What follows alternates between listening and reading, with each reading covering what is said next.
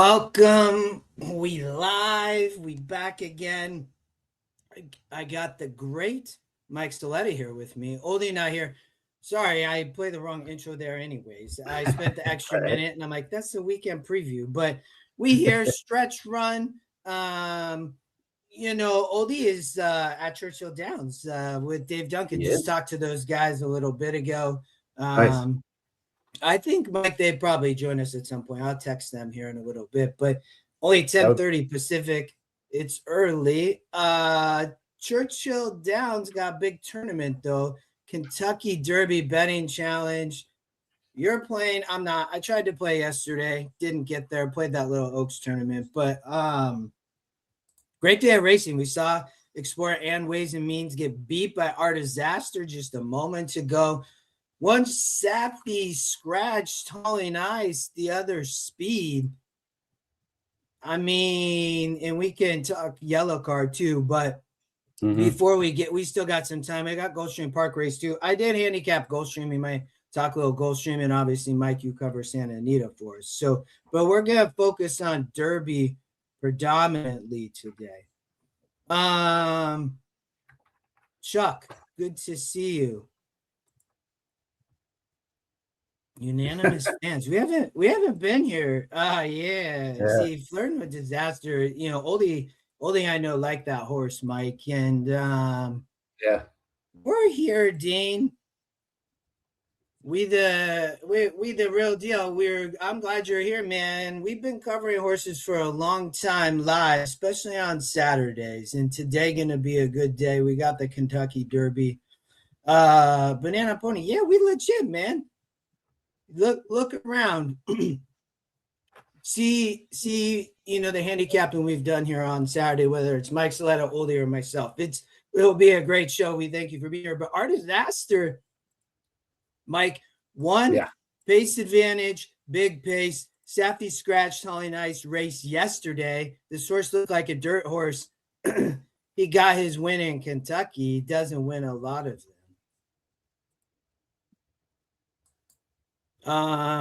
Then yellow card won on the turf. I talked about this horse. This was my top pick from the preview show on Thursday. We covered had a brutal trip last out, took a lot of money, but it's our good boy Flavian Pratt, man. The guy, he could ride on the turf. He one of the best jockeys in the country.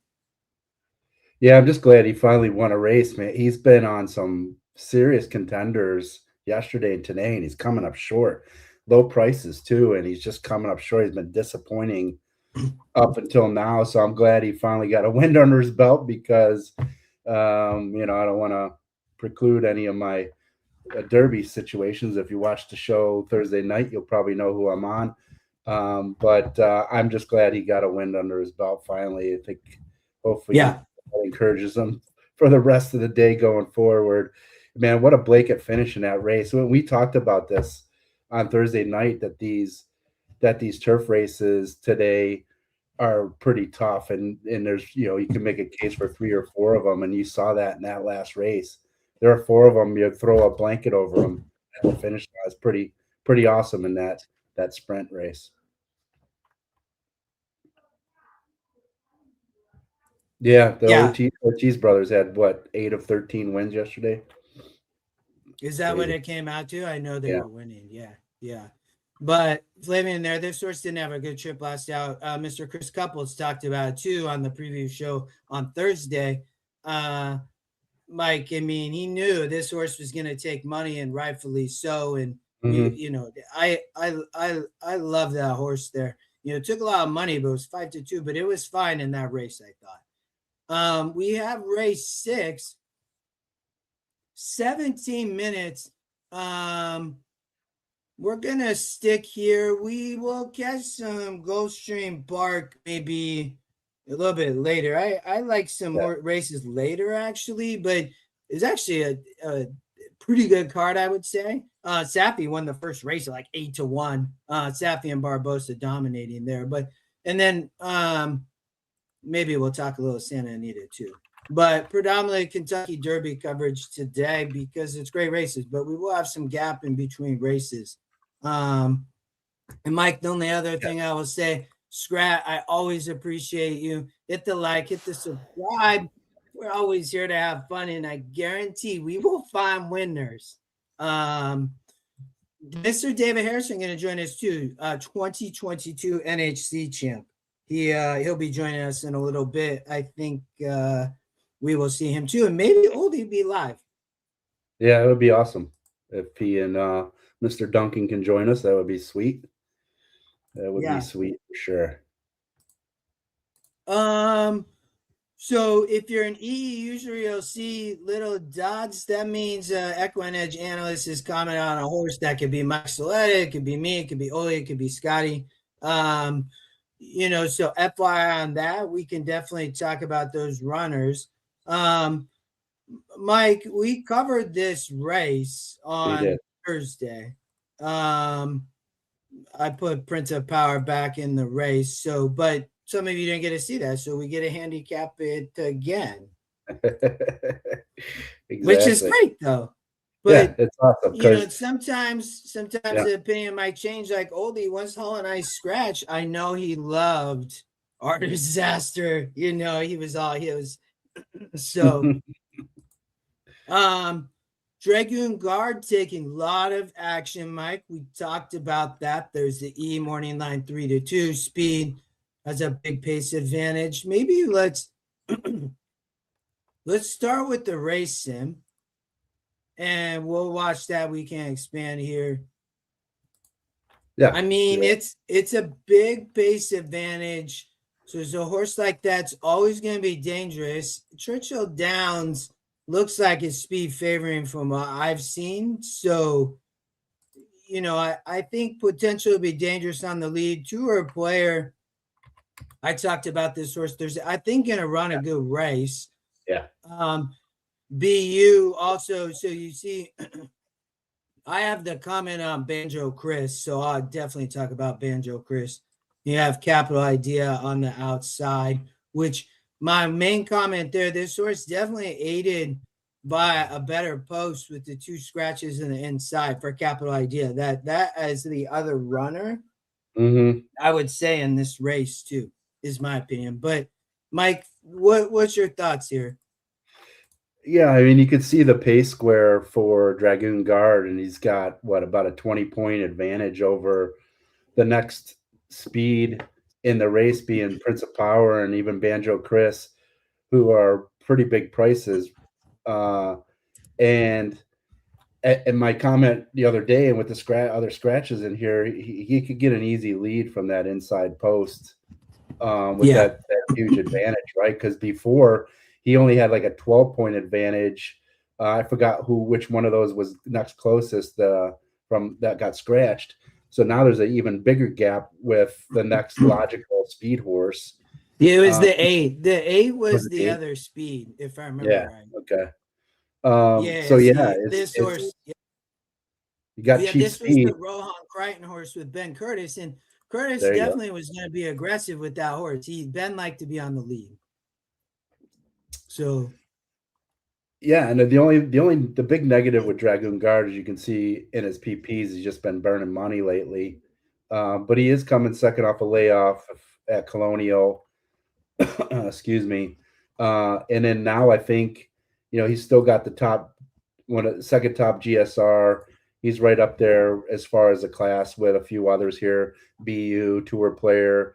You can throw, there's a bunch of them that have similar class to Dragoon Guard. But now being a lone speed, you almost have to upgrade him a bit, and he's taking money probably for that same exact reason. So the knock on him really has just been a money burner, right? And he does need the lead.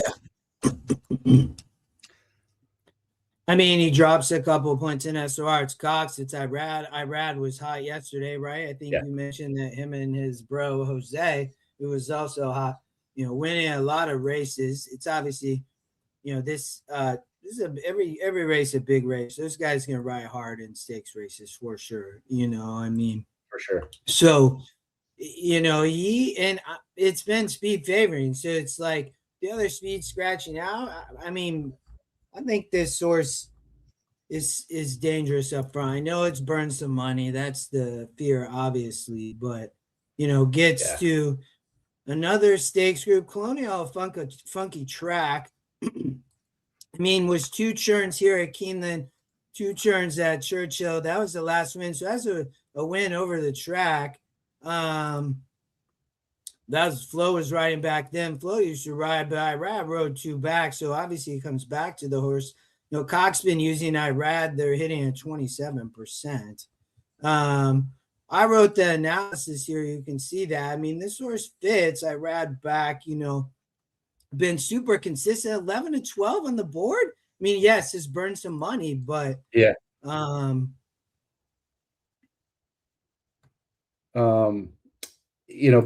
is another interesting horse for Pletcher, coming in from Aqueduct. Can sit a stalking trip. A lot of times he can get himself in a little bit of trouble with breaking kind of poorly, but his recent form, he's broken a little bit better, although they were smaller fields, right? So he's not the greatest breaker in the world. It's going to be down to Johnny V getting him in the right position, not getting into too much traffic trouble for him to have a chance. And I think you and I both kind of have a little bit of a favoritism here, if I'm not mistaken. Yeah, I mean, I think the 4 and 6. Like I do think Dragoon Guard can get beat. I do. It's just upgrade a little bit with the pace now. That's my only concern for a horse like the 4. Like, is it gonna get the perfect setup on the dirt like this? So it's like that's why I think this is a tough race. Like in a there's a pick 4. Here'd be my 2 cents.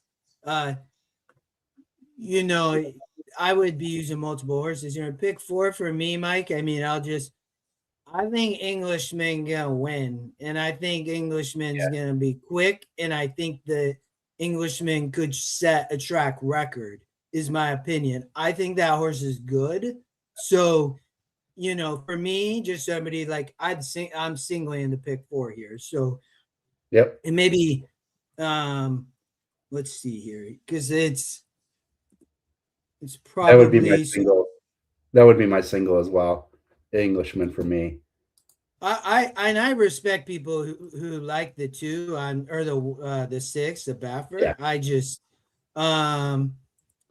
Moonlit. I obviously like the 3, so I'm definitely adding the 3. We'll talk about that. We still got 9 minutes to post. So somebody talked about Scotland in the preview show. These 2 horses were tough for me. Scotland does get aided by the scratches inside. I would tell you. I talk about, just so anybody knows, 9+ posts is 3 for 105 since January of 15. But the 2 scratches help. Moonlit ends up in the 9 posts with no speed. That I don't, I don't know if I see that, but I didn't love Prince of Power here. I probably wouldn't use the 7, not taking money. Hernandez Stewart. I think David, Mr. Harrison, is here. Hey, David. Good to brother. We got 8 minutes. I'm gonna play. I like Englishman, but let's focus this race real quick. Don't you like Will Take It, the Dallas Stewart horse at a price, if I remember right? I do. Here's my concern, though, and I didn't join the opening. Happy Derby Day, gentlemen. Happy Derby Day to everybody in the chat room. I'm a little concerned. We made our picks on Thursday. And again, you got to sometimes call a pivot when you see how the track is playing. But if you guys would justify or confirm my opinion, it looks like Speed's pretty damn good today on the Derby. Yeah. Right? Yeah, so so I'll just go, since we're only a few minutes away, but we've got like 4 or 5 minutes. So on my actual pick, I do like the 4, who was originally my best bet of the day, but I may have backed off from that as the best bet of the day. And I heard you talk about Englishman, who to me is now the best bet of the day. I'm a little concerned that this may be a speedball track. So I'm moving up a horse that I hated, Dragoon Guard, who may even lose the race. But I upgraded him a bit because lone speed on this track, he maybe not. So what I did actually for real wagering here, I put the 2 and the 4 on top of the 7 in the exacta, and I put a win place bet on the 7. We'll take it charge. So that's the way. Normally, if the track wasn't the way it was in the first couple of races, I would have used it. I left the 2 out. But so to me, it's a 2, 4, 7 here. 4, 2, 7, whatever way you want to look at it. But I think the 4 and the 7 may be compromised and may have to sell it for a second and third. We'll see. I don't like to make too many quick conclusions, but we have gone through how many dirt races? 4, 5. Yeah. So that's good. It's almost good enough of a sampling size. So, so refresh my memory on who you gentlemen like. We were both on the 6. So tour player, but again, that was my wife's here. And I think it was because of the pace, right? We thought there would be a little bit more contentious pace.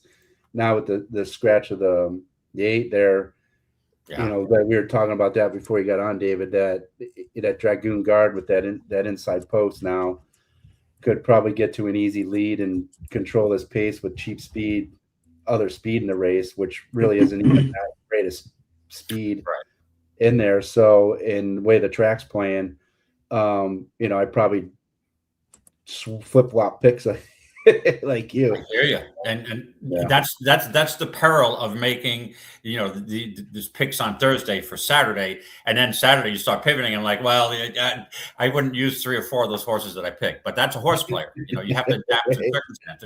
If you're steadfast and narrow-minded and pig-headed, and that I'm going to go with my picks no matter what the track looks like, then you're not adapting. You got to adapt in this game. So and now too, speed favoring track possibly, and with the scratch of the 8. So there's 2 factors that go against my 4. I'm still using the 4, but like I said, 2, 4 on top of the 7 and 1 place on the 7. I still think Dragoon Guard, even with a speed favoring track, could get beat because he's a money burner. Yeah, we lost Justin. It's going to be tough to beat him. We lost Justin, and I don't have control over the StreamYard, so we're just going to have to wing it. He's back. All right. Yeah, sorry. That was weird. Yeah, my computer was acting weird a second ago. But tour players still should be forwardly placed, right? So he should be within a length. He's got the other cheap speed to his inside, but as long as he kind of lets them clear a little bit and moves over, Pratt's going to put him in position anyway. Hopefully those two cheaper horses put a little pressure on Dragoon Guard for tour player. Oldy, what's up? Hey, Oldy. I saw the view. Dave posted the view from the box yesterday, and I'm jealous. I wish I was there. Hope it's warm enough. I know it's freezing up here in the Northeast. So you perfect setup there, and I hope you guys are enjoying yourselves. It looks like a fun day there today. It's good to see you, Tony. Mike, your wife is here. Yeah, I saw that. She asked me for the link. Thanks, honey. I hope we do well today too. Oh, your wife. Hello. Hello, the wife of Mike Saletta. And what's her first name? Or what? Her first name's Sarah. Sarah. Hello, Sarah. Nice to meet you on the chat room.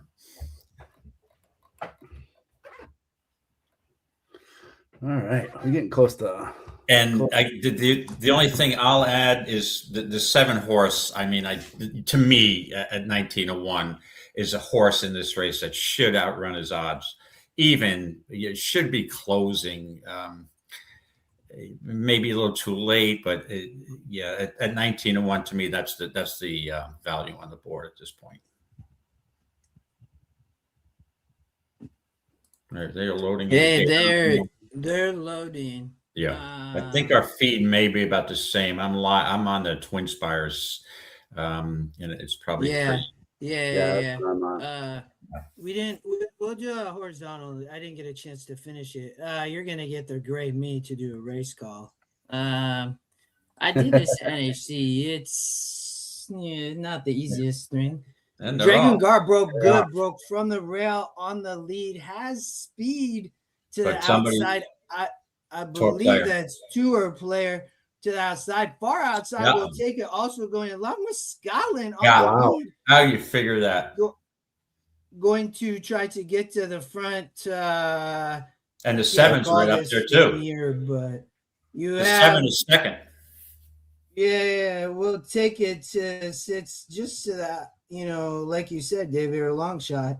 5 riding mid back, Prince of Power. The 4 caught in between. Banjo Chris on the rail. I can't see. I think that's what Dragon Guard mid pack. Not what you expected. Tour players seeing it outside right now will take it, but you still have Scotland on the lead with we got Mr. Louis Sides who gone to the lead. You have the 5 horse Prince of Power, big price coming outside with Mario Gutierrez. Tour play takes over from Scotland on the front end. You have Dragon Guard coming off the pace. Going to have to come in between. Tour Player, the current favorite on the lead. We talked about that. Come on, Dragon Guard got in between. Tour Player pulling away by 2 lengths. You have a deep closer coming from somebody to the far outside. That's the 11 Moonlit, but Tour Player on the lead. Dragon Guard fighting for second, but can get taken by Moonlit, and Tour Player with the win. Very good. We talked about that horse, guys. Yep.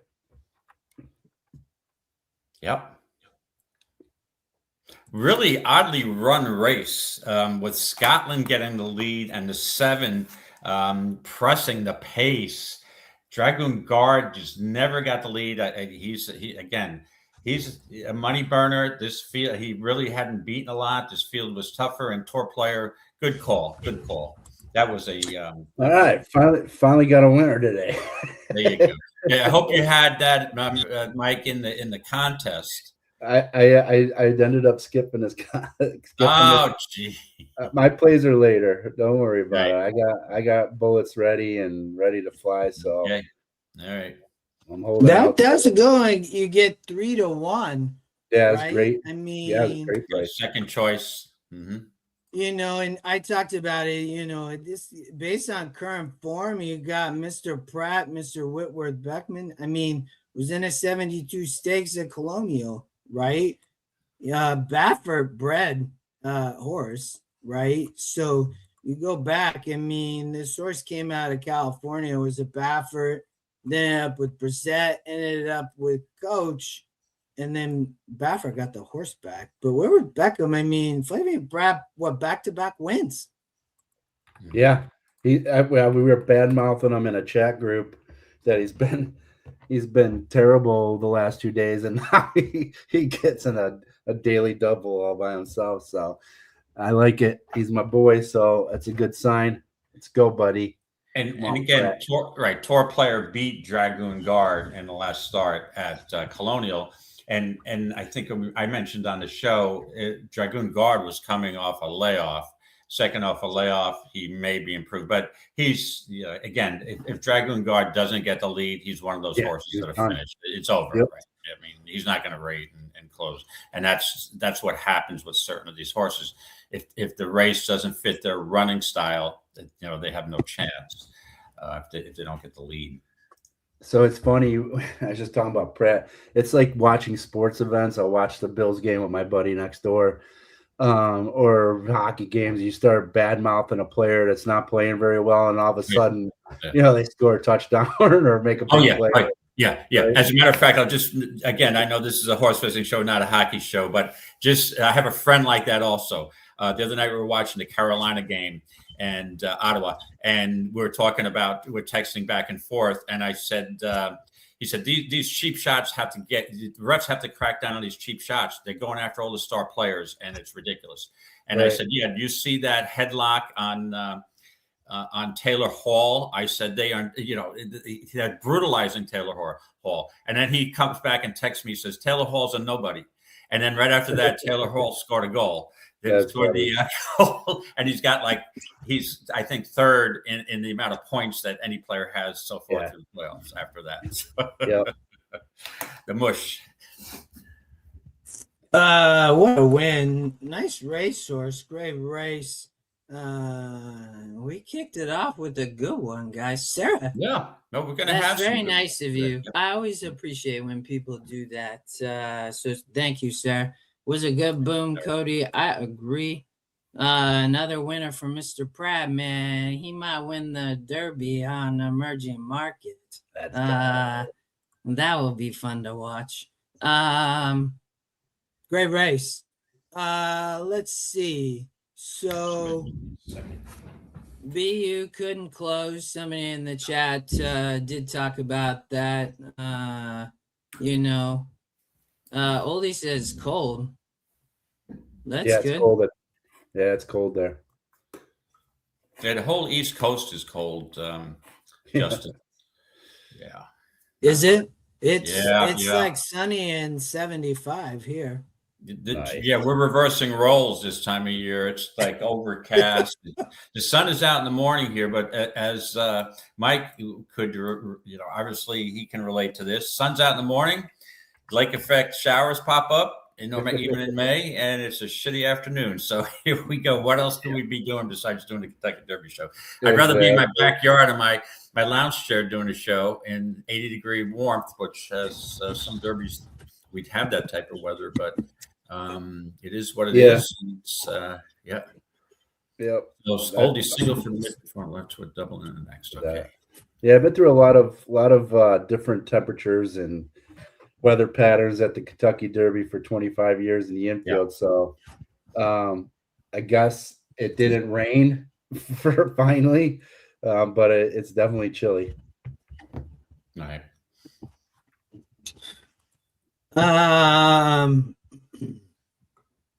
We have 40 minutes till Churchill Downs race 7. If we have 40 minutes, can I do a 2-minute vent? Yeah, let's hear it. What's up? Is it just me and anybody in the chat room? If you chime in, that would be appreciated. But it's just me who hates the NBC Peacock coverage.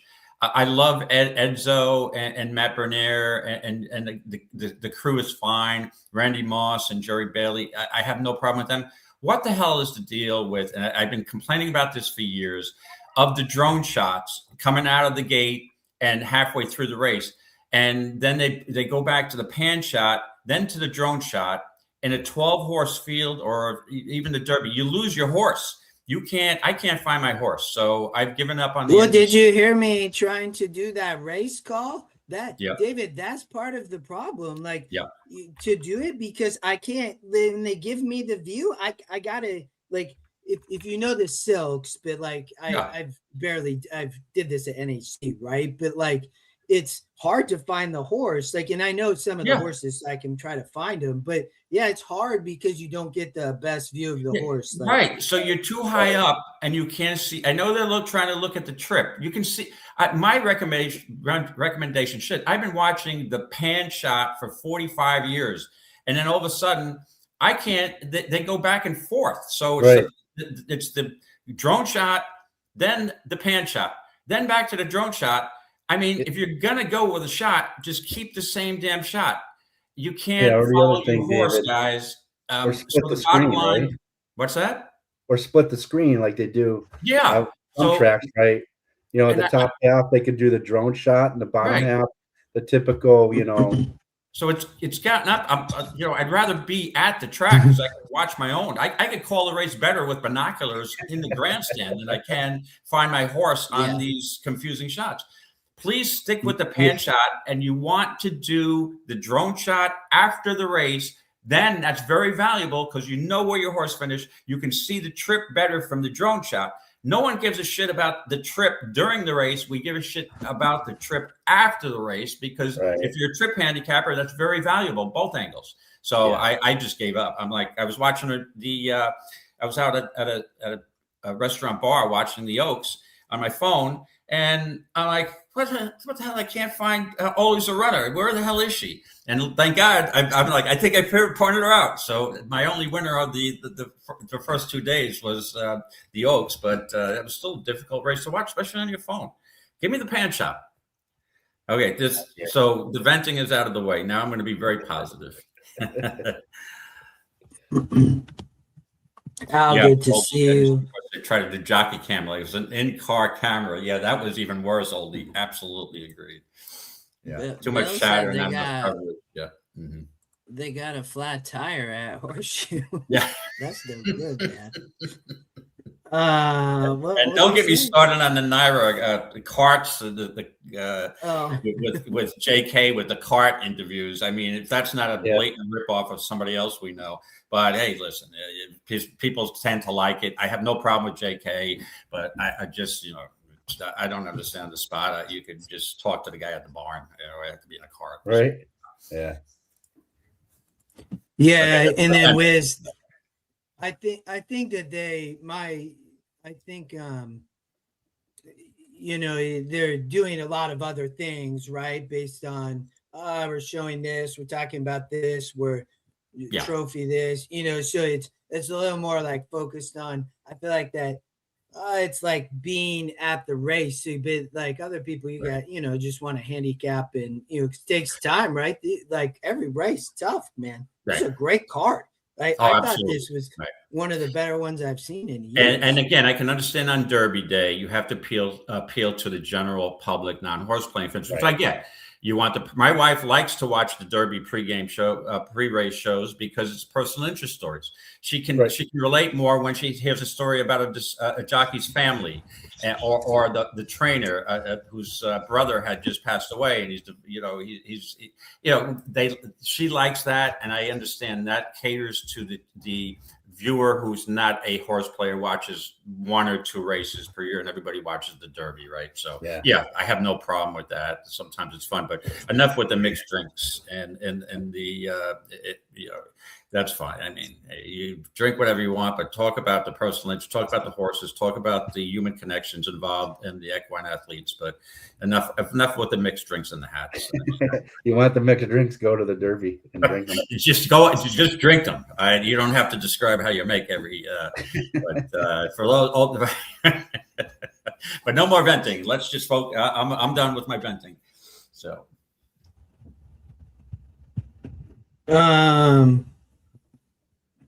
So we had to I did handicap Gulfstream, so we can talk Gulfstream.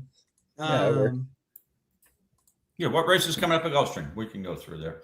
I did handicap Gulfstream most of the card. So 12-5 claimer on the turf going 7.5. The rail is at 45 feet. It's not a big group, but I still would probably want to be pretty forwardly placed on this turf course, would be my perspective. I did cut the 3, 4, 5. I'll add them back just because the 3 is the second pick. If we watch the race sim, the 1, I mean, definitely has a good pace advantage, about 12 points. 5 might show speed, cuck. You have the 3 there. Morning line doesn't like it. 7-2 or 5-1 off 5-2. That is the second choice on the morning line. 7 on the outside looks like it's the current favorite. We got a minute to boast, guys. I thought the speed get old, and I thought the Barbosa runner, the 7, had a big shot. That's my perspective. David, thoughts?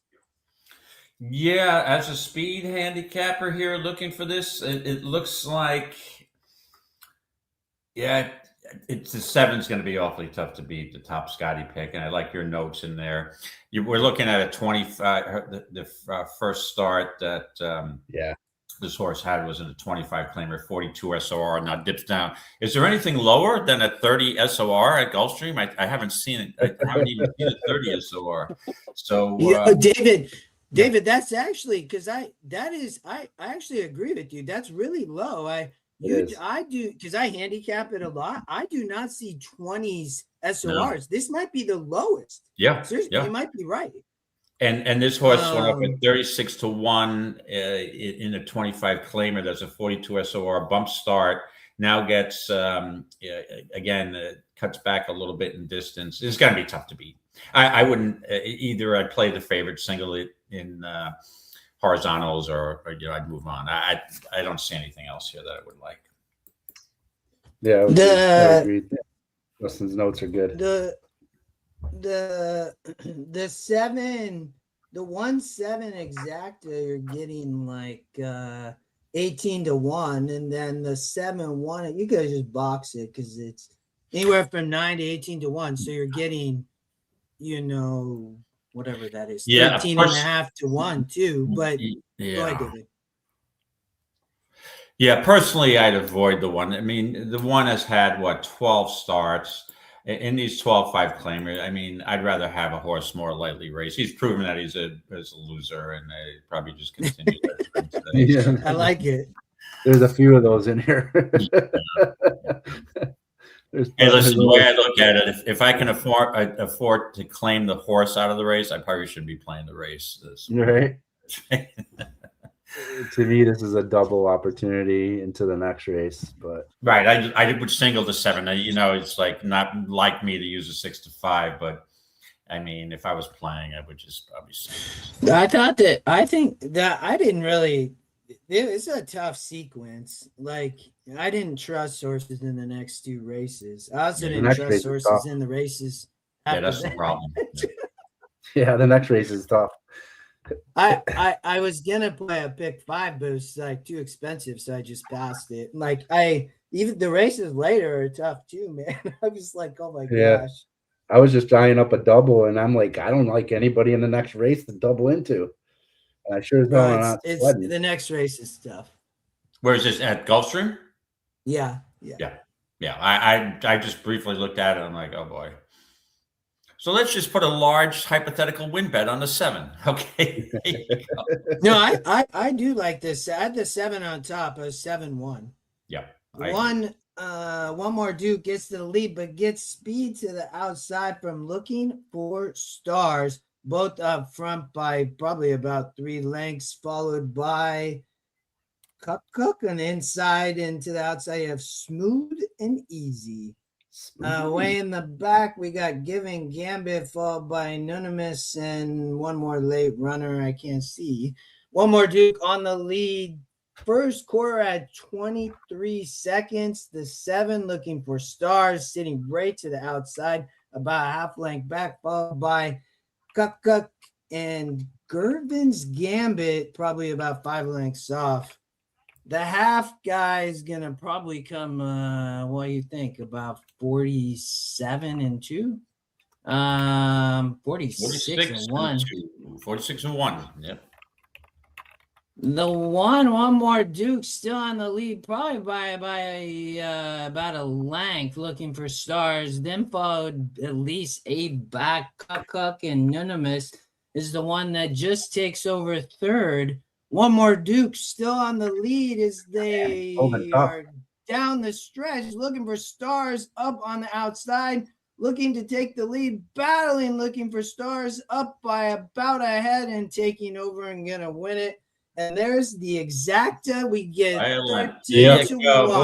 What do we got? 4 to 5. That might be the first time I picked a 4 to 5 shot in a show in my life. But dude, it is what it is. And I remember going to Saratoga with friends of mine, and they know that I'm always looking for value. And I looked at the card. I'm like, oh my God, it is going to be so chalky today. So I was playing some chalks, and they're like, "What are you doing? What did you change your handicap style?" I'm like, "No." It's like you go to a restaurant, and you look at the menu. You got to decide on something on the menu. You go to the racetrack. You look at 9 races at Saratoga, or 10 races, and you're like, these look so formful. I can't play any of these other horses. So then you just increase your denomination, and you bite the bullet. I mean, certain days you can say, "Wow, this card is just so." There's no way I'm playing a favorite today. These races too. Other days you're like, you got to go with the 4 to 5. Yeah, it was 5-1. The exact. Sorry, I said 13-1. That was the other way. But they got crushed to 9-1. I think that was like 7-1 when we bet it. But honestly, that wasn't surprising. Speed, the rails out, like it looked like it. So yeah, whether if you played a double or hit the exact, amazing, Mr. Dave Duncan. Good to see you. Have fun. Dave. Have fun at Churchill. Is it cold? Are you got your parka on there? How cold is it? It's comfortable, or at the back? The view from the box looks fantastic. I'm actually jealous. I wish I was there. I wish it was there when it was 80, but I'm sure it's a great spot to watch the races. Yeah, it can get hot there too. So. Yeah.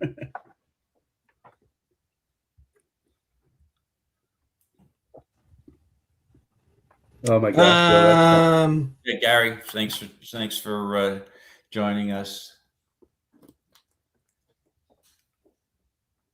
Bill said they're showing the gate being towed around the track. That's no Weather's good. perfect. Oh yeah, they're showing the gate being right, Bill. Raul thinks Dan Bourbon will win the 152nd Kentucky Derby, followed by Further Ado. Further Ado getting a lot of focus and talk. Commandment or Wonder Dean. All right, brother. I've heard a lot. I mean, you have a pick, but I the Derby this year is tough. We'll talk a lot about it all day.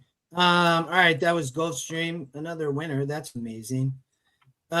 We definitely are probably gonna. What do we have? Miles City quarter horses. EquinEdge Gray with quarter horses. I would tell you, but we're gonna pass on that right now. But where are they running at? Timeout. Where's Miles City? Where the hell is Miles City? Montana, guys. Montana. Nice. That's the new track out there. We don't have a morning line, but we have GSR stats, and we got a pace figure. That's amazing. All right, we got Oaklawn Park, Indy. What do we got till Dirt? We have Churchill Downs race 7 in 22 minutes. Right, the Distaff. Yes. 25 minutes. When does we have Emerald Downs, my home track, I would tell you, but probably won't cover there. They have a short field. Not a great card today. You have 11, Mike 11 minutes to Belmont, Aqueduct, but it's a very short field Fort Marcy Stakes, and you get a 2 to 5 shot deterministic, which is going to be probably tough. It's probably just a walkover type of race. Talk about lone speed again. Yeah, we have 20 minutes till Churchill. We'll just this race we probably won't watch and everything, but if we can just look at it real quick, and then we'll jump back to Churchill. I mean, David, to your point, you have another pace figure, big pace square, 14-point advantage over the 2. 2 has a morning line angle there. Even the 4, they both the win percents. What I say when you see this, if you don't like the horse, you just have to redistribute it through. But it could be, it's 1 to 2. It's taking a lot of money. Morning right was, right. But go ahead. Here's the peril, Justin. If you play this horse, first of all, I would never play this horse at 1 to 2, only because if you look at his PPs, he's coming off a layoff, right? And we see Ways and Means get beat again off the layoff, but again, it may be that race was more. The reason for that was that our disaster, she just got a clear lead, right? But still a little short. So if you look at this horse, has similar layoff last year from the Hill Prince in November of 24, comes back in April at Keeneland, but however, you got to put a caveat there. That race was washed off the turf and had the lead and finished second. Obviously, this horse is better on the turf. But my point is, I never trust anybody else a layoff like that. He hasn't raced since August of 25. Looks like towers over this field, but sometimes these horses get beat. I mean, they may be just a little short. Even just if this horse is short, probably still would win this race. But I guess maybe that gives a better shot to Battle of Normandy, who is coming off less of a layoff. Shug Dylan was in the Pegasus, but didn't. You got a Chad here on Catalyzed. Might be a little cheap. Yeah, not that with the scratches, not that appealing of intriguing of a race, right? Yeah. I don't Deterministic being off that long layoff. Let's see, Montador, Mooney's.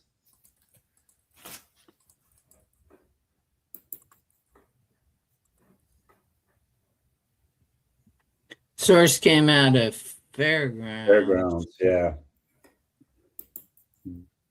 I don't remember this race. Popped at the start. Was 4-1 that day.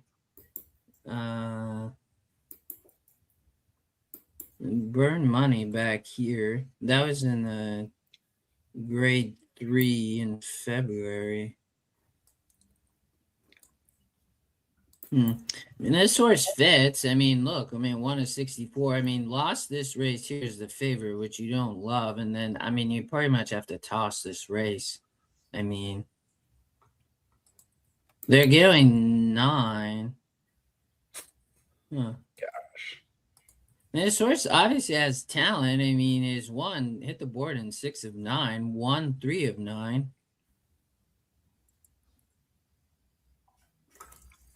The horse, the 3 Montador, I think, really could sit the trip. Has shown the ability. Exactly. All these wins romped. And then here, that was tough. Hop start, way tougher race.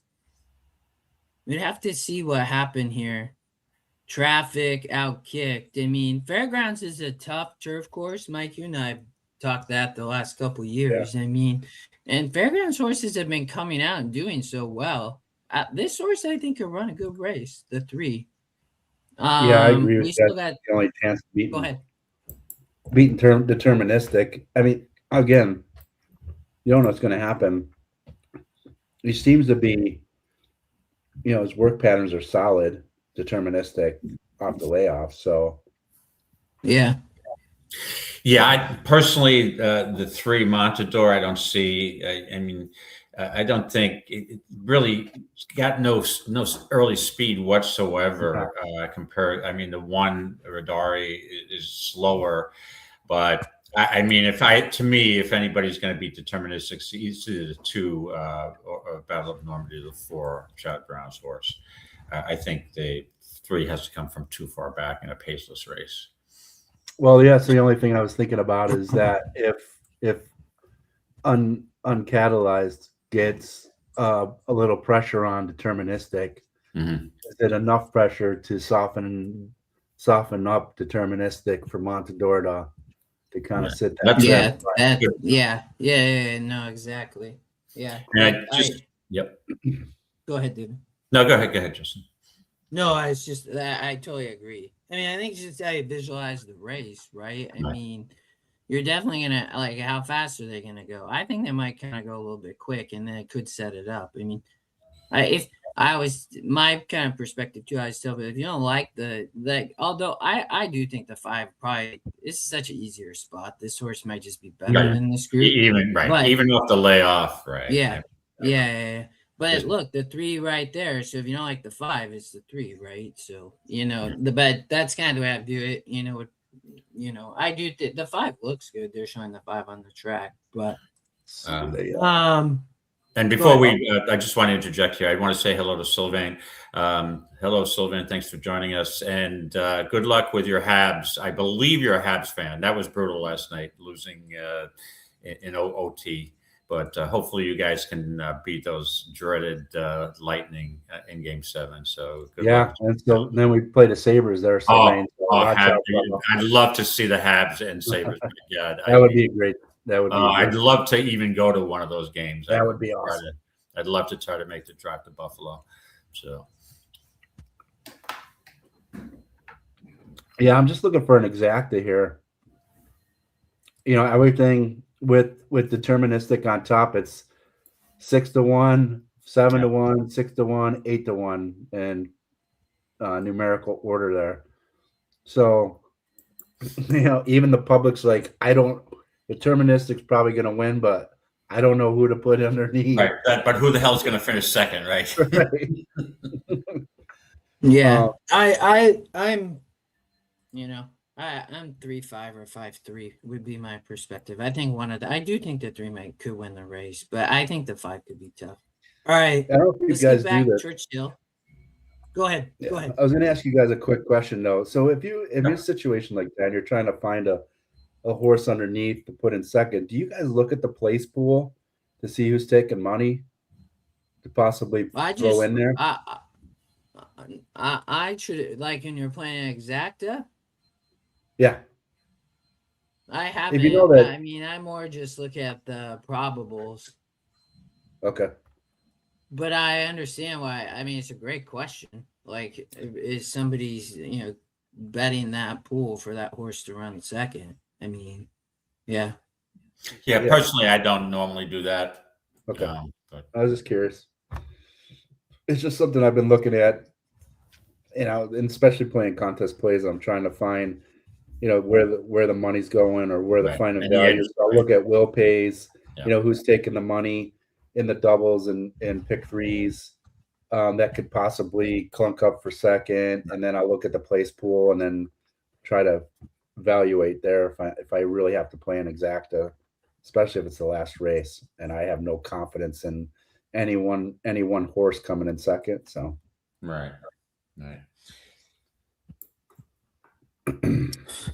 All right, we got 12 minutes to race 7. And want to make sure we'll get back a little bit probably quicker as these races spread out too. So we'll even have a little bit more time later. But Jock's just getting up onto horses. 2 is a Resolute Racing horse, Sweet Rebecca. David, let's watch the race sim real quick. I will throw the 6 back in the race. I thought that Pinup Betty scratched. Oldy was saying that, but Oldy, if you're listening, what happened? How did Pinup Betty end up back in the race? Or maybe, I don't know, but I know we had thought that horse scratched. So yeah, I heard that rumor too as of Thursday. Mm-hmm. Yeah, so I don't know what happened, but Pinup Betty is in the race. So let's watch the race sim real quick. 9 of them on the turf. The highest speed number, Classic Q. I talked about this horse. This is my top pick. I think this horse will run a good race on the front end on the turf and can wire the field. 6-1. I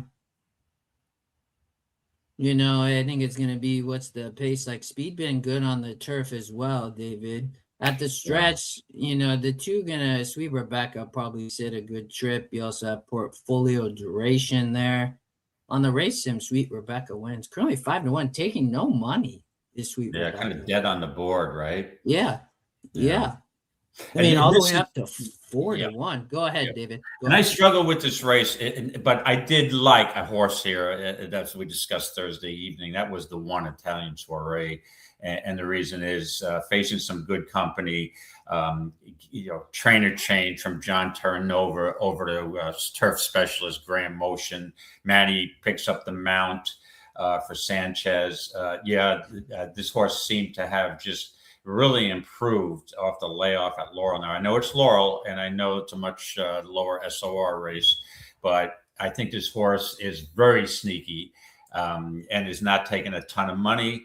And I matched it up with the 3. I like a 3-1-1-3 here, and I'm going to parlay those 1 and 3s and into a couple of double with Englishman in the next race. So that's my sleeper horse of the day, Italian Soiree.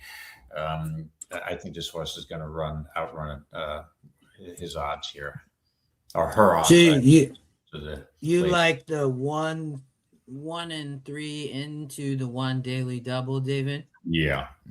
Okay. I just think portfolio duration. I mean, that's Pratt again, and there's nothing wrong with this with her. She could be undefeated. She closed in each of the races. Just missed by a head at prohibitive favorite in each race. She's obviously well regarded, and she just might be, even with a little improvement, she may just dominate this field. So solid 3-1. I think the 1 is going to run a big race. Yep, I'm on the same horse. Portfolio Duration. Pratt could go 3 for 3 last 3 races, right? That's what Liam said that in the chat. I think he was talking, but he's talking about Pratt again. Dude, he could have a day. Oh yeah. Mm-hmm. Yeah, he started off cold, like I said, but who knows? He's catching fire. Look out, especially on the turf. Look out. And now taking money, I thought he was gonna. I thought that the Sweet Rebecca would go off as a favorite, but you can see she's not taking any money. Now with portfolio, I mean, she's done nothing wrong, right? Right, and while you're on that topic, I want to point something out too. You'll find, because there's so many people at the Derby, there's so many people who are uneducated or non-horse player type crowd that are playing on Derby Day, which is great. I love people participating. I'm trying to promote the sport, and every time I get out there, but you're going to have a lot of I'm not going to say dumb money, but you're going to have a lot of casual money just thrown into these pools.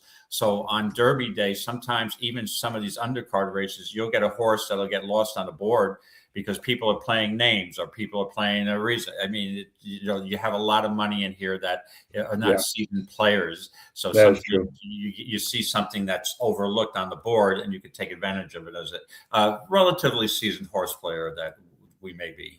Yep. That is true, David. And you'd think, though, Sweet Rebecca with that name, a lot of Rebeccas out there, watching this would throw some money on there. But and even the Bettys, Maggie's. So, but I just wanted, Mike. So Classic Q is your top pick. No, I'm with you on portfolio. My top pick. Okay. Yeah. No, David, I have Classic Q on top. Oh, you're the okay. So you're the guy. So okay, let me. I like Classic Q. Don't get me wrong. She should have the lead here. She may be tough to down, but still, she seems to not have the winning profile. She hasn't won since July of 25. She's been in a lot of races where I thought she was in winning spots. I don't know. She's like a hard knocking filly, but she just, it seems to always have an excuse or tiring very late stages of the race. So I don't know what to think of her. Yeah, I mean, she comes in off the layoff too, but I think she's ready to go. Just based on I didn't get a chance to look at any videos of I don't believe. But it has a good work note all the way back here. I always like to see that. And then ran in that race in the Honey Fox and Brand, huge race on the front end. Mm-hmm. I mean, I wish that she would have won that. I mean, but I think she can still come back. I mean, Johnny V, Cassie, I think she's ready to go. It's, I kind of struggled here because I even think Maggie Go has a shot with Irad and Shad, but and I thought I was 5-9-2, and then I could spread to some others. Pin Up Betty is a horse that I think fits. Again, I thought this horse was going to scratch, right there, and then you have moving on up. But just out of all the races today, if Italian Soiree wasn't in this race, it had some value, I'd probably pass. I just think that horse is sneaky. So and again, portfolio duration looks to be, and she may be improving. But this is a wide open race. I didn't have a lot of confidence in this race, except when I saw it. I agree with you. Yeah, C grade for me. I'm not wagering it in the contest or anything. I'm waiting for the last 5 races. I have 5 mins to bet, so they were what I was leaning on anyway. I kind of lost a chunk of change in race 4, so trying to tread water till race 8. Mm-hmm. Yeah. Well, you're not the only one. I noticed a couple of people tapped out in that race. Yeah. In the contest.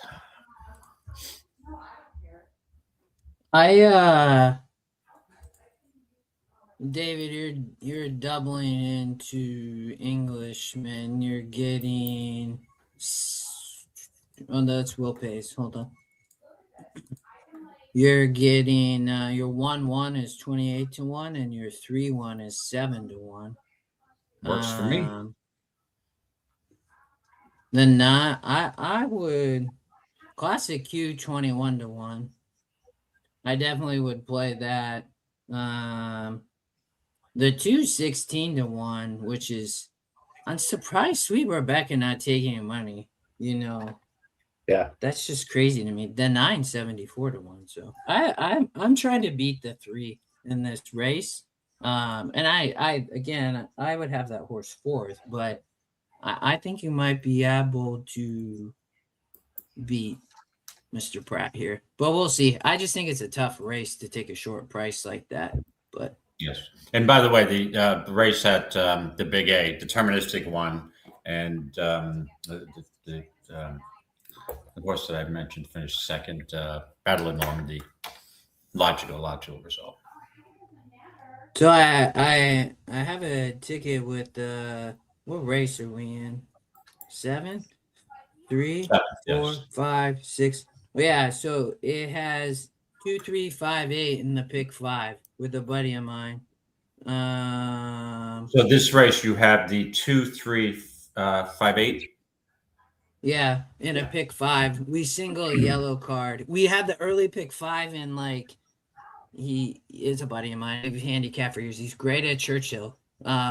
He's really good. He's hit pick 5s nearly every year for like 30 grand. But he usually and he didn't use our disaster in the early pick 5, but used it on the one he ran back, which was good. And yeah, it's live to 2, 3, 5, 8.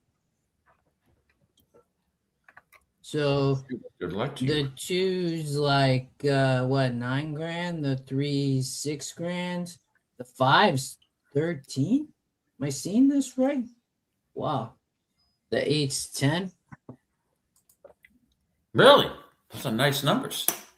Mm-hmm.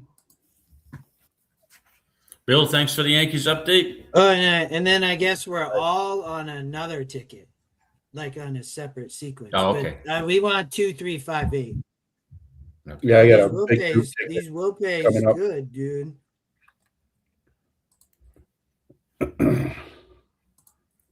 I might play a skinny pick 6. What the heck? Just to have some action. Throw a quick one together. Since I have my spreadsheet with all my picks in it, I should spread further in this race.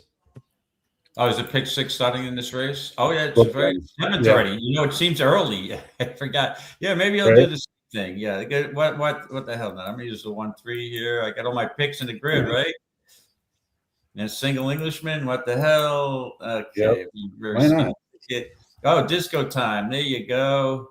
And who's our second choice in there? We're gonna, I guess it's right. Yeah, David, I'm excited to bet disco time. Yeah, me too. I can't wait for that race. Yeah, I'm pumped for. I'm excited to watch Englishman race too against Crude Velocity. I think that'll be a good race. Yeah, it'll be awesome. All right, they're onto the turf course. I got Classic Q the 5. David and Mike have portfolio duration. Can't remember who Oldy liked. I'll pull that up next so that I can comment there. I think actually, I'm almost. Oldy might be on the 5 with me. Yeah, Oldy's on the 2 in the spreadsheet. Oh, sweet Rebecca. Yeah. Oh, geez. I realized blackout time. One of my best bets of the day is scratched. Yep. All right, so I'm on a single on Stark Contrast. Talk about a skinny ticket. I'm $3.20, my friends. I love it. My contribution to the Twin Spires pool. Enjoy my $3. All right. They're off, gentlemen. You have to the lead. Street Beast. Going to get to the front by about a length, it looks like. Followed by Classic Q sitting directly to the outside. Didn't get to the lead, as well as followed by the Outbeat Land. That's Italian Soiree on the lead. Yeah. Yes. Oh, sorry. Yes, Italian Soiree. Wrong race. You're right, David. Classic Q running second. They're both dueling about up front. The 5 Classic Q with just a short head, but Italian Soiree very game to the inside, followed by 2 wide Temptable, and on the rail, guys, Portfolio Duration, the favorite, followed by Moving On Up.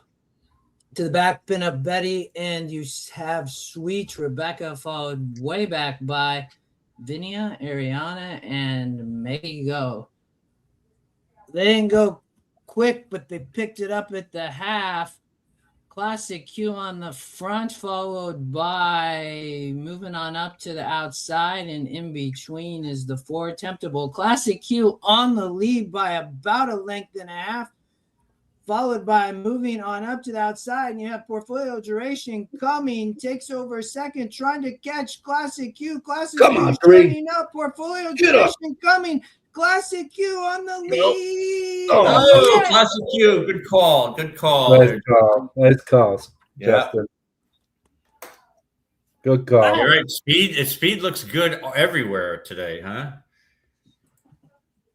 Turf. Yeah. And it's the rails down, of course, so that's a little different than it's been all week long too on the turf.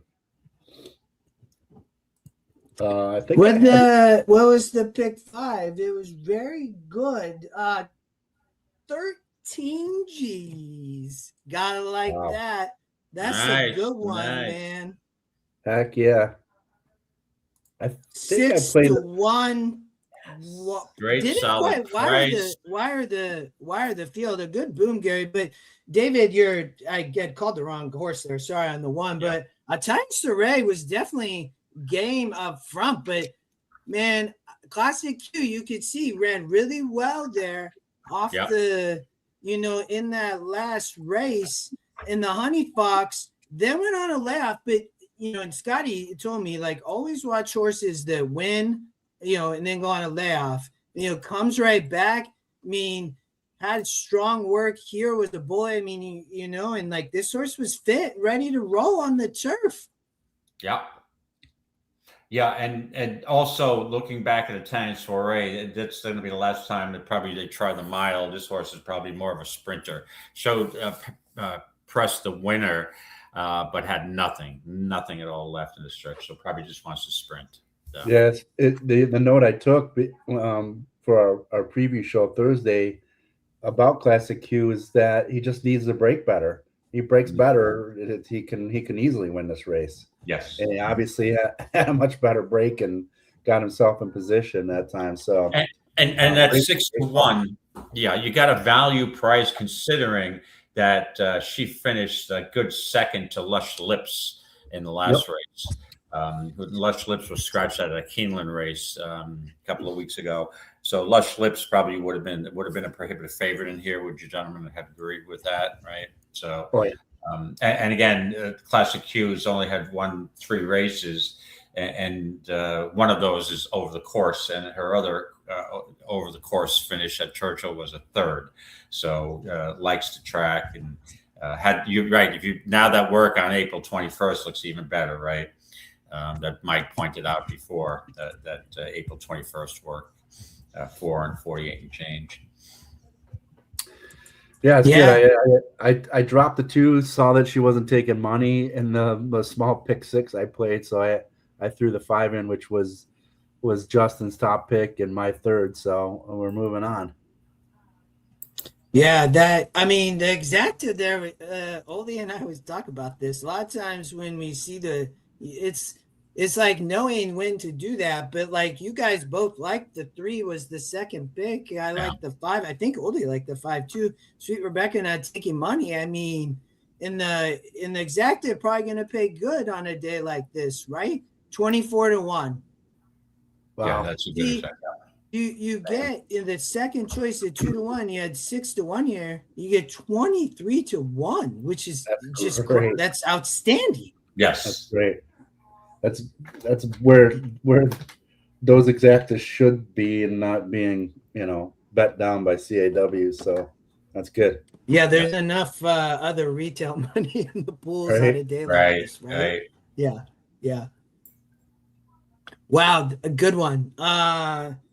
Dude, I'm happy for my buddy. He doesn't. We used to play a lot more, and we shared a lot of tickets back in the day in New York, David. We played a lot of Belmont, Saratoga, and Nice. we play a lot of Churchill, obviously, and he always does well on Derby Day. It's amazing. That's great. That's great. That's the toughest day to do well, right? Yeah, it's good though. It's usually like 5 of us, and we just split it up, and he keeps the tab, and I'm like, yep. Well, I tell him, I'm like, just include me the whole day, always. Right. That's Yeah, nice. yeah. Johnny V with the riding double. What a great ride. Pinup Betty ran a good race to run third in the try. Moving on up was fourth, and Vina Arana was the fifth.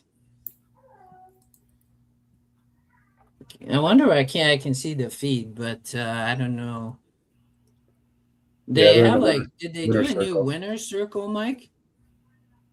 Not that no, I don't think so. We're at Churchill? Yeah. I know they did a lot of renovations there, but I'm not sure about They did. The new paddock is new second year, I think, with the new paddock. Yeah.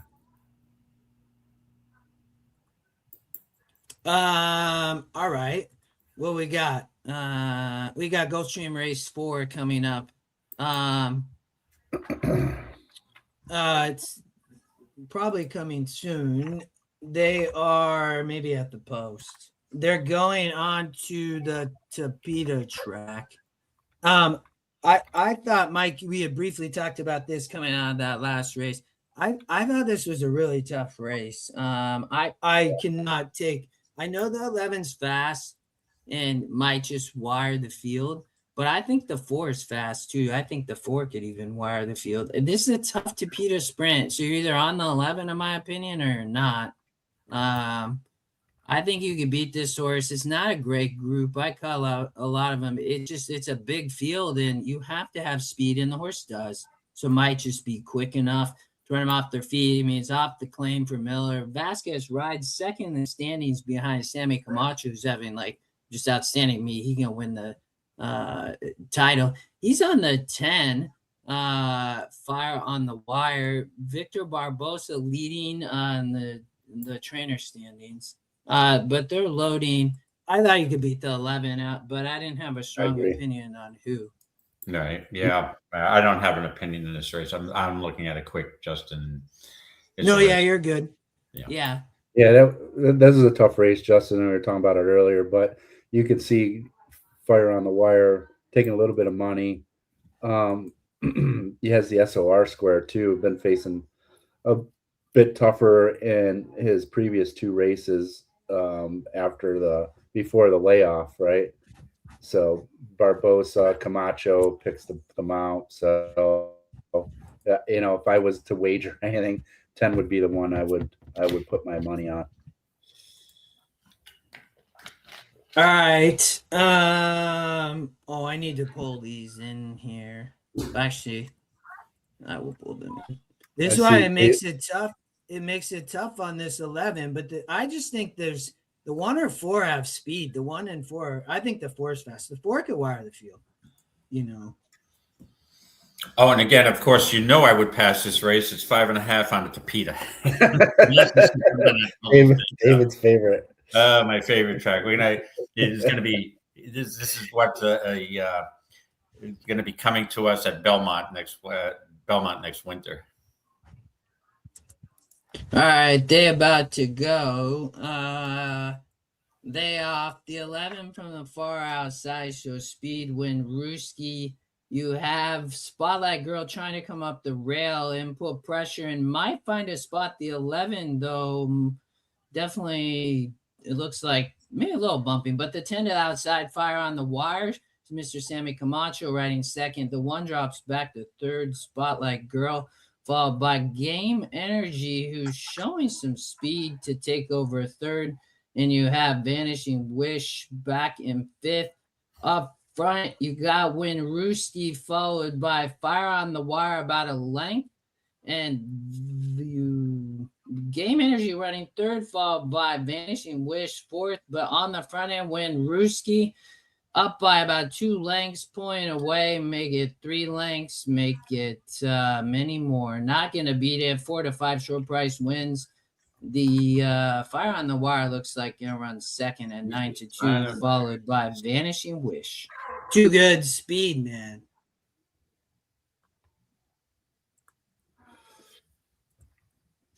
All right. You want to go to Belmont at the? We have 5 minutes. We have time, right? They start shooting the races out of Churchill. There's a horse in this race that I'm taking a shot with, a little bit of a shot at the Big A. If I can pull up my EquinEdge, I can tell you all about it. There we go. All right. So this is a maiden claimer 50, and again, a lot of these horses, a lot of them have had, their chances. This is a pretty weak field, and again, there's no way you're going to ever get me to play that favorite Free Refills.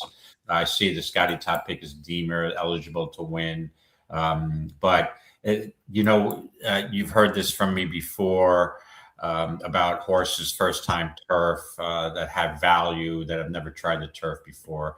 So we're moving up with we're giving it a shot here with the 2 Probe for my old buddy trainer, old timer Bobby Robato, who's 90% of his success has come on the turf in his career.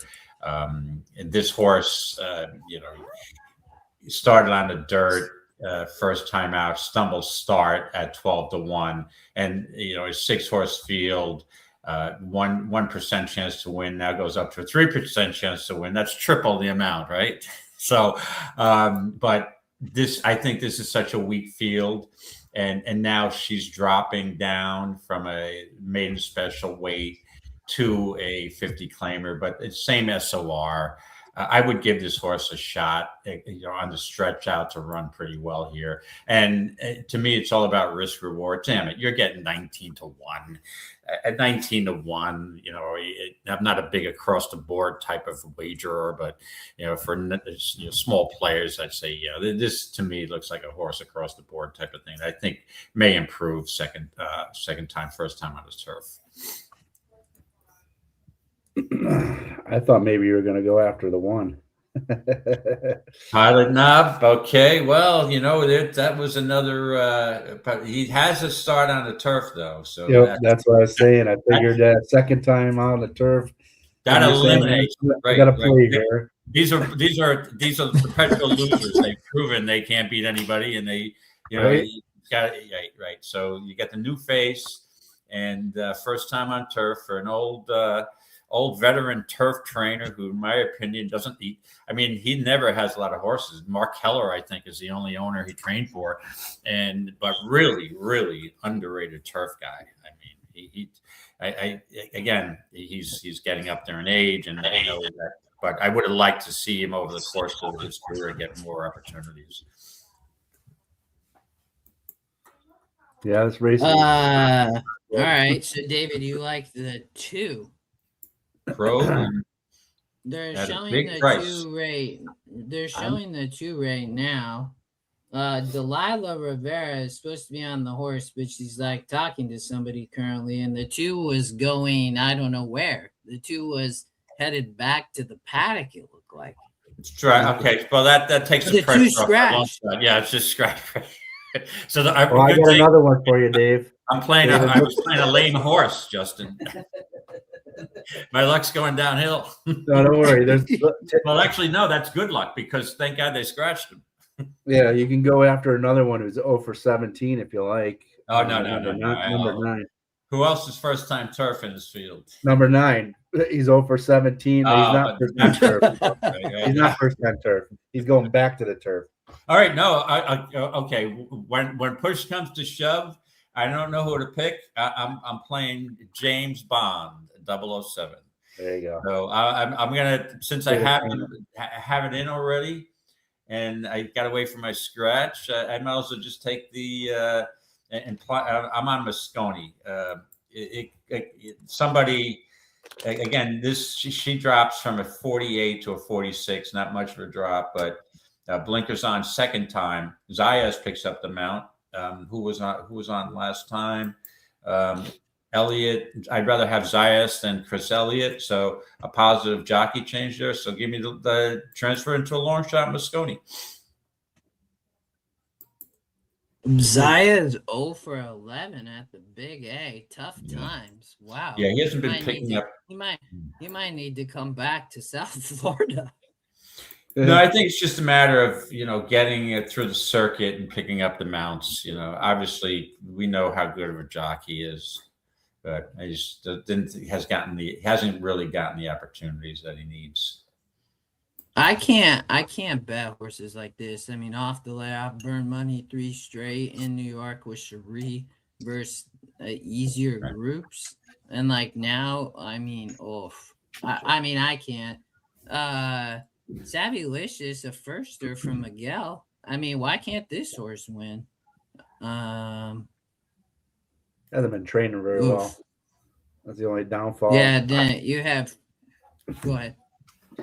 I was taking a look at the money bag horse, the second Scotty pick, G5. Yeah. Coming off a long layoff. That's the only big negative. But seems to be the only horse that is lightly raced for the most part with 4 starts and has been a 2-turn horse with all 4 starts. Been facing pretty much similar company here. I mean, why not? This race is, bad horses win bad races. Right? Mike, I like that horse. I think that horse at the price is worth a play. Yeah. I wouldn't play the 7 to 5 or the 3 here after 2 or the 7 and 9 to 5. I think you got to look for a little value. So yeah, I like that. You might want to play the 8 is 3 to 1. That's almost acceptable price, but why not take a long shot in this race? And again, just strictly for entertainment purposes, I'm on the 4 here. But I agree with you. Your horse, that horse does look like has a chance to win here. And you don't want to go with a horse who's 0 for 17, 0 for 19, 0 for 20. The lighter race horses normally, have an advantage because they haven't proven themselves as losing so much. They going in the gate yet or no? Yeah, they're going in the gate. Yeah, they're loading. All right. We got one more to load at the Big A. Not many more races gonna be here, but always a great spot. They're in the they're at the post and they off. Busconi try to show some speed. You have on the inside Pilot Nom showing speed. Looks like we'll get to the front for Luis Rivera. G5 running in second, and you have to the outside Powered by Cole into third. On the rail in fourth, Royal Ascension, followed by the favorite Deemer, and Free Refills showing some speed now, all the way running up with Deemer. Free Refills all the way to second, takes a lead. They went like 24-4, and Free Refills went from like 7th place to first. Followed by Pilot Knob in second, and coming up the rail, you have Powered by Cole in third.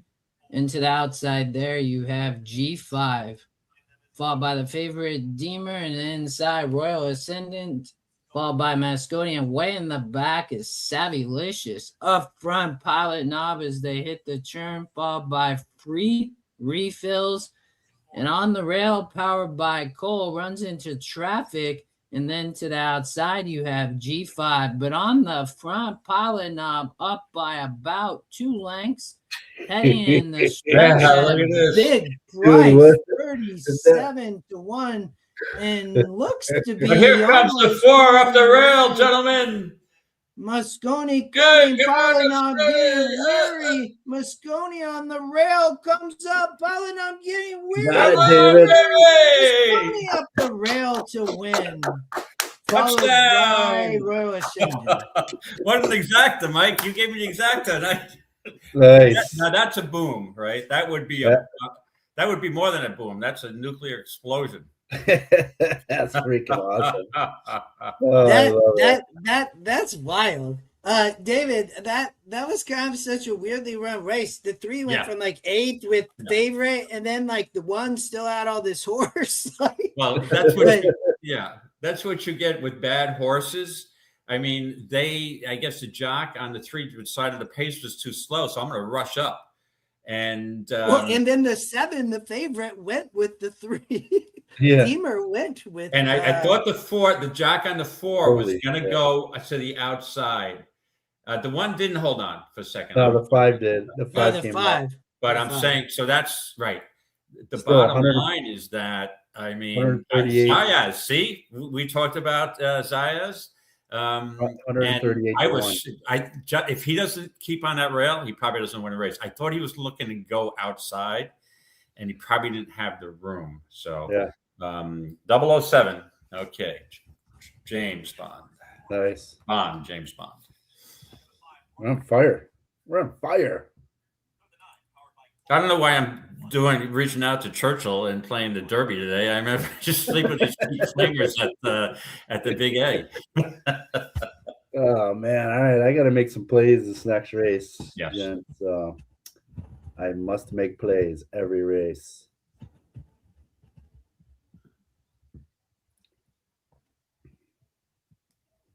Now, what's the minimum, Mike? Minimum amount of races you have to play in that? 7.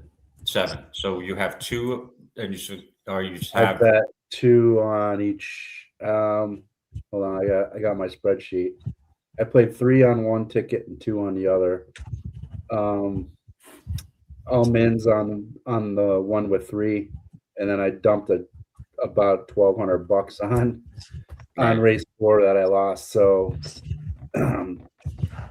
yeah, I got some room. I got some work to do. So now you have 1 entry or 2? I have 2. 2, right? Yeah. You sold? Did Matt Miller sell his other 36? Oh my gosh, who knows? I don't know. He had so many. All right. He was probably approaching double digits.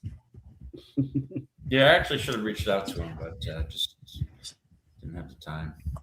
Oh, like he had a ton of seats. He had many. Yeah, he had quite a few. He was still winning them up until last week, I think.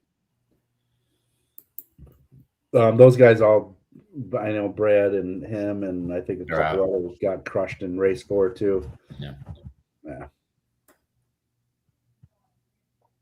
Yeah, the leader, Andrew Assar, 38,000. That's a good total, man. He's in good shape. Yeah.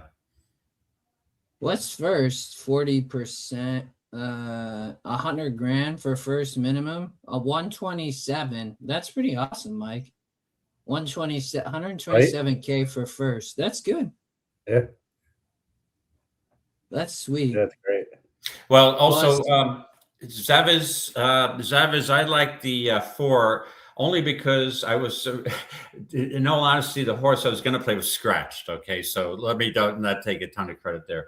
But in races like this, I look for long shots. Deemer was no great shakes, and neither was Free Fields. They're false favorites. I mean, this is a bad field.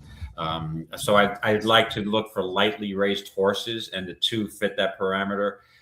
2 starts, nothing didn't show much. But one of the starts was on the dirt. Is probably more of a turf horse. This one, and I mean just nothing in it. And you got the jockey change from Chris Elliott to Zayas. And when I can get 17-1 in this field like this, where I think that the favorites are awful, I don't mind reaching out. It's all about value, risk reward. Right. I'm not risking a lot, and I'm getting a tremendous amount of value. So. Hey, so I was kind of in, sorry guys, I didn't keep up with the chat. Rodney, good to see you. So people are having issues on TVG, it sounds like, huh? Yeah, it's time Jeff to sunset. Soto, They need to sunset that Jeff app. and Rodney. Go ahead, sorry. No, I'm just saying they need to sunset that app and just stop messing with people. You know, they don't even support it too much anymore. They stopped providing offers and all that crap. I think they're just pushing everybody to the FanDuel app, and they should just cut the cord, man. Stop messing with people. Cut the cord. Yeah. No, that sucks.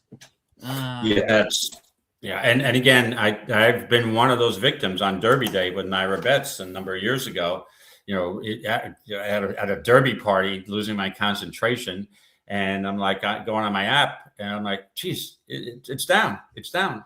I can't, you know what I mean? So you're going to have days like that sometimes on so much volume.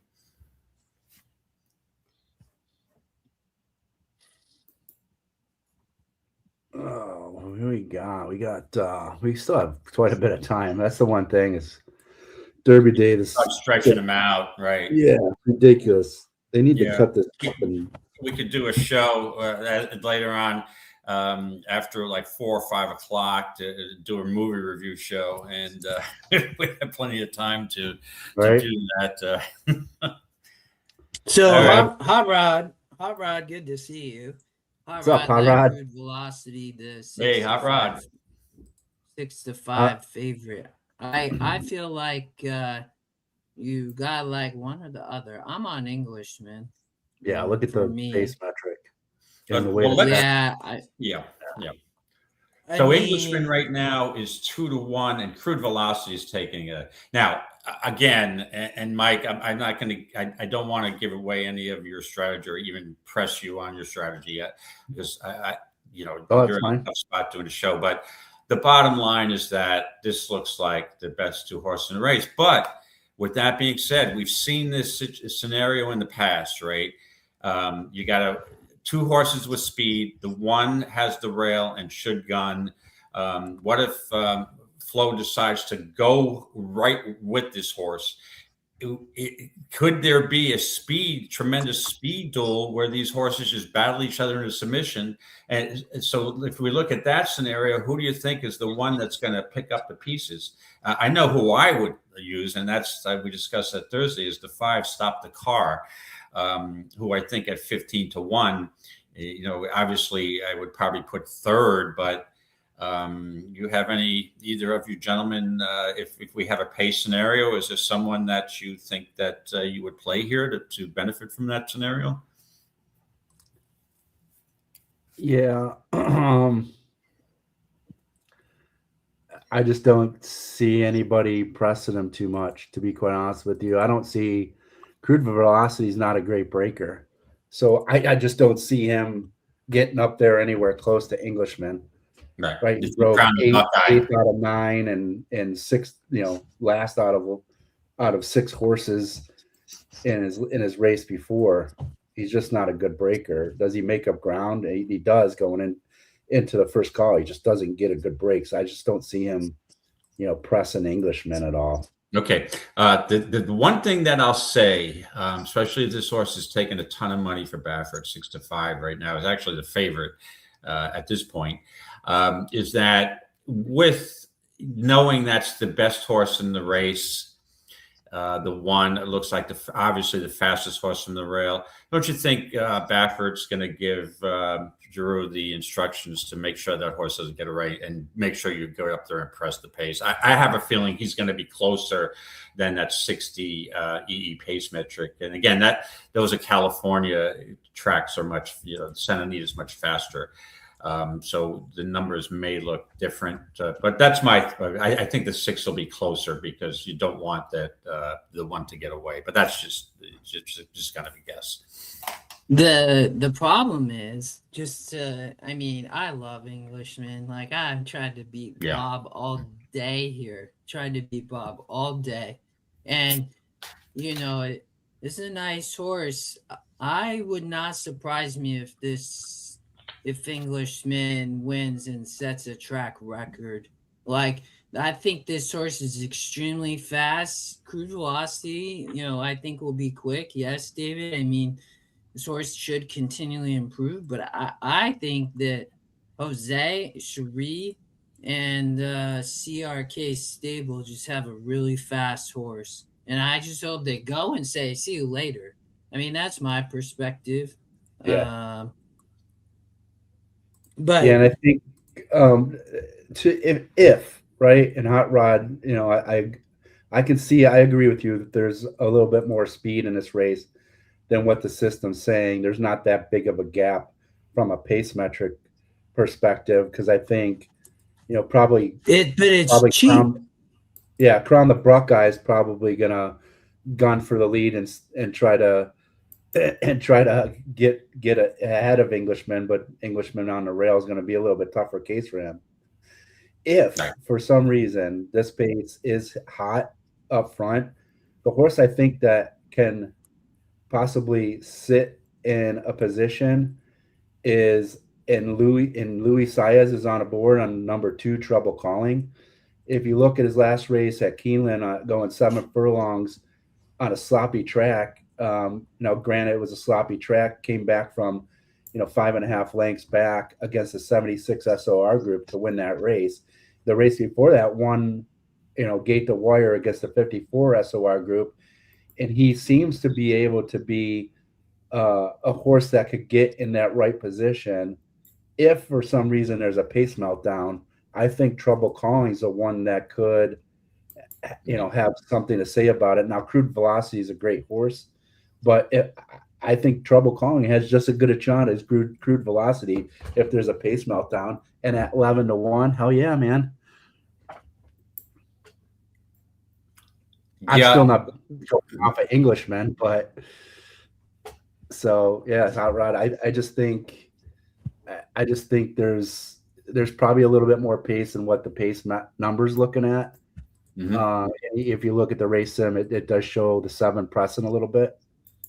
So the track's not saying that today. It's favoring the front runners, but we'll see. Yeah, I mean, I don't know. I thought this was just not the greatest Pate mile. Correct. But part of it, and my perspective of that, meaning I just don't think many of these horses compete at this level of grade 2, and that's why I think it's a 2-horse race. But pace make the race, so I get that. But I don't know. I like Englishman a lot. Right. I think that's why I think it's more of a 2-horse race. But I would say, I mean, it's a long shot too, Mike. I'm not trying to, if you're adding a third horse, is great. It's in the picks, but I'm just, for me, is I thought this was one of the better bets of the day and I was glad to see the 6 take money. And I know a lot of people like that horse. So, but I like Englishman. I like getting 2-1 too. That's amazing. Yeah, I'm looking at my wager, so I'm going to be quiet for a sec. Okay. Yeah. Do your thing and we can. Yeah. And the thing is too, a lot of these, everybody's got Derby fever, right? So there's some horses that are in the Derby that should maybe be in this race, but I won't mention any. And Great White, I thought would have had a shot in this race too. But, I would have kept him here. Yeah, exactly. Yeah, I think, and the purse is what, the 750,000. But again, everybody gets Derby fever and they want to be in the big race, and you never know. I mean, even if you get you run a third or fourth as a crazy long shot, you get a thrill. So, but yeah, this is you've got a lot of horses in here that really, are throwouts. I mean, you've got 51 and 1 at 39, 37, 29. It's just clogging up the field. But luckily for Englishman, he's a speedball, so he doesn't, he won't encounter traffic trying to close between horses that are tiring, that had no shot to win, and clogging up the field. So it does exactly looks like a 2-horse race, but I'm going to try to get the 5, stop the car in there somewhere. Like I said, looking at that horse, I'll just give another look at this horse to give you reasons why I like it. If you look at it, Stop the Car's last race, now second off a layoff, had raced on a Tapeta. I love the cutback. All right. Cutting back from, it was 1.1 1/8 the JR Stakes grade 3, lost to Full Effort, who was going to be in the Derby, had the total outside post. I mean, he broke his maiden at Keeneland in a 150K claimer. Yeah, and then came right back with a win over the track at a mile that looked pretty impressive. And in an 8-horse field with the rail post is not easy to do. And went to LeCompte and just kind of ran evenly against behind Golden Tempo, grade 3. So I think he's sneaky to hit the board, stop the car at the 5-horse.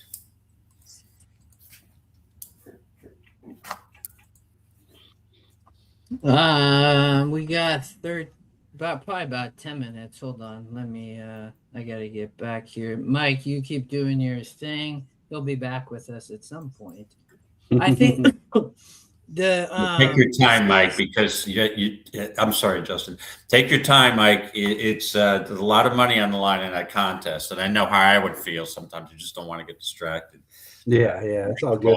Or get shut out or something. Yeah, I appreciate it. Yeah, I got to get the mins in, so I got about every race go left. So, and the strange thing about, and Justin, because I've played, I think I played this once or twice before, but the day goes by. It's only 3:00, so you think you have plenty of time to get your minimums in, but then you realize, like, oh yeah. They take an hour and a half between the Derby and the race before the Derby, and at least almost an hour before the race, that turf race before the Derby. So it's like, oh, I only realized there's only 6 races left, and then you got to get moving. So it's not like a typical day. What are we in? We're in race 8.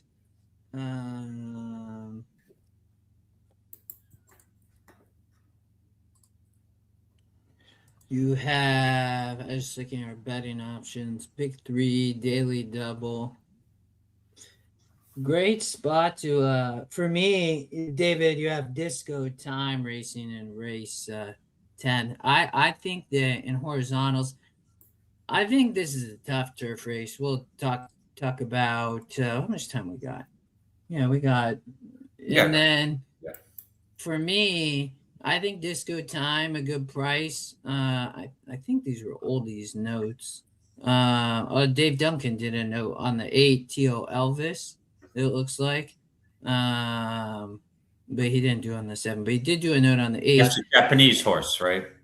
Yeah.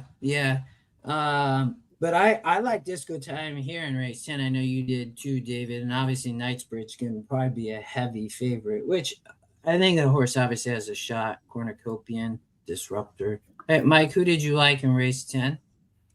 10 was Knightsbridge. Okay, yeah.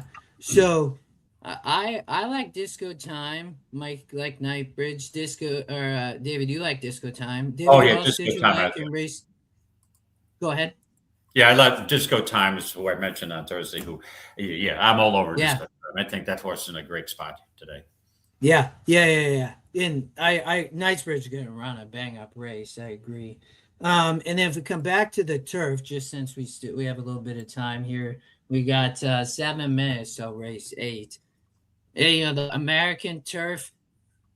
I ended up, I know, Blackout Time Scratch. David, you and me both like that horse. Remember Mamba, I think, is where I went on top. I did, and then I had this Blackout Time, and then for me, it's like I thought you kind of had to probably spread in this race, was my opinion. So, like, if I was playing, I'd actually I'd do something like this in the pick 4, and you could go too deep.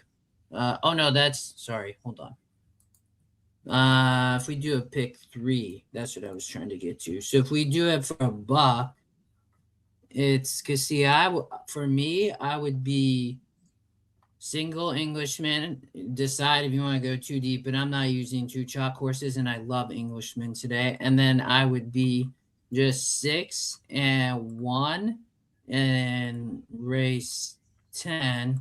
And then I would spread in the pick 3 and the turf flag. 3, 4, 7. I would use the 7 even here. I think this is a tough race. I do remember Mamba. You could play it really cheap for me, but I I even had the 3 in this race if it was a deep spread. So I think it's like might be $16. Yeah. That's me for the pick 3. I like Englishman. I like Disco Times and Knightsbridge there. I like that ticket. And then that spread in the turf. But I also like, if you want boy really cheap, remember Mamba, I think the real deal. That make it like really cheap. But it's tough. That is my strongest opinion. At $2, heck yeah, man. Play that like $5. That's for $1. Play it for like $5. At least for me. That's probably where I'm at. But David, what were on the turf? What were your thoughts? Yeah, this turf race, the ninth, with the scratch of Blackout Time, who was first time turf, where I really liked. I don't love the race. It seems to be really wide open. So when I have a shot like this, and I had to go too deep, I'm just going to go with my second pick and single it, and that's Stark Contrast. I mean, again, Stark Contrast also comes out of the JR Stakes grade 3 on the turf, on the synthetic. I mean, this horse has done nothing wrong. Won the Eddie Logan Breeders' Cup Turf Juvenile last year, finished a strong second at 58-1. I think this horse is probably improving for Mike McCarthy. Mike McCarthy just had a winner earlier today. I mean, with Pratt. Yeah, yellow card. Right. Yeah. So rather than take the approach, say it's a wide open race, so I'm going 5 or 6 deep. I'm just taking the bull by the horns here, and I would single. I'll use the 1, 5, and 6 in this the race before this race that's coming up in the Pat Day Mile. I will single Stark Contrast, and then if you were looking at only a pick 3, I just put a pick 5, and I'd be on Disco Time and Cornucopian. And then if I was going deeper in the 11th, it would be Asbury Park and Program Trading. And then the Derby, there you go. I just probably take my 3 picks in that emerging market, and maybe Chief Wallaby, so I'd go 5 deep there. So, but Disco Time, Disco Time would be one of the keys. But I'd be, because I think that turf race, you got to take a stand. I think Stark Contrast is going to be a favorite. I don't care because I'm going deeper. I'm using other price horses like Disco Time and a couple in the Derby. And also Asbury Park will be a price. On the doubles, you're getting Englishman into Englishman into, remember Mamba is 8-1. Velocity into Remember Mama is 9-1. Remember Mom into Stark Contrast Crew Velocity is 5-1. The 6 into the 4 is 5-1. Mm-hmm. Englishman into Stark Contrast also 5-1. That's the favorite in the doubles for sure. Right. The 1 and 6 into the 4. 12 second choice in the double will pace. Yeah, I mean, they're taking a lot of action. There's a lot of value, obviously, outside that. I thought it was tough turf, but it's like either take stand or get a price. Yeah. Mm-hmm.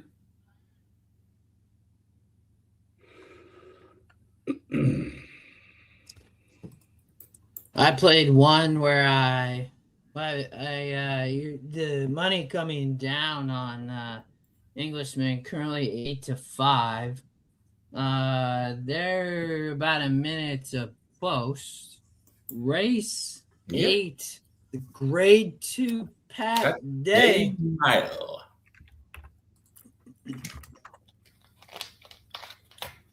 All right, I think I got my wagers in. Okay. Well, good luck. Currently got Englishman at 8-5 and Crude Velocity at 3-2. All right, dumping a little bit of money in both entries here. See what happens. Actually, one. Good luck, brother. on the short one. I'm actually going to play a trifecta here, see what happens. Not my normal play, but you're right. And sometimes that's what you just have to do. You right? take that the trifecta, $50 straight try, and there you go. All right. Good luck, everybody. Yeah. So you guys can figure I'm on Englishman, but I did do some Dutchy of doubles with crude velocity as well in my other entry. So all right. Well, good luck. They're starting to load into gate for the Pat Day Mile. And Justin, we're going to continue to let you call the race. I think you have some future as a race caller, my friend. yeah, he's doing good. I actually like it. I think it's fun. You should talk to Nick Tamaro to give you. Remember, we were hanging out with Nick at that cocktail party in Vegas. Yeah, I mean, he started and he wasn't the greatest when he first started, but he's really stepped it up. And I give. Yeah. So you're doing well. We're not. I'm definitely not interfering in that. Cheers to Chuck. Right. Have fun, Chuck, at Saratoga. Englishman to the front. Broke fine. Made a little slow to the outside. Not quite quick enough. Crown the Buckeye. Followed by, I believe that's Crude Velocity. I can't tell. And then to the far outside is Creole Chrome, and way outside, Baytown Dreamer. You do have Crude Velocity up to second. Englishman on the lead. Third on the rail. Crown the Buckeye, followed to the outside by Creole Chrome. And then you got a trio behind them. The quarter in 22 seconds. Englishman on the front. Crude Velocity running second with pressure. The Creole Chrome running 3 wide. Down inside, back into fifth. It looked like drop back trouble calling. Englishman on the front end, 44 1/2. Jose looking comfortable. The Crude Velocity for Laurent Giroux on the Bob Baffert trying to come up. Come on, Englishman to the front as they hit the stretch. Crude Velocity running second. Jose asks Englishman, gets more. Crude Velocity running second. A little bit green from Englishman. Crude Velocity up to second. Englishman. Here we go. Crude Velocity takes over, up by a length, up by 2 lengths, pulls away. Englishman drops back to second and stop the car. Stop the car. Got the try. Nice. Yeah. I should have used your try. Yeah, I had Englishman on top in my try, so that didn't work out. Oh well. But I am alive in my double. Yeah. I do. I think I advanced in my other ticket. And my single bet, I win bet Englishman, played that pick 3. I didn't use the 6, but I do have some joint tickets where I saw people use the 1 and the 6. It looked like a 2-horse race. We talked about. I thought Jose was going to open up, but then Englishman was just tired. He hit the horse. Went in and he kept hitting right-handed. Right-handed twice. The Englishman didn't like it. Maybe the crowd. We don't have the sound. But I mean, Crude Velocity then pulled away. It was interesting though. It'd be my only kind of comment there. I think he hit twice right-handed and Englishman really drifted in, right? Yeah. But yeah, good call, Hot Rod. He was definitely up further in, and that was the right move. And I think David, you even mentioned it earlier. If Flo gets him up front, that was the right move, and that's what he needed to do. Absolutely. Yeah, that was a great ride.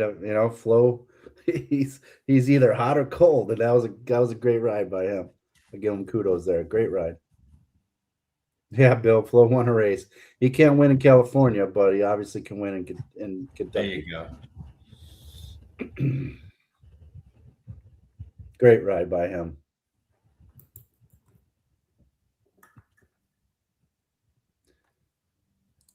Well, all right. Well, I'm alive to a $250 double, so we'll see what happens. All right. Good luck.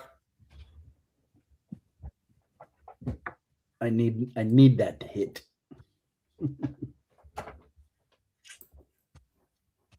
So, Mike, who did you use in your try? I stuck with my 2 trouble calling. You faded. I should have used your crown the Buckeye or the stop the car. But I actually had one. Price, yeah. I actually I dutched the 1 over the 6-2 in a try, but yeah, it didn't work out. The 2 dropped anchor before the turn. Yeah, and that you figured someone would be closing. Is the question is, okay, who is the one and who stopped the car? Tony, yeah, brother, good job with the try. Tony hit the try, David. Nice. Okay, good. Tony, good one. I needed that try. Yeah, I mean, it's not going to be a lot because the try is a try. Then it'll work for me. James hit the try too. Yeah. Nice. Yeah, I guess you get your bet back on Englishman too, huh? Like, I'm pretty sure you do. At least at Twin Spires, I think. At least I did, I think. But what was the exacted there, Mike? I'm guessing it was like a really short price. I think it was 5 to 1. Oh, it was 6 to 1. Or sorry, it was 11 to 5.5 to 1. Yeah. Yeah, when I looked at it, I thought it was 6 to 1. So yeah, I mean, I would guess in the tournament, I think some people might have like went all in on that. Like, I'd be curious to see because and like David, great. The try is probably going to pay like so much, like because there's so much money in that, even with 2 favorites. But David, you talked about the 5. It's gonna pay still so good. I can't see it. Yeah, you guys will probably. I didn't play it, but it says it's official, but it didn't quite show up yet. But it's it will probably be in a second. But if you played it, like I guess you're getting what, maybe like 35 to 1. You might. Yeah, I was thinking. Try? Yeah. Yeah. You think it'll be less? Yeah, because so many people are going to be 6-1 all, 1-6 all. I'm going to say for 50 cents. I mean, I'm just surprised. It's going to be $40. The exacta paid 6 to 1, like, and so that's what's so surprising. Like, I thought that might even been like 3 to 1, 4 to 1 in the exacta, which. It's funny when we play sports, if you could get like 3 or 4 to 1 all day, you'd be happy. It's all about the betting, right, Mike? I mean, that's what makes the game so tough. It is. When you play in like tournaments and stuff. But it's all about on a day like this, I mean, that's a big winner circle. Wow. That's a great value on that exacta. Yeah, I mean, 6 to 1 is like. I kind of missed that. I wish that'd have been a great bet still. No. We don't. For 6 to 1, it seems a little high to me. No, it's showing 11 for. It's showing 11 for $2. I mean. All right, so it's $5, $5.14, $2.88. Yeah, trifecta paid $37 for $1. 37 for 50 cents. Yeah, I figured 40 for $1. 37.80 for $1. Yeah. Right, I figured 40 for $1. Yeah, 40 for $1. Right. Exacta paid 5 to 1, a little over 5 to 1. That's good though, 5.5 to 1, basically. Like, that's crazy. That's right. I bet. I'm curious, Mike. Let me know. I bet you'll see some people jump up that like crush that. Yeah, I'll take a look here in a sec. That was race 8, right? 8. Yeah, it hasn't. It updates pretty quick, but it hasn't updated yet. Yeah, I prefer 50 to 1 on a value on an exacta than 5.5 to 1, but that's just me. Come on. Yeah, no, that's again, is it value? It probably should have been $8. But I guess the 1-6 was paying less, right? Yeah, we do. So you're going to have a lot of money, like I said, popped into that. You're going to have opportunities where you're going to have overlays and underlays, and Oh yeah, you're looking for the overlays. Tony's not gonna tell us. I know that's how he's rolling. Tony, what do you have in your pick 4? I'm still gonna ask. Maybe we'll get him to change his ways. He will not tell us. No way. Wait, maybe it's good for Kentucky Derby Day. I love people at the try. They're 37-1. That's amazing. David with the price horse in third. We knew the 1 and 6 would be tough. That's incredible. Like, love it. We start the day out pretty good here. Dave Duncan's on fire with his grid, by the way. Yeah, I see that in the chat. Yeah. Yeah, if you didn't see that, Racing Down Wynn, Dave Duncan, and follow on X, you guys. He's constantly hitting daily doubles in his grid all day, nonstop. Don't miss it. Racing Down Wynn. It's a great follow for sure. Absolutely. For whatever reason, like Gulfstream was kind of running at the same time as Churchill. So nothing there. We could go to. There's a lot of racing today. Belmont, you got the big A going off momentarily, or they in the gate already? Yeah, maybe we'll pass. Oh, they already went, so we'll keep going. Yeah, I would have used it there, but Louisiana Downs, Belterra Park, Remington Park. Man, I know Horseshoe Indy's got a card today, right? Oh yeah. Oh, this is a great turf race. Perfect. Good call. Great call, David. I know. I listened to Racing Rachel. She's promoting their card today. No, man, look at this turf race. This is a good race. This looks outstanding. We do get the scratch of the 3, but it's still 11 horse field. Allowance, non-winners of 1, fillies and mares 3 and up, $46,000 purse. Looks like a good group. The 1 is lightly raced. You can see their lifetime. And then the others have run a lot. No, I guess no, there's some other lightly raced runners outside, the 10, 11, and 12. You got a 9-time winner in the 4 horse. The 6 horse taking a lot of action. I got to play. Yep. Go ahead, Justin. Keep going. No, Yellow Sundress. David has a play, which is great. The 7 has won a couple times. Many of these have run at 8, haven't won. The Rail at 24 feet in a big field. All right, Mr. Harrison. The GSR show 4, 11, 9, and 5. On a turf race, I always pay attention to that. But we got pace from the 9. Okay, what's the play? All right, it struck me right between the eyes. And I looked at the GSR on this horse, and let's get right to it because it's only 3 minutes to post. However, this horse does not have speed. I haven't watched any races today at Horseshoe Indy, but it is the 11 American Summer out of Constitution, trying turf for the first time.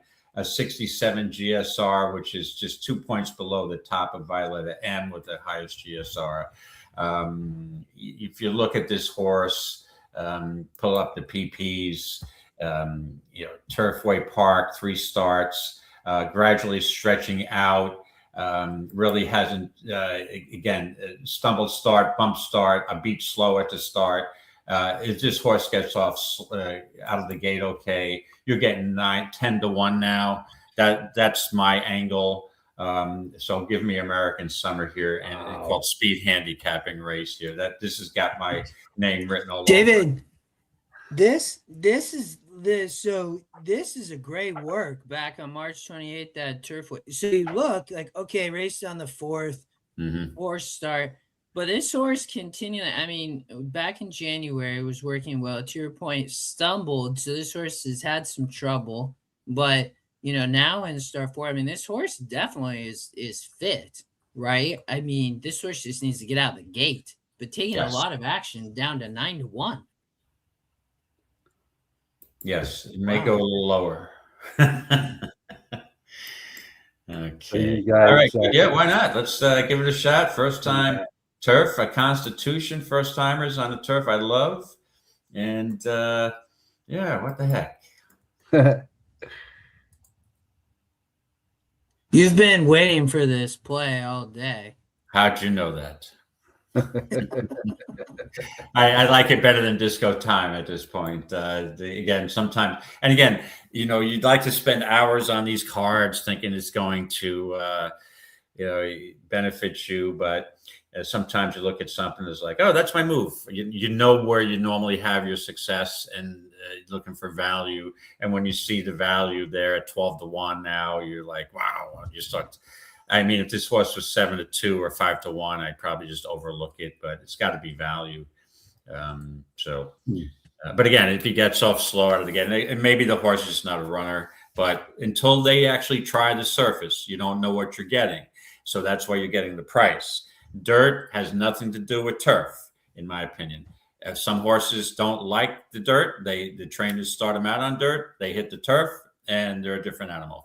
Sometimes the trainers will know by working on the turf, and they will keep it under wraps because their owners want to get a price too. It's like, I've heard through the grapevine, it's like, this horse is going to be a monster on turf, but don't tell anybody. Yeah, second GSR. The 4-horse has the top GSR. Evan Roman rides for Lobo, but that horse dropping comes out of Santa Anita. My goodness. I like it. I'm rooting for you, man. The 11. We got 0 minutes to post. They'll be headed to the turf course, I'm sure, shortly. There's so much racing all of a sudden on. I'm like, my goodness. Emerald Downs opened up today, my home track, but then you have Woodbine open up recently, right? Oaklawn closing last day of the meet today, right? I think it's today. And I would be remiss if I didn't mention, don't forget, Mike, you'll have a little chuckle here. Don't forget about Finger Lakes, opened last Monday. And there you go. See? Yeah, and unfortunately, I can't usually play. I don't usually start playing Finger Lakes until like June, because Mike, what do they have? All 4.5 furlong races in the first week. They're basically just workout races to get the horses slowly into shape until they start stretching out, and then I'll start looking at it.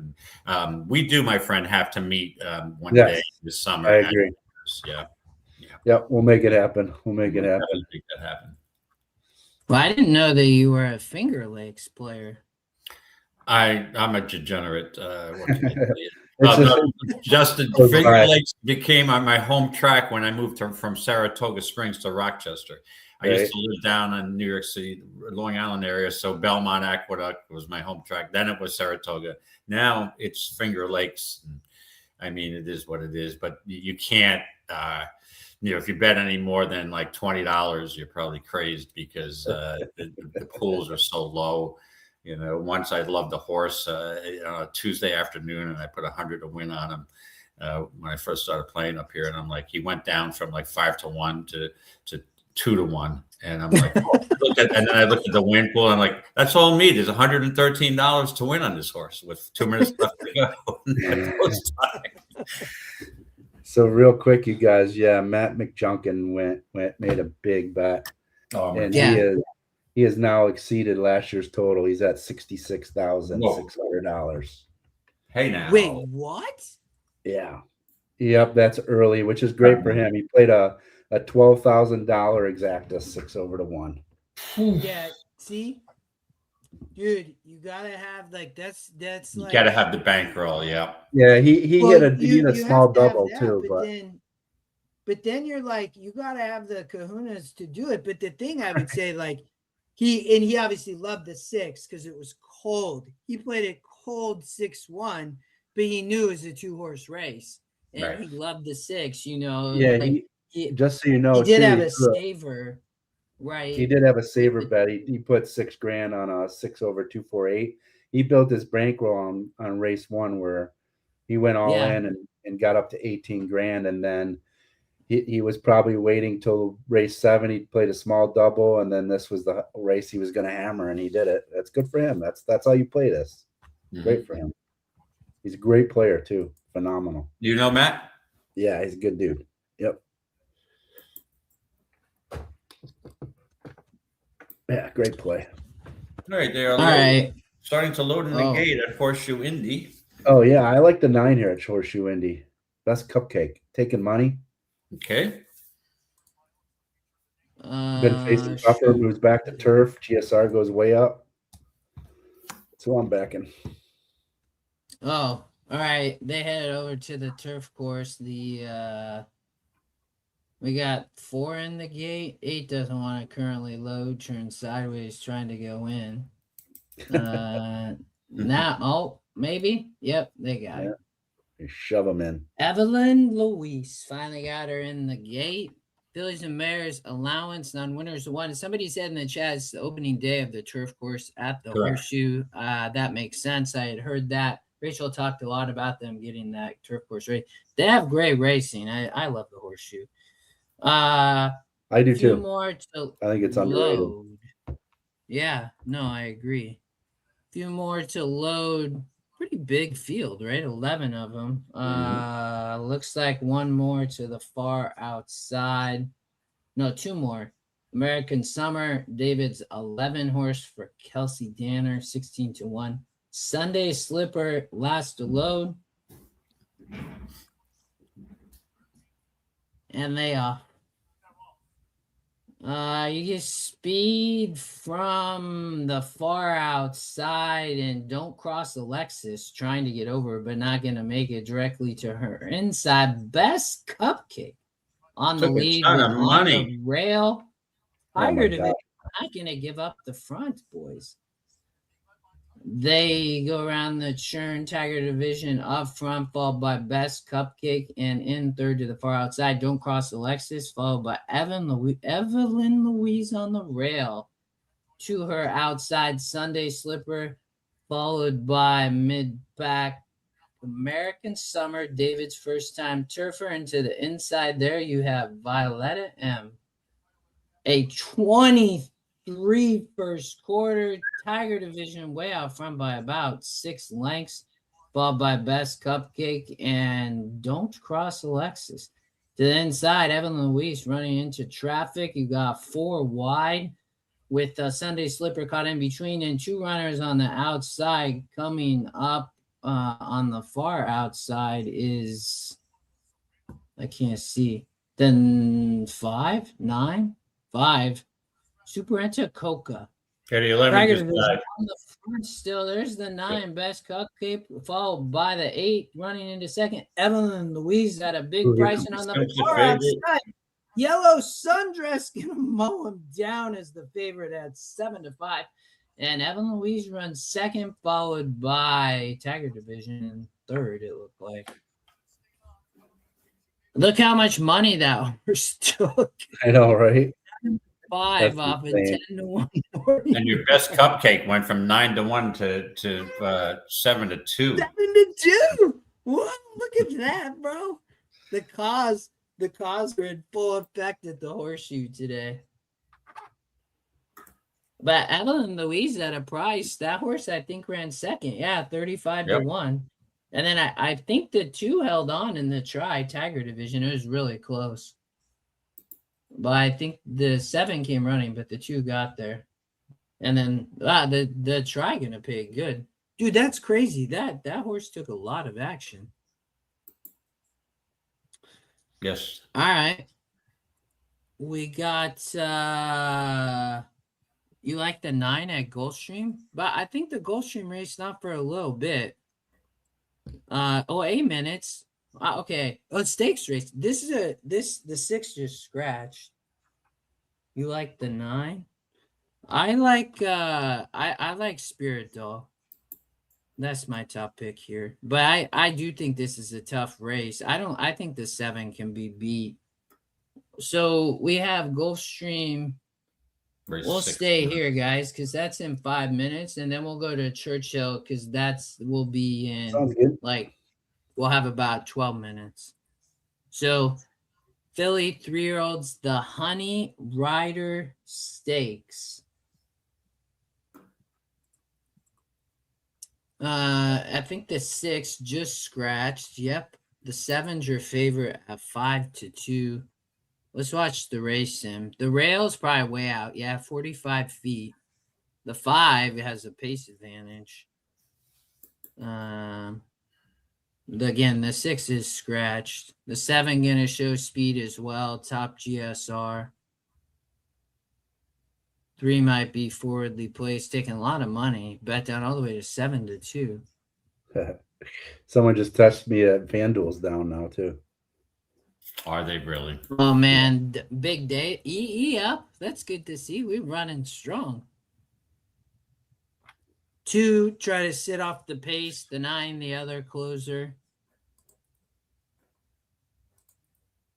We got 3 minutes to post. The 5, the 7 gonna Julian Leperoux riding at Gulfstream today. I was like, whoa, what's happening here?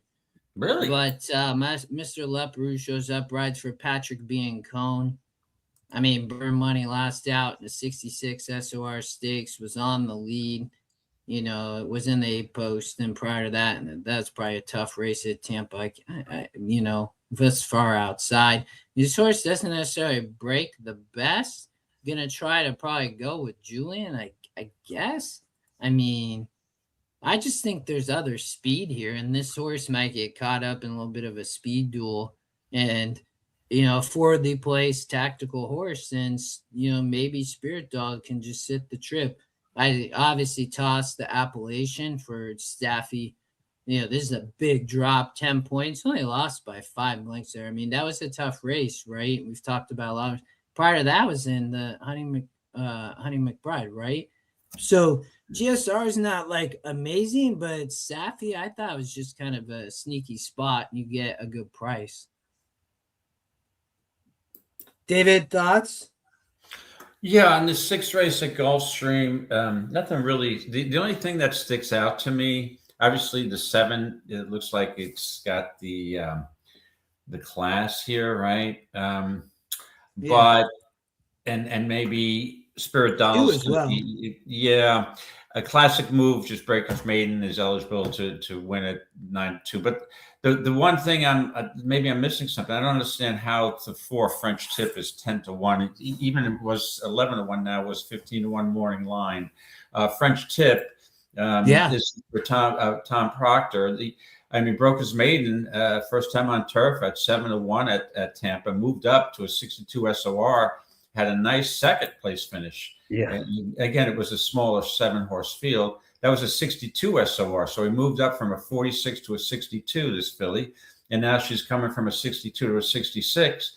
Proctor's a good turf trainer. And at that price, it looks like the value of the race. I don't know if it's worth a play, but I think it's being overlooked. But it does worry me that she's dead on the board. But at 12-1, I think that's the value play of the race. I would agree. She's not, but I wouldn't say she's dead here. But just to, and Mike, you comment too, because you probably have about 2-3 minutes. But you're getting 12-1, David, off a 7-1 E morning line, right? From 15-1. So she is taking money. The 6 did scratch, but this is good value at 12-1 times 8%. That's 96%. Anything close to 100 is great value. 100, if you can get to 100%. Right. So you have the value now, 13-1. But and the one thing I do like, the morning line is indicated at 15-1, but the EE morning line is 7-1. No, yes. The analytics show this horse has a better chance than what the morning line indicates. And 14-1 now, and not taking, I guess, because the 7's taking. The 7 looks like the best, but I think the 4 could outrun her odds here. Yeah, I mean, James is asking about a Gulfstream Park trifecta. I would reverse key this with that favorite on underneath. I think French Tip does have a great chance here. Okay. The other one that is got a higher EE morning line. That's the second Scotty pick, Spirit Doll. I just don't see it, but it's probably just because it's dropping way down. Right. Maybe that's the other horse I would use in here. Maybe putting Spirit Doll and French Tip on top, and then putting Legina in third for a trifecta for fun. That's a good idea. Yeah. I'm playing the 2 and the 4 exacta. It was the odds were good. I like it. Matter of fact, I'm gonna try and throw 2-4. The 2-4 is 69-1. The 4-2 is 97-1. The Ford's great odds in the exotics too. Yeah. Wow. All right. They are loading at Gulf to the Stream. Finally, a little bit of a smaller field. That'd be my discussion with David, or with Nick. David would be like, okay, how do you go fast? You obviously have to know the horses is the big thing, but like you got to go fast through all the horses, man. Like, Oh yeah.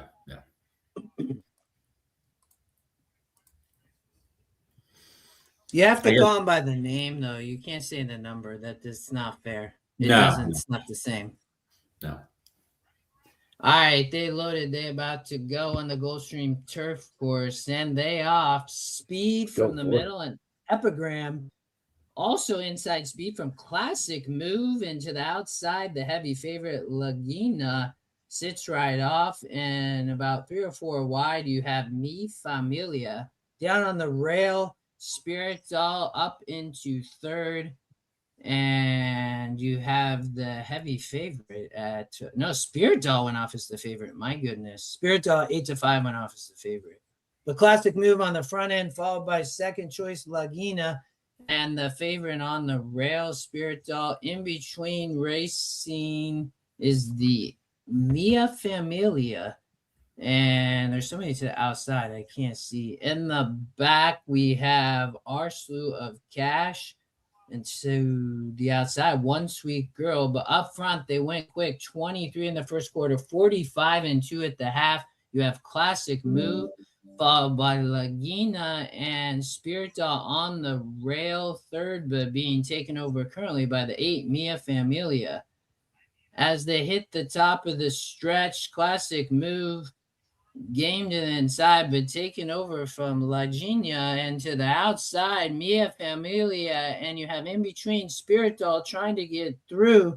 Up front, you have Laguna. Spirit Doll gets clear, and here comes Spirit Doll running up over the top for the win. 4 horse was awful. 8-5. Yeah, 4 horse was awful. That's why he's not taking any money. Wasn't taking any money. He knew. They knew the opposite. Don't bet this horse. Spirit Doll with the win. There we go. And the 7 runs second. The 7 was the morning line favorite, but good price. That was one of my singles on the grid today at Gulfstream.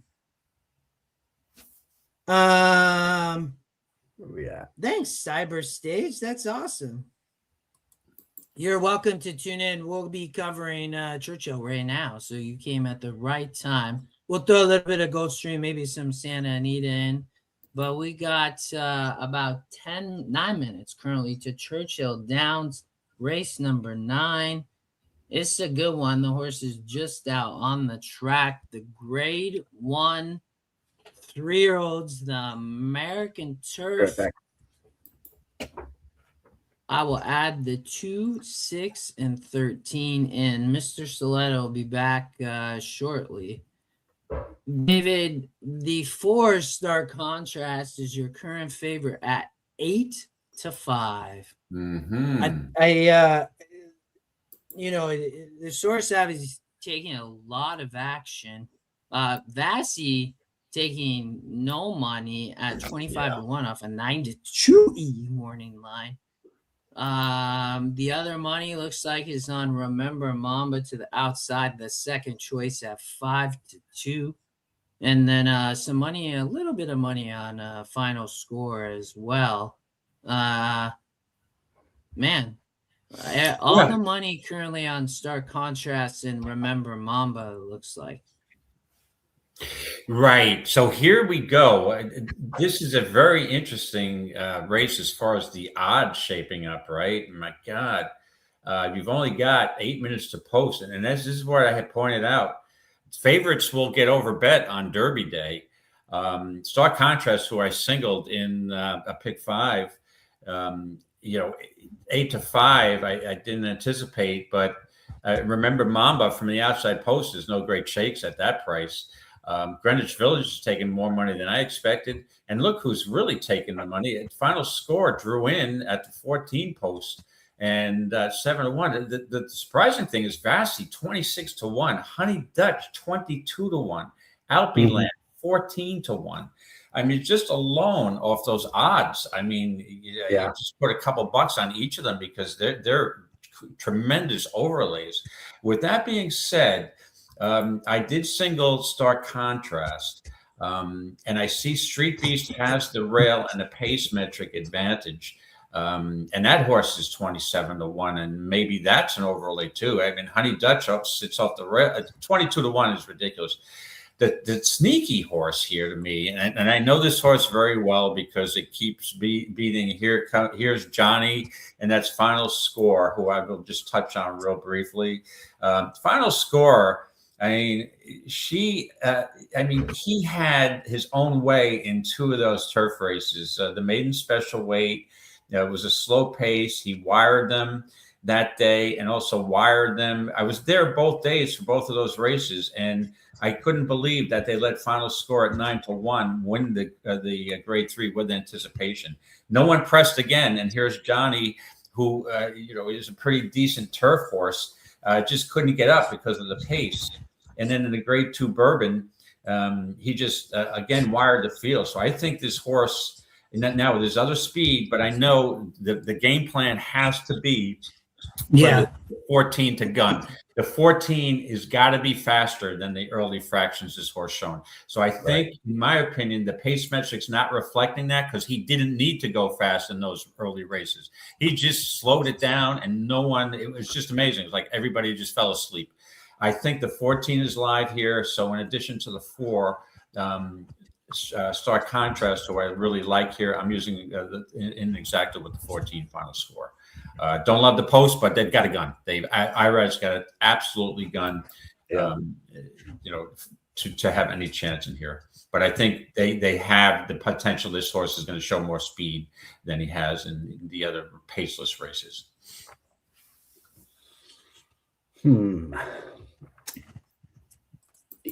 We talked the other night, in one of the horses that I had mentioned was the number 10 Vassy with Johnny Theodore and Brandon Walsh.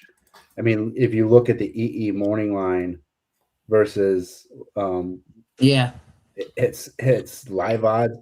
You look at the win percentage at 20%. It's gonna sit probably mid pack, I'm guessing, or so. It can maybe skit right in that pocket trip. It doesn't have to really worry about too much. Everybody else is going to be, cleared by the time he needs to get in position. And Johnny V knows what to do, right? That price is insane at 26-1. Yeah, no, that's when we had just started looking at the race. I was like, Vassy's the crazy value, man. I mean, it's just wild. And Tyler Happy Smith. Derby Day, Tyler. We're glad to be back, dude. Yes, Tyler. Happy Derby Day, but I'm sure you're much more excited about your Philadelphia Flyers than right now the Derby, who dispatched of the dreaded Pittsburgh Penguins, who we did not even want to see in the playoffs. And I believe we had my team had just dusted you right before the NHC. And we said, wow, both of our teams suck this year. Flyers were like 9-10 points out of the last playoff spot. I'm like, they're not going anywhere. And I said, I'm surprised with Tocchet as a coach because I love him as a coach. And then all of a sudden, there you go. And I was thinking of you, dude. So good luck. It's got to be a great feeling to be in the second round against a tough opponent, but you can keep them. That should be play the under in every game. That's whatever. But good luck. Good luck. It's a surprising run. So just want to get it in. But thanks for joining us, Tyler. Yeah, this is a great race. It's you always love a good turf race. Yeah. And Tyler likes the 1 in the Derby, Renegade, and the 7 here, which is Alpeland. And Tyler, you're getting tremendous value at 14-1 off an 8-1 morning line. This horse is definitely a live contender here. And you've got some horses who are overbet here, so leads to then horses that will be overlays. So this is a type of race. This is a race it would be a great NHC race, right? Because you have some overlays here that you would definitely be drooling to use in an NHC contest. So we'll end up with about 40 minutes in between races again. So, we got 2 minutes to post. They're circling at the moment. You like Pratt on the 4. That was David's, I think, top pick. Yeah. It's hard for me to bet a favorite in this race, though. So I got remember Mamba. That's what I put on top, but I didn't have a huge amount of confidence. They should be headed over the turf course shortly. Speed has been dangerous. That's for a final score. I think it's dangerous. Honey Dutch dangerous, man. Oh yeah, at that price, 18-1. Just alone, I'm thinking I'm putting a small, just for the value alone on Honey Dutch, Alpeland, and Vassy. I think it's just worth just putting a random win bet on them because of the value there.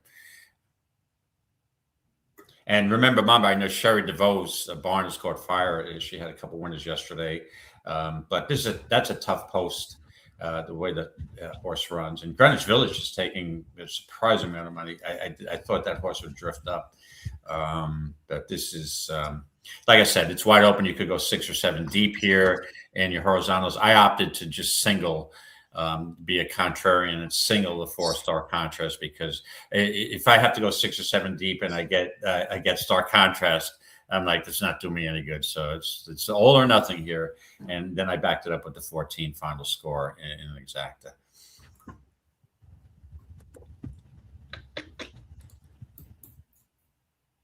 Oh, my computer's frozen up. You guys hear me okay? Yeah. I can hear you. Yeah. Okay. So that's working. My screen's frozen. Yeah, I'm with you, David, on stark contrast. I also like the 12. As we talked about in the previous show, and as I just mentioned, the 10 was my third choice anyway. So why not with that value there? I'm going to throw a win bet on the 10, and I'll play some doubles outside of that 10. Hope for a price here. Right. Into disco time, David. Into disco time. There we go. I'm back.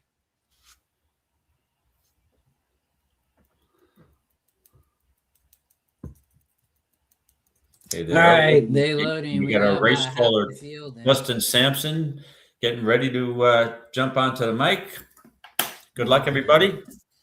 And they're almost ready to get all right. They are loading. Looks like my camera is jacked up. Yeah, we hear you, but we don't see you. You're black screen. Yeah, I don't know what happened. They're off. Yes, they are off, David. To the front, Street Beast, Mr. Luan Machado begin to find company from Honey Dutch into the outside 1,000 sticks. And 4th down towards the rail. That's stark contrast, I believe. No, stark contrast caught in between. On the rail was bringing it back. But up front, we have Street Beast, Honey Dutch sitting right off. They went 23-1 in the first quarter, followed by Appyland down on the rail and Vasey sitting to the outside in 4th place. Racing in between, that is one of the AE, no, not an AE, but 1,000 sticks. To the front is Honey Dutch takes over from Street Beast, followed in 3rd by Vassy, and 4th is 1,000 sticks. Up front, Honey Dutch comfortable 47 at the half, but up by about 2 lengths, it looks like, and very comfortable, increasing to 3 lengths on the front end as they approach the top of the stretch. Honey Dutch to the front. Here comes stark contrast to the outside. looks to be taking over and Here way comes from the 12. back, Remember Mamba, but stark contrast up to the front, takes over. Remember Mamba looks like going to try to run on for second, and Honey Dutch and inside, but stark contrast wins that one easy, gentlemen. Great call, guys. All right. Should play the exacta. There you go. Right. Right. I'm saying a horse. Right. There's a lot of horses with value. The two favorites come in order. But again, like I said, Yeah, I single star contrast, and so I'm alive in the 8-1 in that exacta. Wow, nice. Mike, you might if you want, just take a break and like you can jump out and come back. Yeah, let me see what I can do with this camera Yeah. too. I don't know what's going on. No, that's what I was saying. Like mainly because your camera, because you're just a black box. Yeah, I don't know what's going on. Let me let me exit, see what's happening. Stark contrast. Remember Mamba up for second. Honey Dutch hung on there. We talked about that horse with speed, might be dangerous. But the chalk was the two chalks. The two horses took all the money, were the goods there. Top two picks get a good exacta like Mike talked about, and then Honey Dutch hangs on at a price at 13-1.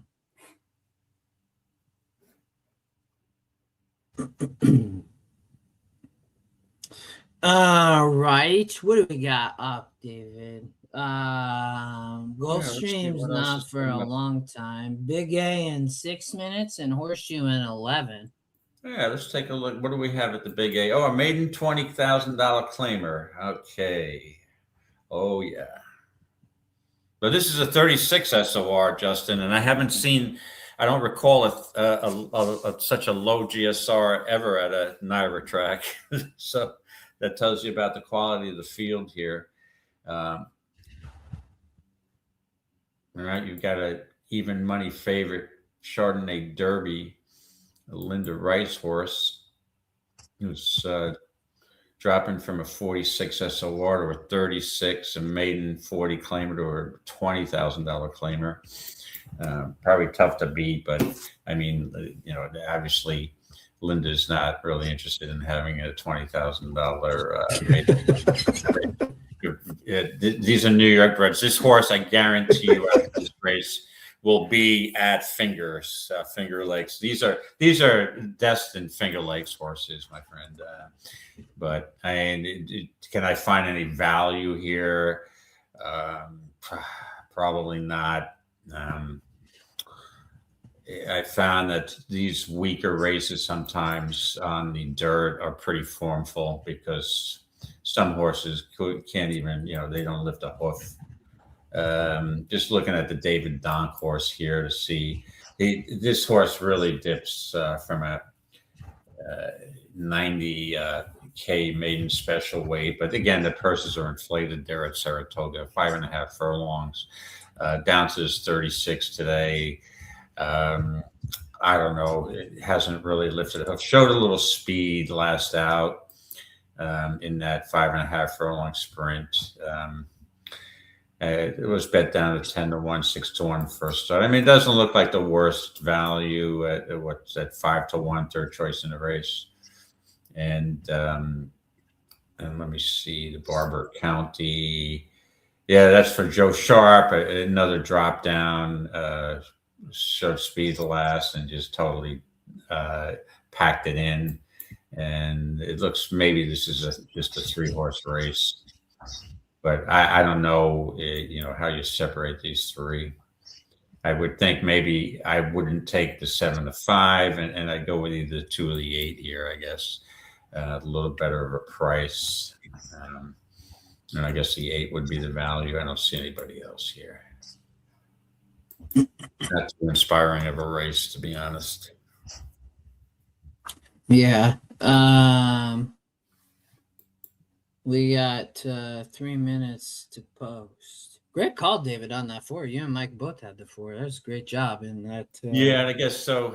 Sometimes you, like I said, you make the right choice, and sometimes you make the wrong choice with just horizontals. And once they scratched blackout time, I was going only 2 deep anyway. That was my it's too wide open of a race to start spreading. And then, so I made the right decision after blackout time was scratched to, just single start contrast. So now I'm alive with the 1 and the 2 here, going into the next race. Hold on a second. So this would be the Disco Time race, and this is this Grade 1 Churchill Downs handicap.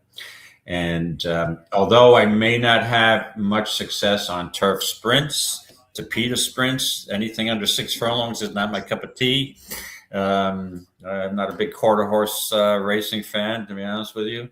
But over the years, I think Derby Day has the actual Kentucky Derby has not been great to me because, let's be honest, it's 20 horses and it's probably the most difficult race of the year to make selections in because of the possibility of chaos and traffic problems. But the one race that I do have a pretty good ROI over the years is the Churchill Downs handicap. Right up my alley, 7 furlongs on the dirt, and you usually don't get more than a 10-horse field.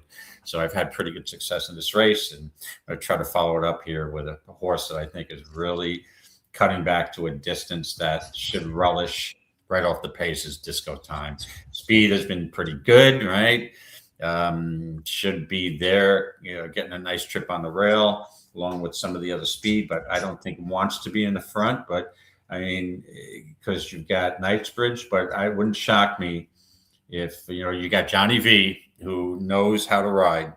And I think this horse is just really live. 5 for 7 lifetime, 2 for 2 over the Churchill Downs trip. So we'll go there further, but we go back to Belmont here to watch this uninspiring race.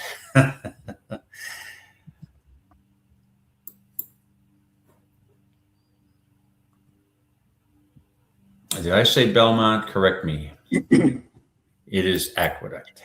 Belmont is still under construction. Even though you want to say it's Belmont at the Big A, it's actually just the Big A.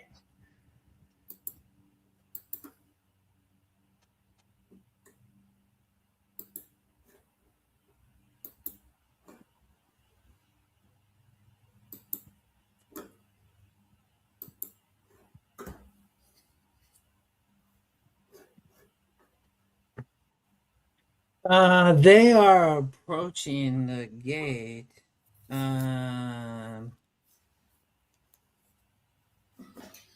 So, Scott, you think Disco Time needs Mr. Giroux on the race? I much prefer Johnny V, one of my favorite all-time jocks, Hall of Famer. Should give this. I love V. Go ahead, David. Keep going. I said that I'm Johnny V. I love on this horse. I think it's going to set a perfect trip. Yeah.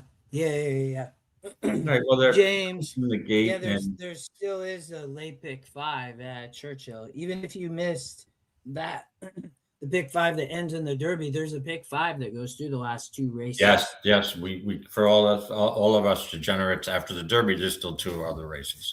So you could try to, if you're not doing so well, you can try to make it up in the last 2 to play a nice double to get out. And so what I decided to do here on this Big A race is just place a small win bet on the 8 horse. Hold on a second. I think I played the wrong horse.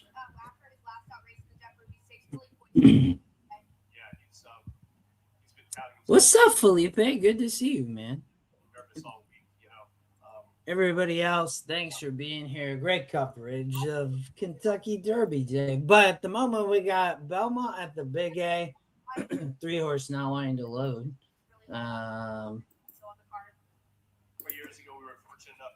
8 horses in.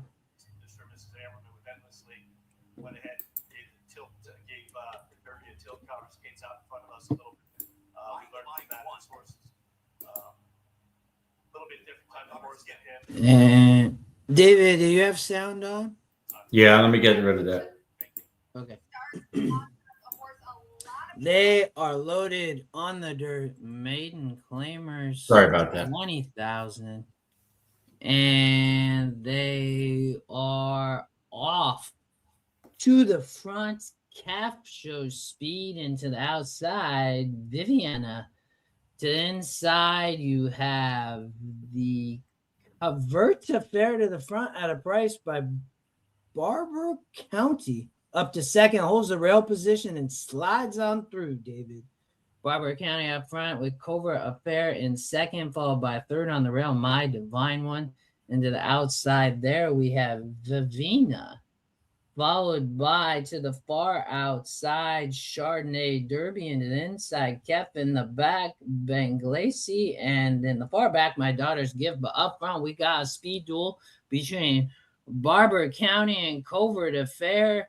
On the rail, Barber County has a head in front, but Covert Affair at a big price, putting pressure and into third. On the far outside, we have Vivina. Into the far outside from there, Chardonnay Derby takes over up to the front, but coming late at 68-1 is Kef.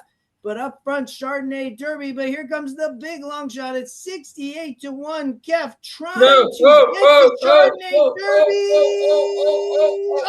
Held on. Wow. Wow. That was a big price by Kef. Chardonnay Derby was there. David, I honestly have no idea. That was way 9 held on. 9 held on. Did by it? Yeah. Just by a nostril. Watch the bob. Got the. That could be a heater. That could be a heater. That was so close. This 7 got a pretty good bob at 68-1. Yeah, Wow. 9. So who do you want? The 6-5 or the 68-1? That's why I said. Yep. The 7 even he lugged in a little bit. Yeah, 9-7. Wow. If you had the 7 horse, obviously you would bet it to place too, but you just took a tough beat. Because one more jump, he would have had him right after the wire. Wow. Talk about value. And look who finished third. The 4 horse at 26-1. So if you put the 9 over 2 long shots, you're getting, now that's, but again, it's such a bad race. Weird things happen in lower priced maiden claimers, right? Even though I did state earlier that sometimes these races are somewhat formful. Wow, that was a great race. But Scott, Yeah. yes, 9-7. Chardonnay Derby holds on with Jose Lascano. Luis Pena almost got there on Kef at 68-1. My Divine One third, and Bengalase in fourth. I don't even recognize these jockeys' names outside Jose Lascano. Yeah, you're going to you're going to see some of these jocks at Finger Lakes coming up. Right. Where we go next? We got And Looks just like we might miss the horseshoe this time. okay. We're at the horseshoes off. Big field, wow. Oh, it's quarter horse. Perfect. Maiden, all first timers at the horseshoe. Oh, what did I just say? I'm not a big quarter horse fan, and there's a quarter horse race coming up. For full disclosure, I didn't even know there's a quarter horse race today. I was kidding about 5 furlong races, 5.5. I've never called a quarter horse race. That must be I'd have to listen to Ed Burghardt and gain some knowledge from him. Right. I listened to a lot of him at Los Alamitos. The 10 horse, always the outside in a quarter horse race can always be tough. The 2 and 10 are right there at the stretch. The 2 is the current favorite at 9-5, so taking a lot of action. On the genetic strength rating for EquinEdge, the 2 has the top, so it's a breeding metric. We kind of dive in, right? We can see this horse, even a little bit longer might be okay, but this horse is bred well. The 10 got a good post. 4 taking no action, but is the long shot. And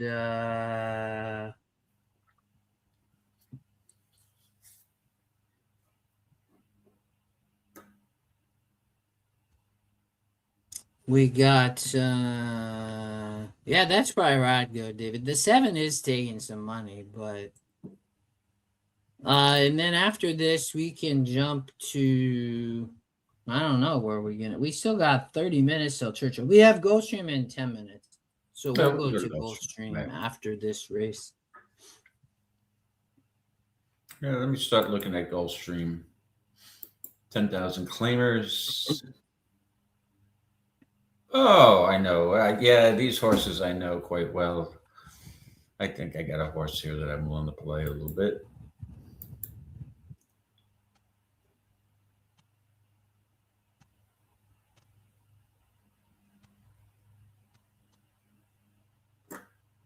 These horses at Church at Gulfstream take turns beating each other. Yeah. No, if I remember right, I didn't like the 5, the favorite. Well, actually, just go to Gulfstream. Might as well. Horseshoe, that's their last race. So we got Gulfstream, and then I think Santa Anita will be around as well, probably. Right. Yeah, that's coming they up. had their first race. So they're in 13 minutes. Okay. But let's go to Gulfstream first, David. It looks like Mike is back. Is he in the studio? Oh, The yeah. green room? We'll let him jump in when he gets a second. Yeah. On the Tapeta, 8.5 this time, David. 8.5 on the Tapeta, and I see something that I might be willing to give a shot with, and that would be I looking at the Scotty Long Shot, 23% win percentage. He's got the pace metric advantage of a 60. Not crazed about speed on the synthetic, and I'm not crazed about synthetic, but I think Z First, I think has a decent shot to go wire to wire here. So I would be willing, if I can get 7-2, anything above 7-2, 3-1, 7-2, I'd be willing to take a shot with the 2 Z First, the wire to wire.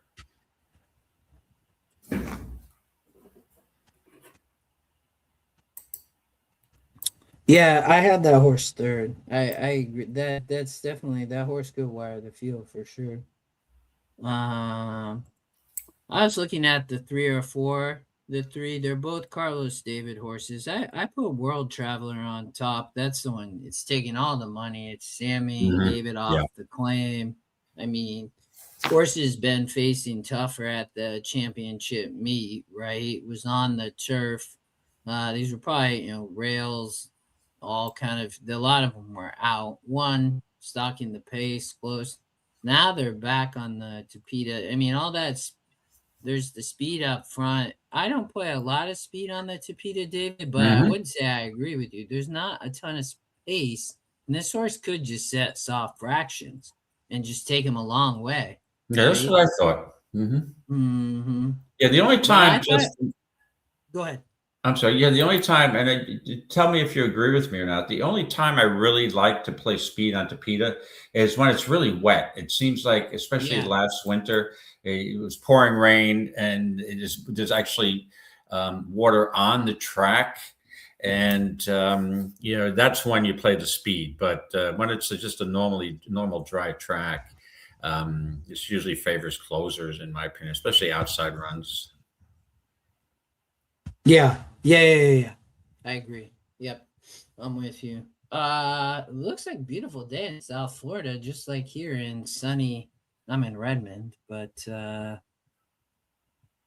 Churchill, it cooled off, right? It cooled off in the East Coast, David. Jeff, you're awesome. Jeff with a great comment. I appreciate all of you. It's a long day.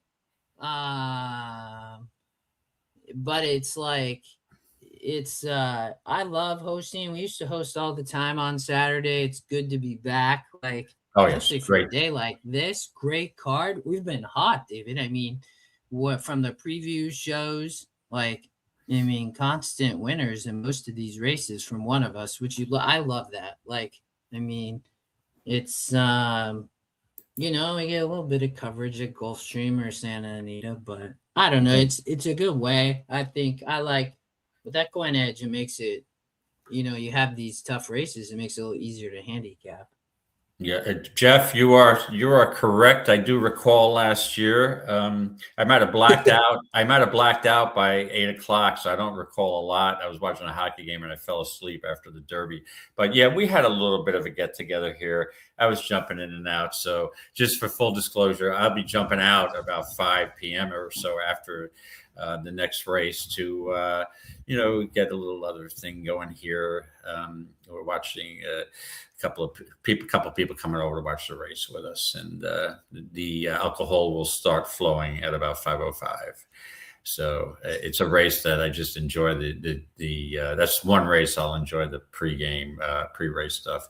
And just to answer a question we had here from, let's see, Zavis. Zavis, I don't give any private handicapping lessons.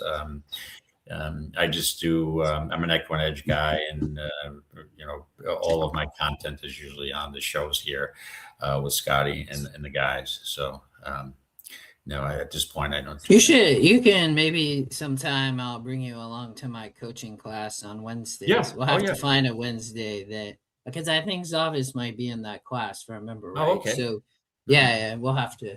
But I like that Mike does class on Friday night. Scotty and I do Wednesday, Thursday. Free for anybody listening. You can come join the class. We just, usually an hour, talk strategy, talk horses. It's. I'll be willing to come on. Yeah. It's better for me Wednesday or Thursday day because I do also work in the assessment area of real estate part-time, semi-retired, and I enjoy doing that too. Gets my mind sometimes when you are concentrating on one facet of your life, you can start getting burnt out. So split it up with my real estate career and also horse racing. So I like to switch back and forth to keep my mind fresh.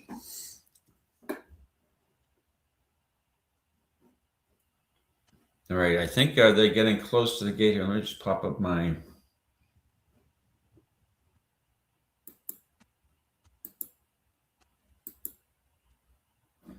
Okay, let me get my video up here. I changed up our background. Oh, okay. It's still parading around the gate, not just slowly hitting a typical Gulfstream. Oh, I'd have a long way to go be a track announcer. I actually like it. I love sports so much. I just find it cool to follow trainers and jockeys. I think it's a great angle. So I will tell you, Gulfstream Park right now, Sammy Camacho leading 24 wins off 105 mounts. I mean, he's hitting at nearly 25% at Gulfstream. He's That's 6 wins ahead of Miguel Vasquez at 18. Diego Herrera, I will tell you all, especially, he's right, outstanding. 16 wins from 69 runners. I mean, he's just killing it at Gulfstream Park.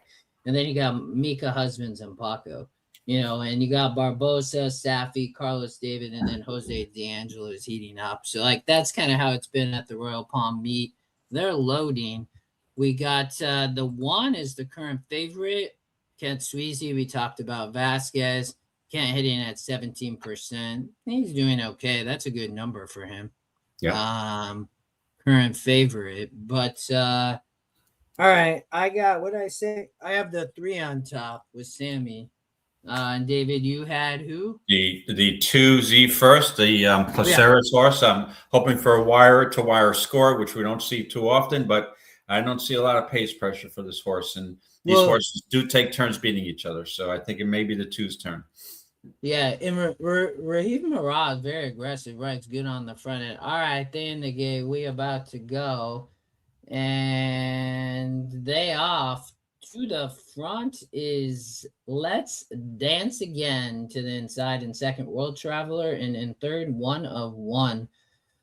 And towards the back, we have Amelia, a little bit headstrong, and the 2 having a tough trip. David Z first and second to last. And in the back, we have Strand of Gold. Out front, Easy Lead, Let's Dance Again, followed by World Traveler in second, Amelia in third, into the inside, Headstrong. Z first, now rushing all the way up to second from fourth. And to the outside, we have One of One. 23-4 first quarter. Up front, Let's Dance Again. David Z first all the way up to second after a slow break and shuffled. And in third, we have Amelia, followed by in fourth, World Traveler, in fifth, 101, and way in the back, Strand of Gold. 48 at the half. Let's Dance Again, the favorite up front, followed by Z First. But you have on the inside World Traveler with Sammy Camacho up into almost second, still third on the rail. The 1, Amelia, dropping back into the outside 1 of 1. At the top of the stretch, Let's Dance Again up front, taking over in second to the far outside 1 of 1. But Let's Dance Again pulls away up the rail, World Traveler. But Let's Dance Again up by about 4 lengths, going to win. Up for second, World Traveler, and in third, Z First. Up for fourth, 1 of 1. Well, Let's Dance Again. The money went to that horse, David, Correct. and it crushed it. Right, and the 2 had a weird trip, never got the lead. Oops, did I lose you there? Hold on a second. No, I'm here still. Oh, I lost me. Okay. Yeah, a weird race, and the 6 drifted up, the 2 drifted up. It was, it was rank, and Mirage was trying to strangle his horse and then rushed him up. Yeah, it didn't anticipate a trip like that, but sometimes that happens.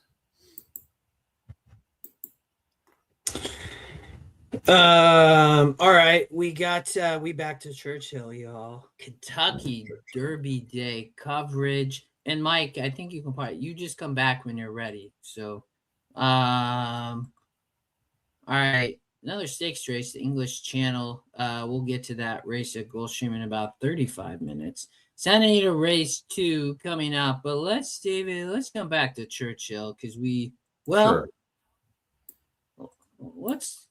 20. Well, yeah, let's go to 16 Churchill. minutes. 16. Let's stick at Churchill. Well, Okay. I think we can find a lot of time on To analyze the race. Sure. Yeah. We just got a message. You have to add me, Justin. I don't have admin access. I thought you were just. I added him. I thought you were just like kind of relaxing and taking a break, but I'm glad you're back. Hey, but no, David, feel free to take a break. Like, no, it's all good. I munched a little bit too. Yeah, so yeah. I'm going to be departing after this race. After the Churchill Downs handicap. You have will Oldy be joining from live at Churchill or no? I'll talk to him, but that's okay, David. You're totally fine. Like okay. Mike and I heard we may have a surprise guest from a initials SM. Is that possible today? I don't know. I'm gonna text him too. He's so he may come on, but yeah, we have plenty of time to analyze this. This is a really interesting race. Yeah.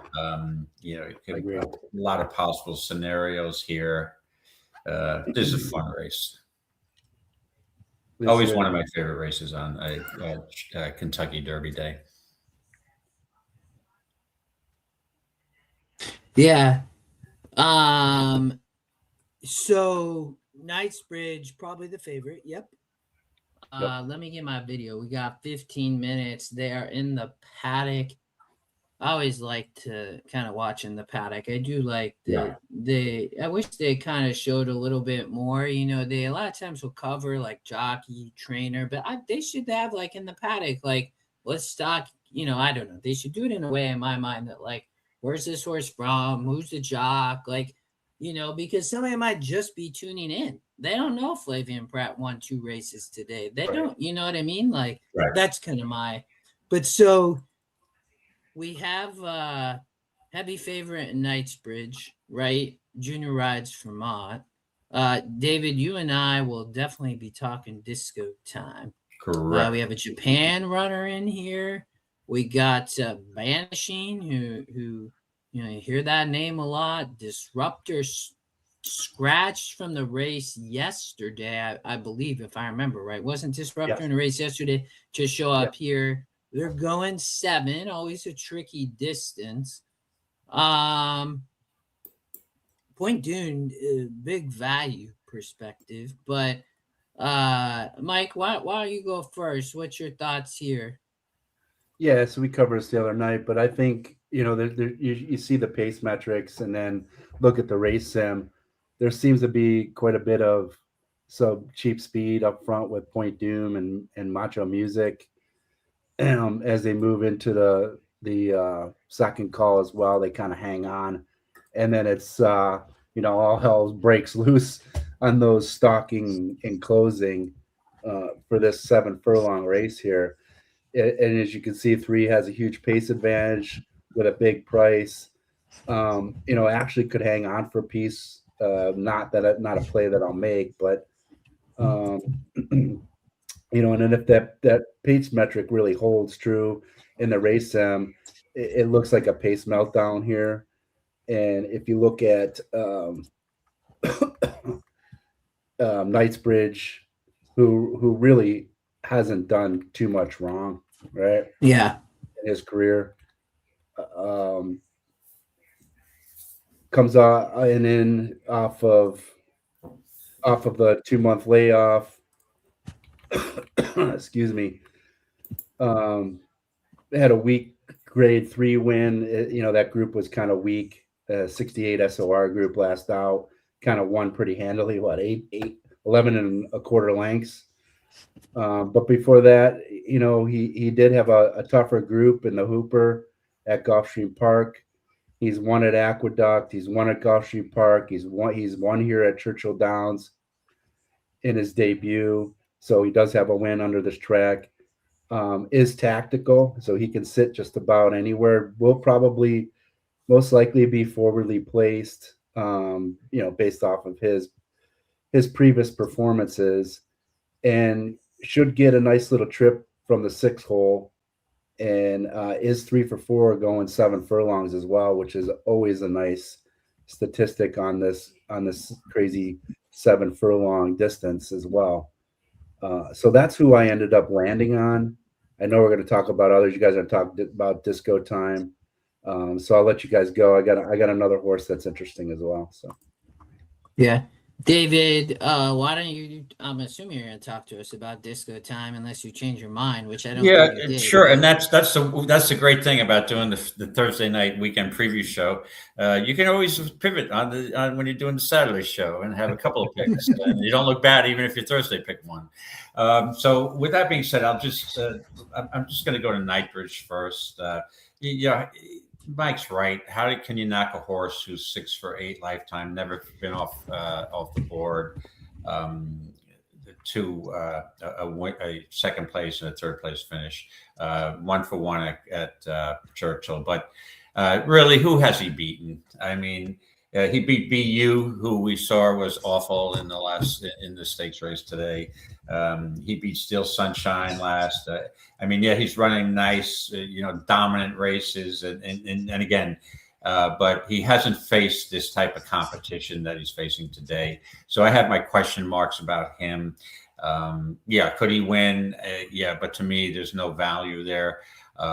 So let me just go to the horse then that I think is that's my top pick in the race, and that's Disco Time.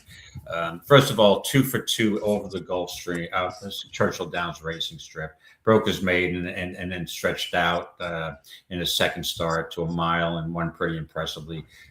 He's been the favorite in all of his starts. He's 5 for 7 lifetime. His only only 2 losses came this year off of a layoff, where he had the rail post in the Pegasus. And, that early in that meet in January, the rail was deeper, in my opinion. And there's a lot of handicappers who share that opinion.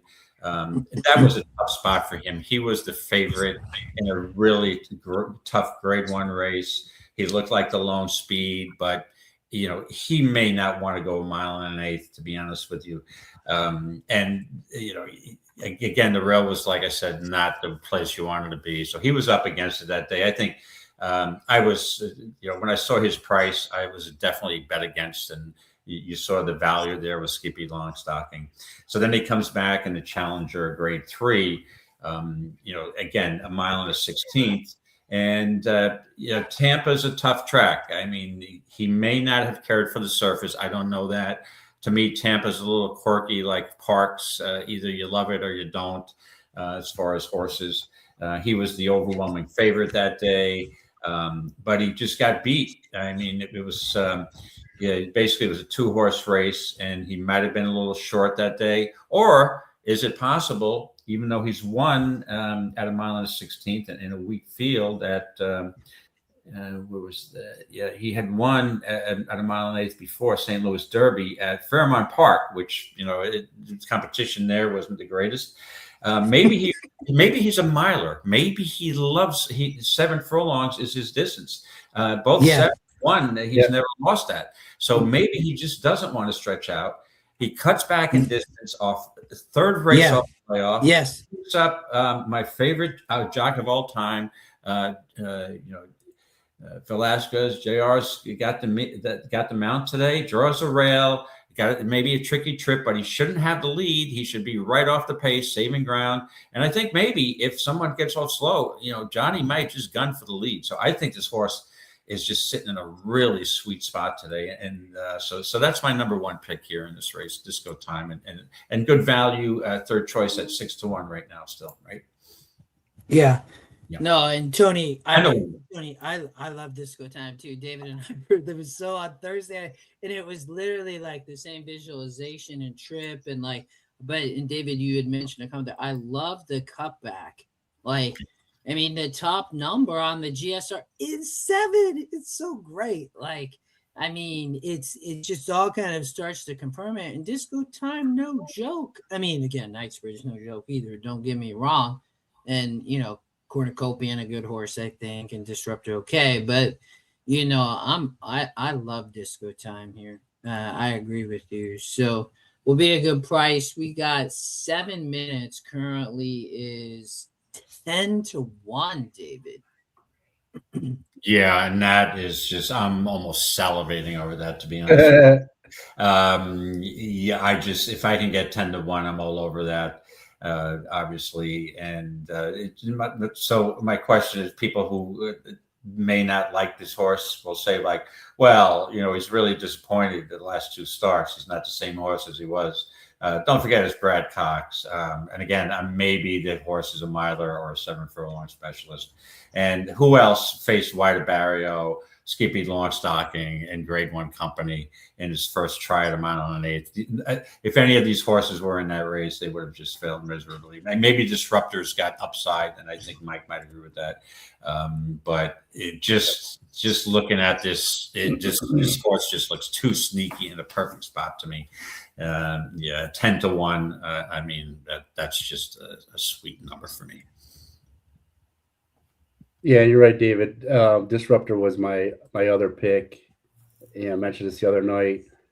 If I think that anyone could sit a trip too, and he's probably going to be very close to Disco Time, when they're coming for home. At least from my pace projections, anyway. Yeah, Rad stays on for Pletcher. Won the Grade 3 Challenger, which is 72 SOR last out. Rated off that.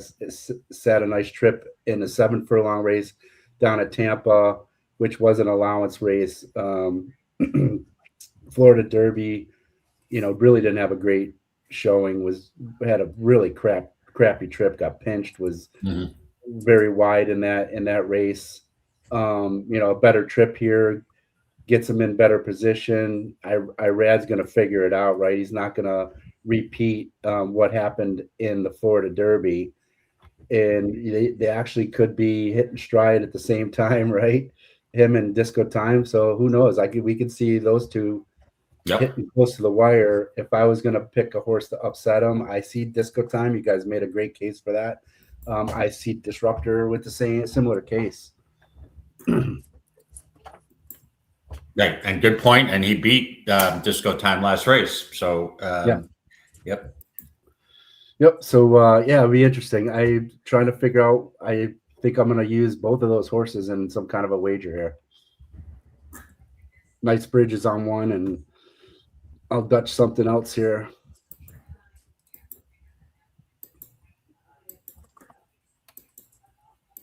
Should be a good race. That is the 10th Racing got the 5 and 2 right there, Cornucopian and Disruptor. You take it back a little bit, Night Bridge there, Disco Time right there. It's gonna be a great race. We got 4 minutes to post. Why don't Churchill Downs Stakes? Do you guys have a I'm gonna go use the restroom, but I will be back here in like 90 seconds. Why don't you guys talk about race 10, just as somebody, or sorry, race 11, if anyone want to play any doubles.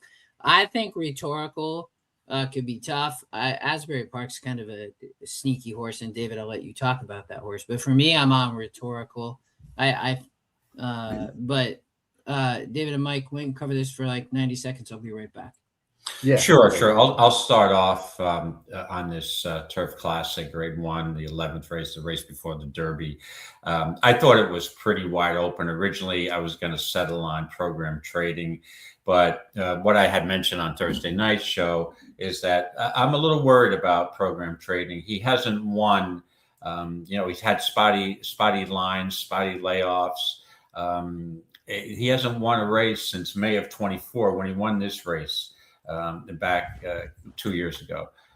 He's got blinkers on, which is usually not. I'm not going to say a sign of panic for Chad, but the last 2 races have been somewhat disappointing. He got dusted by test score. Well, not dusted, lost by 2 lengths. He got beat by Rhetorical. 2 horses in this race. So. The interesting thing is that Chad's got another entry in here, and that's the 3 just inside of program trading, Asbury Park, who's out of Frankel, and Flavian jumps off program trading to go to this horse, Asbury Park. So that tells me something. This horse is off of a layoff, but had beat Noble Confessor in the Grade 2 Jockey Club in Derby Invitational at Aqueduct back in October, and Noble Confessor had come back and won a race at Stakes. I don't recall the name of the stakes at Keeneland earlier this year in April in Keeneland Spring Meet.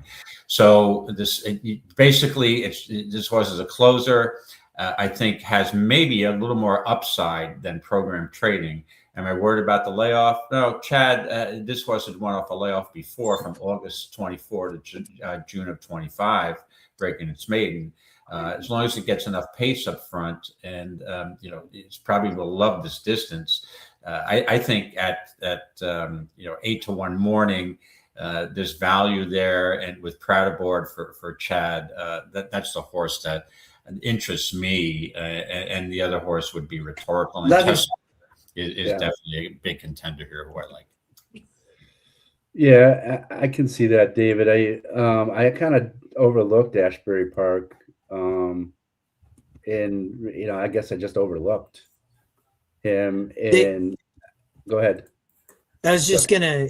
They're approaching the gate, but I was just gonna say real quick. So we'll jump back, but Prackett's off program trading because he couldn't win, right? And he's like, I'm gonna go to this other horse. That's what I feel like makes this be so sneaky. Yeah, that's true. And we discussed before.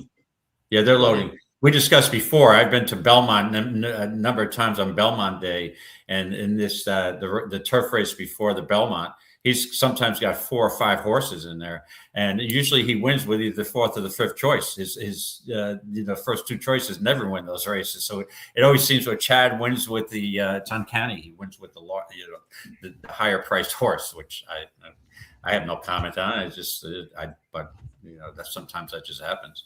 So Asbury Park should be a better price than program trading, right? All right, we got maybe a couple more to load. Churchill Downs race 10, Churchill Downs Stakes. It's going to be a good one. And good luck, everybody. I dutched some exactas here using Disco Time and Disruptor over Knightsbridge and reverse of that as well. And then I'm going to start Knightsbridge with a double here. And I am live to Knightsbridge for a $250 double too. So okay, well, good luck. It'll help. Good luck, Mike. My way there. All right, get them. Here we go. They are are trying to get the last one into the far outside, and Point Doom with Edwin Gonzalez likely going to show speed, and they're off and break slow. To the front, we have looks like Macho Music, the big long shot up front, followed just directly to the outside. Knightsbridge broke great, and on the inside, Disco Time up into third, followed by Capricornian Imagination to the outside, and the far outside is Banishing, followed by Point Doom, who broke slow, and towards the back is Disruptor, and the way back is Hall of Fame, and the far back, Crazy Mason. Up front, Macho Music, Knightsbridge sitting right off directly to the outside, Imagination running third, and Disco Time down on the rail in fourth. Cornucopian up into fifth. In between horses, Macho Music up front, Knightsbridge taking over, followed by Imagination in third, and T.O. Elvis, the Japan runner, showing something on the outside. Knightsbridge gets passed by Imagination, trying to get through, but outside, T.O. Elvis takes over. The Japan runner is rolling. Disruptor looks to be running into second, but T.O. Elvis. Wow. Man. Took a ton of money too. Yep. Somebody called that in the chat too. Who was it? Well, somebody. And I mentioned earlier too, this was the one from Dave Duncan. Dave had called this horse as a Japan runner. Very good graded stakes over in Japan. Ends up winning here. What a play. That's Dave an upset. Duncan. Yeah. But did he go down to 5-1? Sure did, David. Yeah. Took a lot of money. Yeah. Wow. Well, that's going to knock a lot of change on that board, that leaderboard in the contest. That's going to crush some horizontal tickets, or make some people very happy. Oh, there it is, Patrick. Right. He said, Japan horse T.O. Elvis. Dan was a star at Emerald Downs.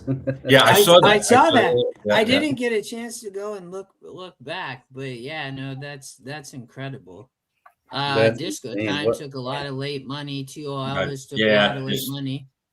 Chased the pace and just collapsed. So that was a bad performance. And that race, T.O. Elvis, I looked at briefly, but it's, obviously it's kind of hard to gauge the form of these Japanese horses. Ran a really dominant race. Didn't expect that. Did not expect that. Knightsbridge just fell apart. Yeah.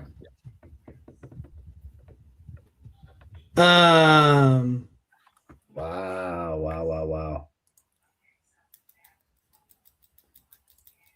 Yeah, you're right, Scott. Disco Time may need allowance. After that performance, maybe you should stretch back out and first one time and see how that works. Well, the only thing I got right there was Disruptor and second. Disruptor ran a decent race. I should have just done a place bet. It's easier. Yeah, the only thing Disruptor did was, Disco Time did. He's actually disrupted my pick 5 and bankroll at this point. Crap. Yeah, that was impressive. I wish I had saw that, and then I had to run the rest. Tom Wenzel, this was a nice runner. That was before my time in racing, but wow, that killed my pick 5s too. Yeah.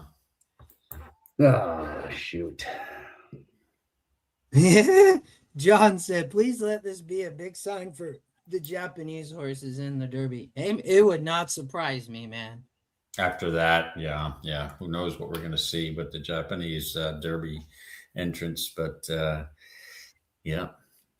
didn't expect you could. I thought we were going to have a really, contentious race and a close finish. And T.O. Elvis just kind of, he got a bad trip. Disco. He was setting a perfect trip, but he was a tiring horse. and maybe didn't like the position that he was in, but no excuses. He wouldn't have beaten this horse anyway, even with a good trip. Yeah, I mean, that was a lot of money. Went all the way back to 5-1. Wow. Dang, man. Okay.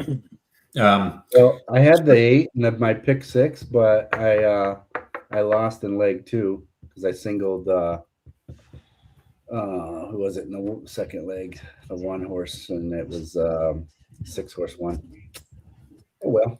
Oh, Englishman. Yeah. Yeah.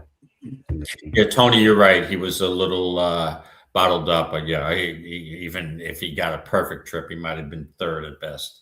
Yeah, 5-1. They knew that when I looked at the board, when I saw that horse come down the stretch, I looked at the odds. I'm like 5-1. I didn't expect that whatsoever. No. Okay, gentlemen. Well, I will be just want to just hold on a second. I got to get rid of the sound here from the big A. But if I could just, I'll be departing momentarily. Just quickly, I'll go over my Derby picks. Originally, I had come up with Incredibolt, and I'm sticking with that 20-something to 1 right now. I know that Virginia Derby form hasn't been holding up. Confessional came out of that race and was awful. And Butane is coming back actually later today. We'll see how he runs. But I expect Incredible to run a good race. He powered away in that Virginia Derby, was between horses. And sometimes, you look on paper and you're like, well, okay, they didn't beat anybody. That was a weak race, which I that could be the case. But just the way he was had a trip in between horses, he had a little trouble. And he was patient enough, a good ride. He came up the rail. He looked like he could handle a large 20-horse field and wouldn't be intimidated. So I just thought that at that price, he was my long shot special. And my other 2 were Further Ado, based on that last performance, a blowout performance. He was sitting on a good race here. And my third, it's going to be, it would tough. There's like 3 horses I would put as my third pick. Commandment. I think Emerging Market's got a big chance, but may not be seasoned enough. Chief Wallaby, I think, is a contender. But ultimately, I settled on Commandment as my other pick. So the 3 I like are Long Shot Special, Incredibolt, also, what did I just say? Commandment, and Further Ado, in whatever order you want to place them in. But I think the one thing is Incredibolt will outrun his odds and have a good showing. So I'll leave you gentlemen on that thought. And good luck the rest of the way, and hope everybody has a profitable Kentucky Derby. And thanks for having me on. And everybody, thanks everybody in the chat room. It's an honor to be, and I just enjoyed doing these shows so much. So thanks again. And enjoy the rest of your weekend. Thank you, gentlemen. We appreciate it, David. Thanks, guys. We'll be in touch later. Okay, good luck. Absolutely. All right.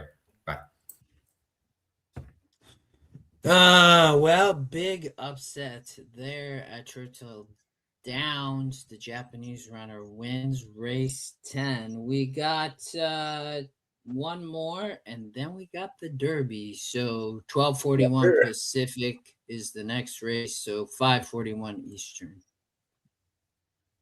And then Derby is at 4 my time. Man, that's a big gap. Wow, 120 minutes. It's ridiculous. I don't know why they do that. That they could have just ran that back in like 45 minutes. 45, 40 minutes. It's ridiculous. I don't know why they do that. There is the current odds for anybody since we have some time. Renegade not taking money on the rail, only 6-1 off the 4-1 line. No money for Albus. Intrepido, not much. A lot of money coming in for litmus test, 25-1 off the 50-1. Commandment down from 6-5. There's 2 Japanese runners, right? The 7 and 10, I believe, both taking a little bit of action. So happy. My girlfriend sent me TikTok videos and all sorts of things of this horse. I mean, this horse taking a lot of money. There's obviously a story here I think people relate to. Glad. David's incredible. Chief Wallaby taking a little bit of action, 7-1. Potente, a little bit of action. Emerging Market, heavy action. That was to be expected, Mike. We talked about that all week. But I bet this horse at 16-1 at fixed odds. So we'll see. And then, if further ado, 6-1. That horse took a lot of action. Further ado, in Emerging Market took heavy action in the 2-day picks in the Derby Oaks double I saw.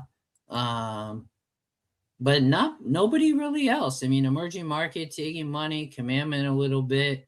You know, the Japanese runner so happy taking the most money, 5-1 off a 15-1 morning line. Yeah, it's pretty crazy. Some of those haven't changed too much, but you know, the Puma coming out of it has changed things a bit. I think that has a lot to do with some of these odds. In some cases, I'm just wondering where the Puma money went.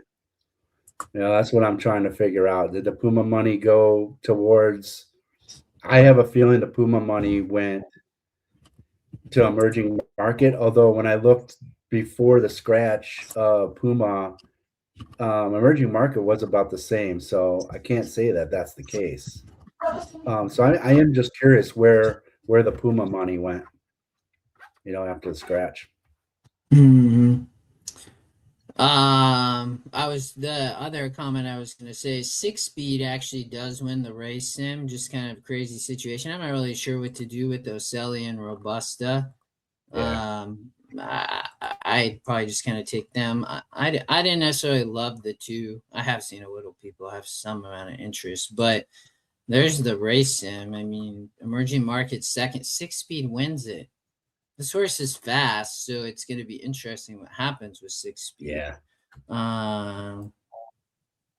Yeah, I mean, when you see the Japanese runners already won a race, like, I mean, what's up, boss? Good to see you. Yeah, I don't see 6-speed winning. Not at all. Yeah, Brian Hernandez. I mean, man, this could get crazy. All right, we got. I thought we had a little more time till Gulfstream, but we don't.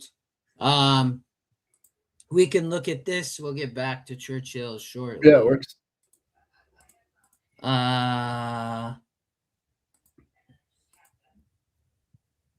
Actually, before we do that, let's get Oldy on. All right, brother. What's happening? How you doing? What's up? Look at him. What's happened, Stretch Run fans? You clean up very well there, my friend. Look at you. No, I wouldn't say that I clean up well. I'm just playing the part. I love it, brother. You look great, man. And thank you to FanDuel and Dave Duncan for providing me this opportunity as well. So very grateful. Been an amazing experience. You know, here, I'll turn this around. You guys can see kind of our view. We're right at the the starting light. Wait, hold on. Go back to that. Okay, hold on. Okay. And then, oh, nice. I can see it better. I couldn't really see it, but yeah, man, you're like right at the start finish. That's amazing. That's great. Yeah. You're in like a beautiful box. Yep. Rodney says hello, Oldy. T.O. Elvis wins. The Japan runner, Oldy, took all that money. Yeah, I originally had it on a ticket and I took it off because it cost too. So I'm kicking myself for the late pick 5. Yeah, I had it in my pick 6, but I singled early and missed. So maybe they pay 5 out of 6. Do they pay 5 out of 6 usually in these? No. Dang. No, it's a 20-cent mandatory payout. Gotcha. Yeah, that's true. It's 20 cents.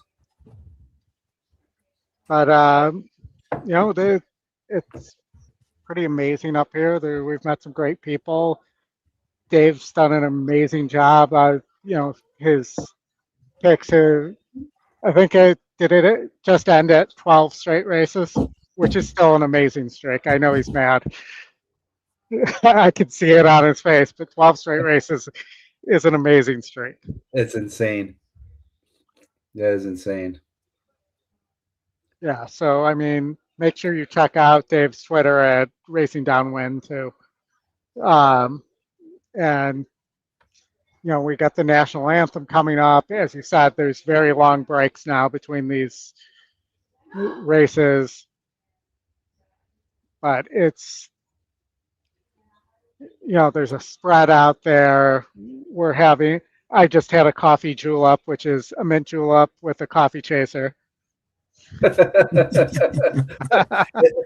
funny. That actually sounds good. It was. You need the coffee for the pick me up, but yeah, right. Cheers. Yeah, Dave's about to get me another julep, I think. No.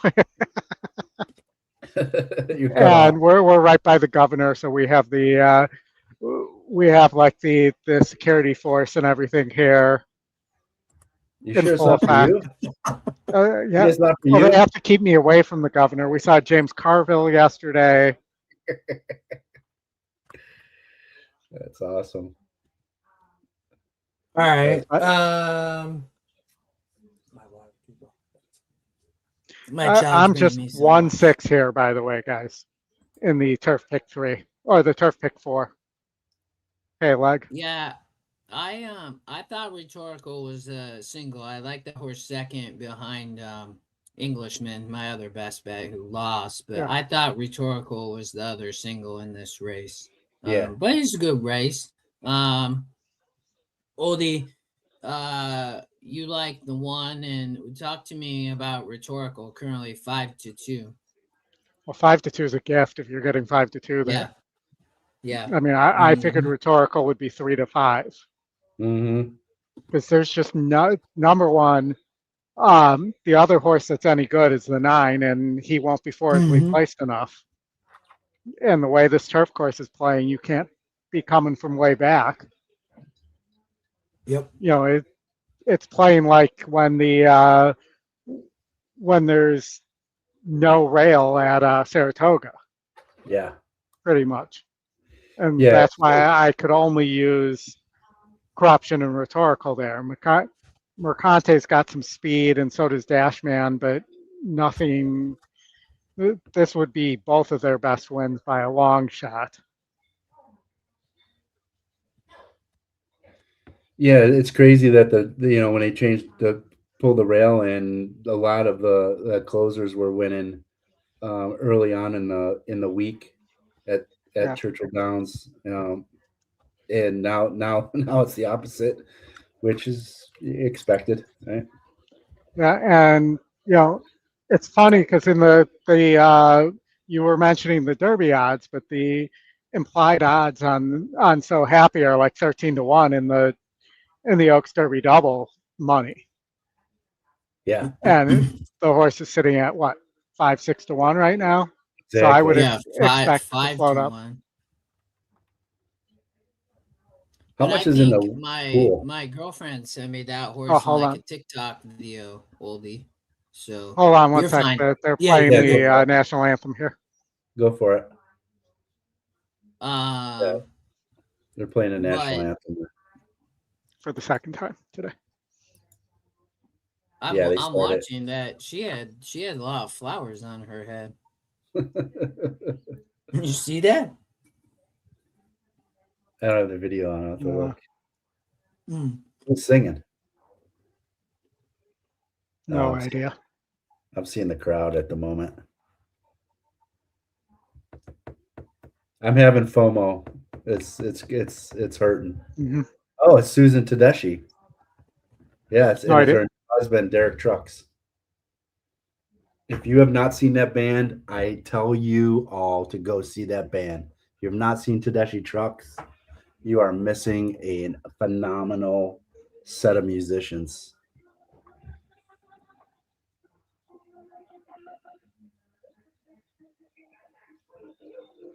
She's got a soulful voice. Thank you.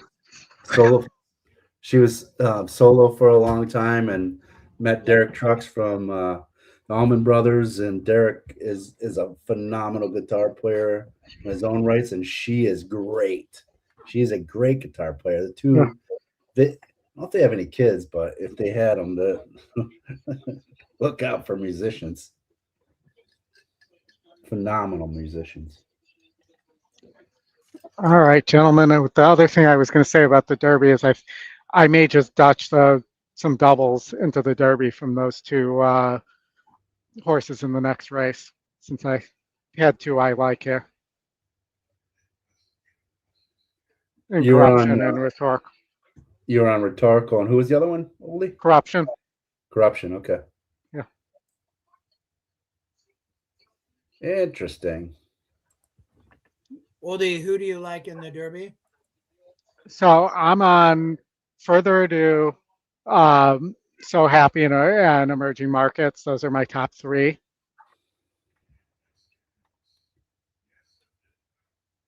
And then my long shot is based off this GPS data I've really been digging into.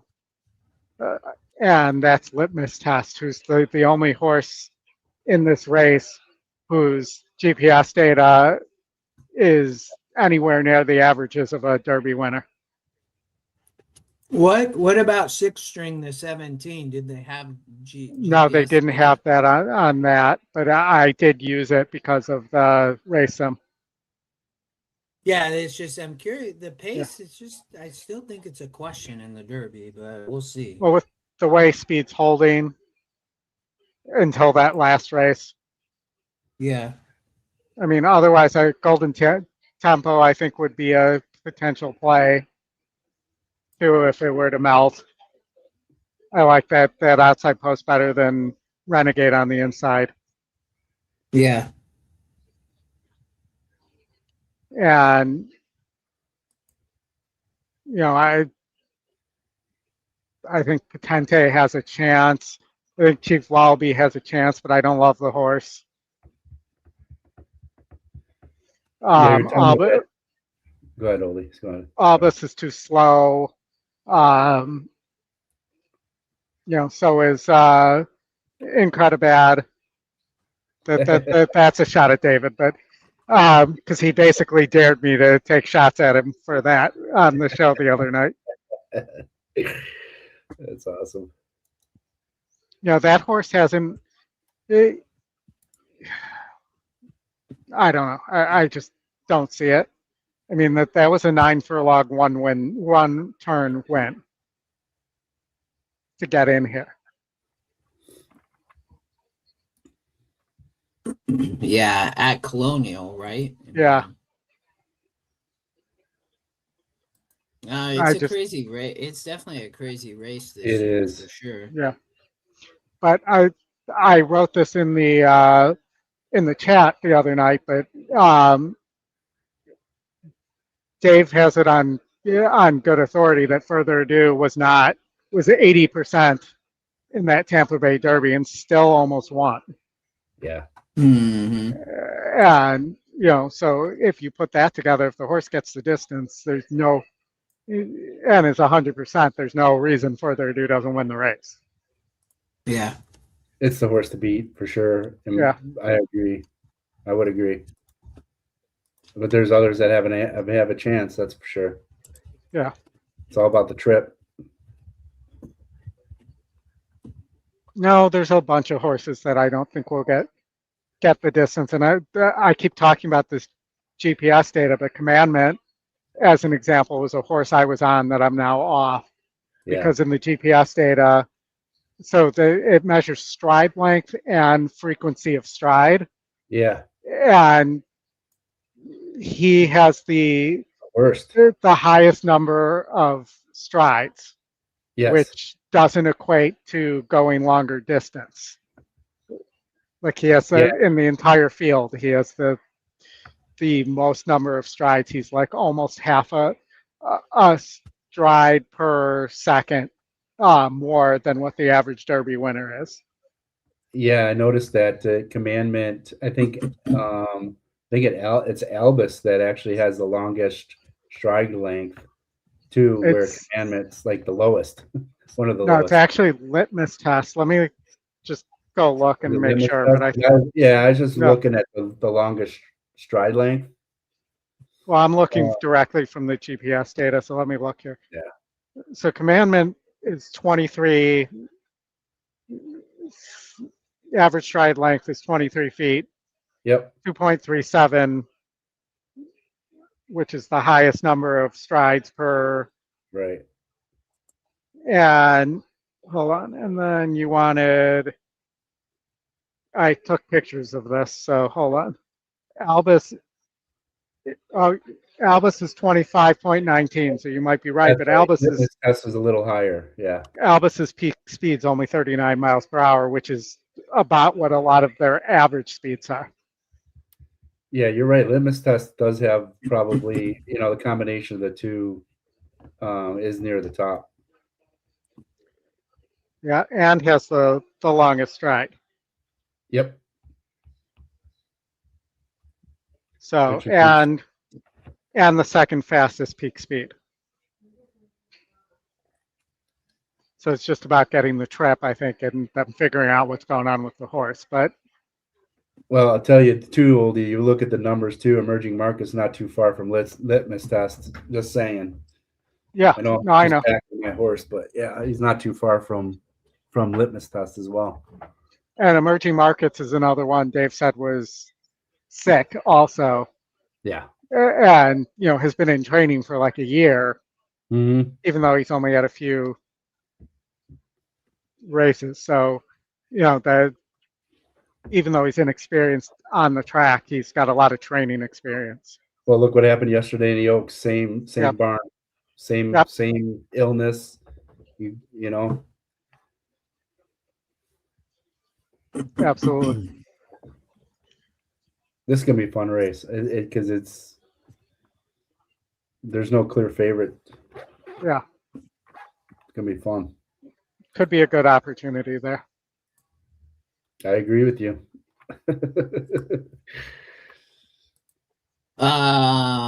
The one corruption taking money to the inside looks like Speed, the Scotty Long shot. Rhetorical currently still looks to be what, 5-2? Yeah. Yeah. Wow. Man, that's a great price in my opinion. Who else take? Oh, the 3 Asbury Park. Yeah, it's crazy because see Pratt Road Program trading. Look at that. I mean, it's 8 straight races. He rode every race except for the Maiden Breaker and kept trying to win all those grade 1 and grade 2s here. Never could do it. Burn money 3 times. Gets off to ride Asbury Park. Right, lightly raced 4-year-old colt. He rode here though, so he had been aboard. Yeah. But you look at Rhetorical, I mean, this horse classy, Oldie. Second off the layoff, already got it racing. We like to see that, right? I mean, it was in the Maker's Mark that was on the rail, an 82 SOR, now drops to a 78. I mean, this horse should win the race. Absolutely. Mm-hmm. I haven't looked at what the implied odds were, but 5-2 seems like a gift. If you look at the combination of the double and pick threes, it's right on par at 2.6 to 1. So implied odds going from the doubles and pick 3.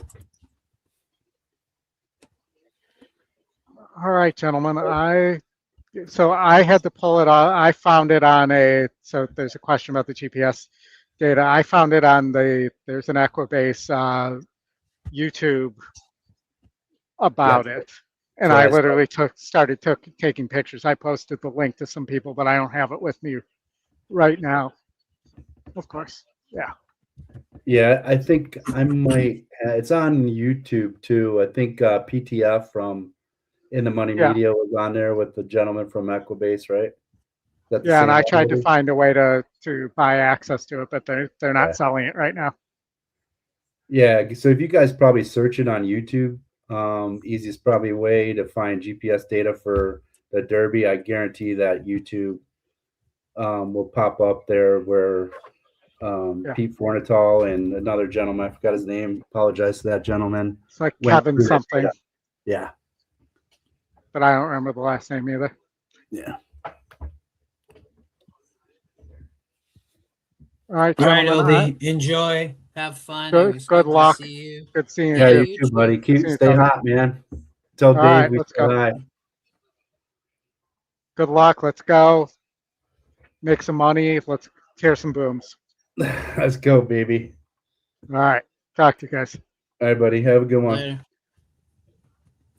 So I have Mike, I have an $8 pick three from yesterday in the Oaks that plays into rhetorical, and then I have emerging yeah. market and Chief Wallaby for $8, and then I have a 50-cent to all in the Derby from, but I have to hit rhetorical here. I think I might have a 50-cent also with Asbury Park. Maybe I have to double check, but I played that it was a $3 bet starting in the Oaks because I liked rhetorical so much, and I narrowed in the Oaks. I think I used like 3 or 4 horses. Who's your $8 base? You said rhetorical here, and then who do you have in the Derby?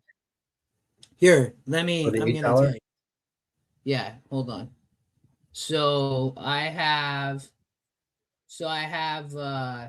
an all in the Derby for 50 cents from Nice. rhetorical, and Yeah. then I have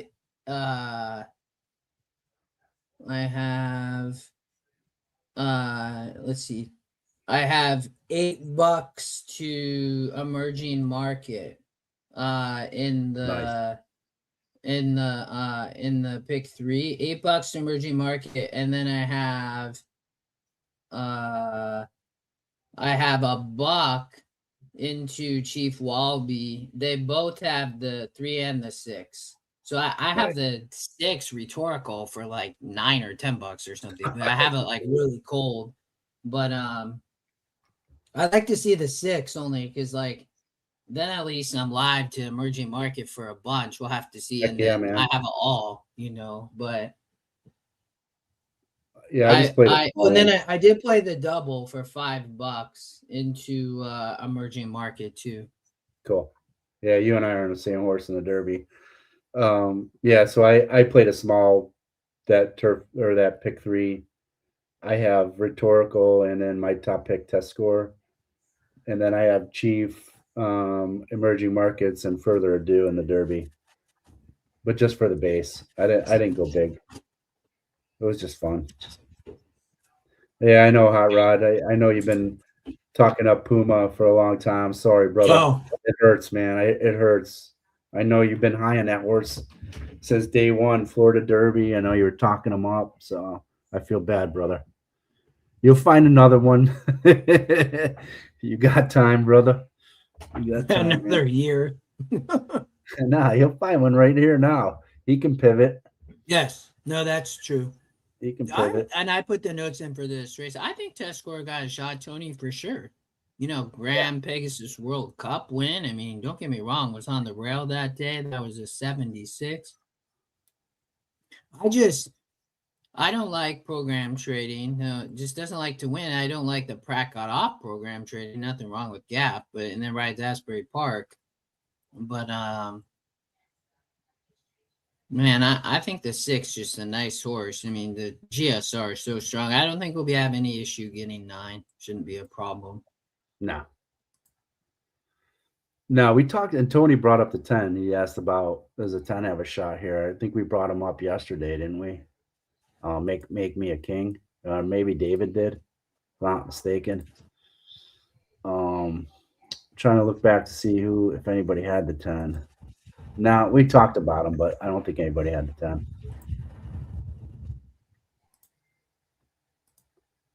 It's just unknown because he's coming over from overseas. It's tough to have a lot of data on those guys. Did win a stakes race, grade 2, back in February. 3 back in that group 1 in Maidan, last out. It's just tough to know these shippers.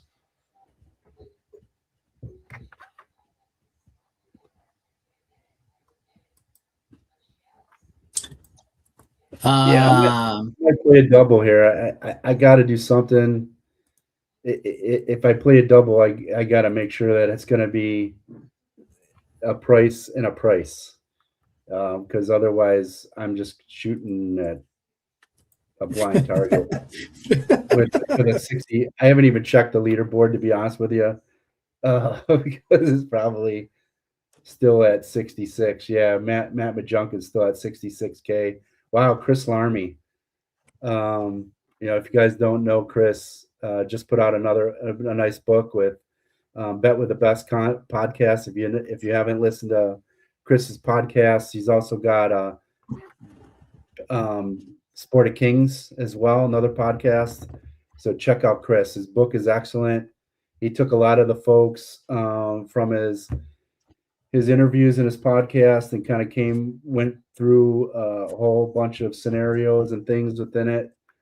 Chris just made a huge, big leap. He put $1,000 on a double, race 8 into the 9 and scored for 41 grand. So Chris is now in second. So that's pretty cool for Chris and cheering him on. And our buddy Howard Kravitz is still hanging on. He's at 23,000 in sixth place. Some other familiar faces in there. Henry Carson, a friend of mine, he's in seventh at about 21 grand. Justin Misteri, who won it last year, going in the last bet in the Derby at 15K. Another friend, Ryan Petruniak's at 14K.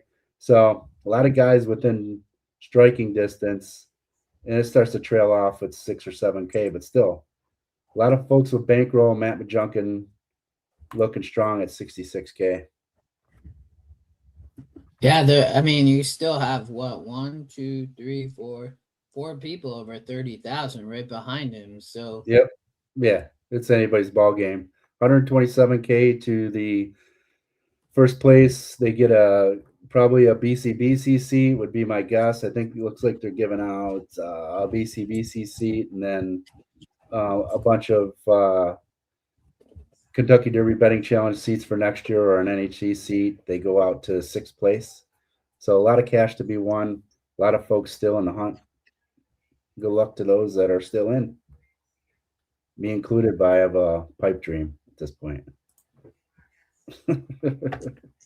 Yeah. You just gotta hit a big one.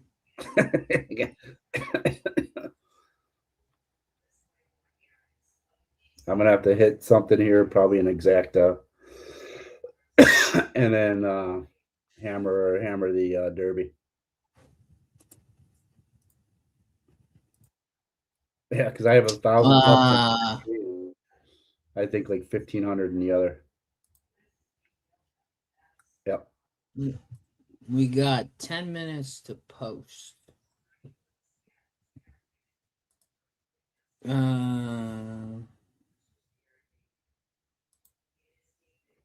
Rhetorical is still the favorite at 5-2. The second choice test score at 4-1. Yeah, we got the post parade going on.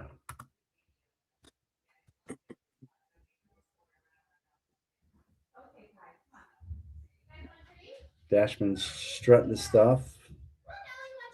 Ashbury Park looks ready.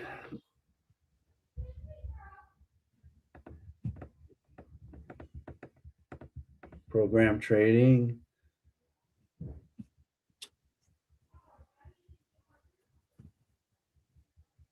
Mercante.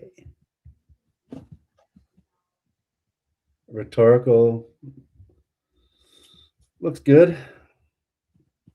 Gold Phoenix, a beautiful chestnut. Test score trotting a little sideways with the pony. Make Me a King is all alone. Nice looking gray. Roan gray. Dave Portnoy probably try to buy that horse, maybe. Right? That's a pretty horse. That's a nice horse. Yeah. Good looking group. They looked to be all calm and ready to run. Actually, I didn't see too many of them all freaked out by the crowd too much. No, Sam, you said the 4 was lit up. I missed the 4. I think I missed the 4.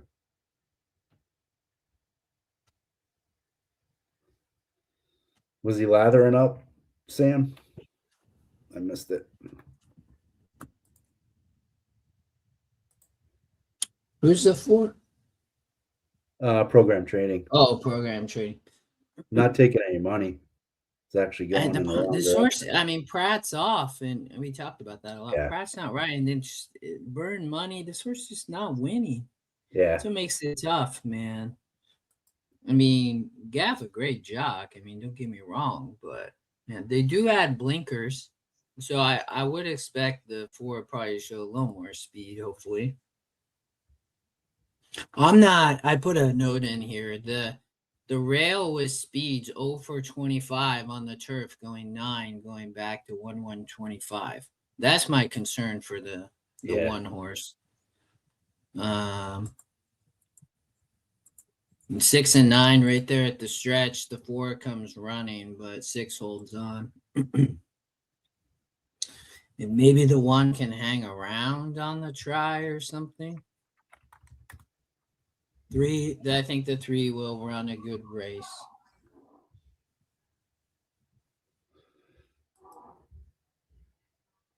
So I'm debating, man. There's a chance I might just go all in and hammer a double and just post a number, and it's not going to be enough to win, but at least I'll cash a big ass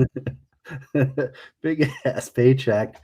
Maybe come in. Well, the it top pays all those 12 rounds. seats. It has all those seats with the cash too. So yeah. If you look at the seating, it's it goes to 10th place. You get $6,300. So you hit the top 10, you can still cash a little bit. Seats up to the 6th place, it looks like. Okay. But cash heavy, top heavy, cash heavy for the most part. So I'm just looking to make some money at this point. Yeah. So one entry, I'll probably just hammer. Maybe I'll just go all in on a double and take my top 2 picks and be done with it. And the other one, I'll try to make a little bit on an exacta here and throw some craziness in the Derby.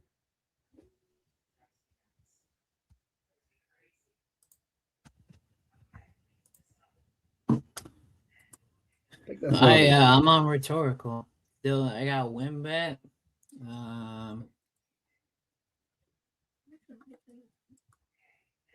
Hold on, Mike, 1 second. Yeah, no worries.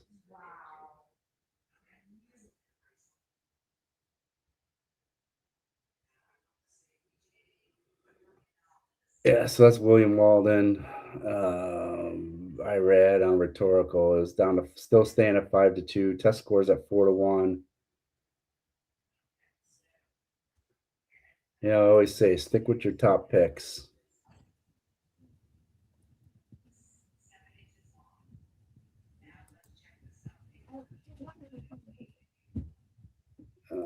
So what do I got in second here? So we got test score and then rhetorical. What's the double or the exacta paying here?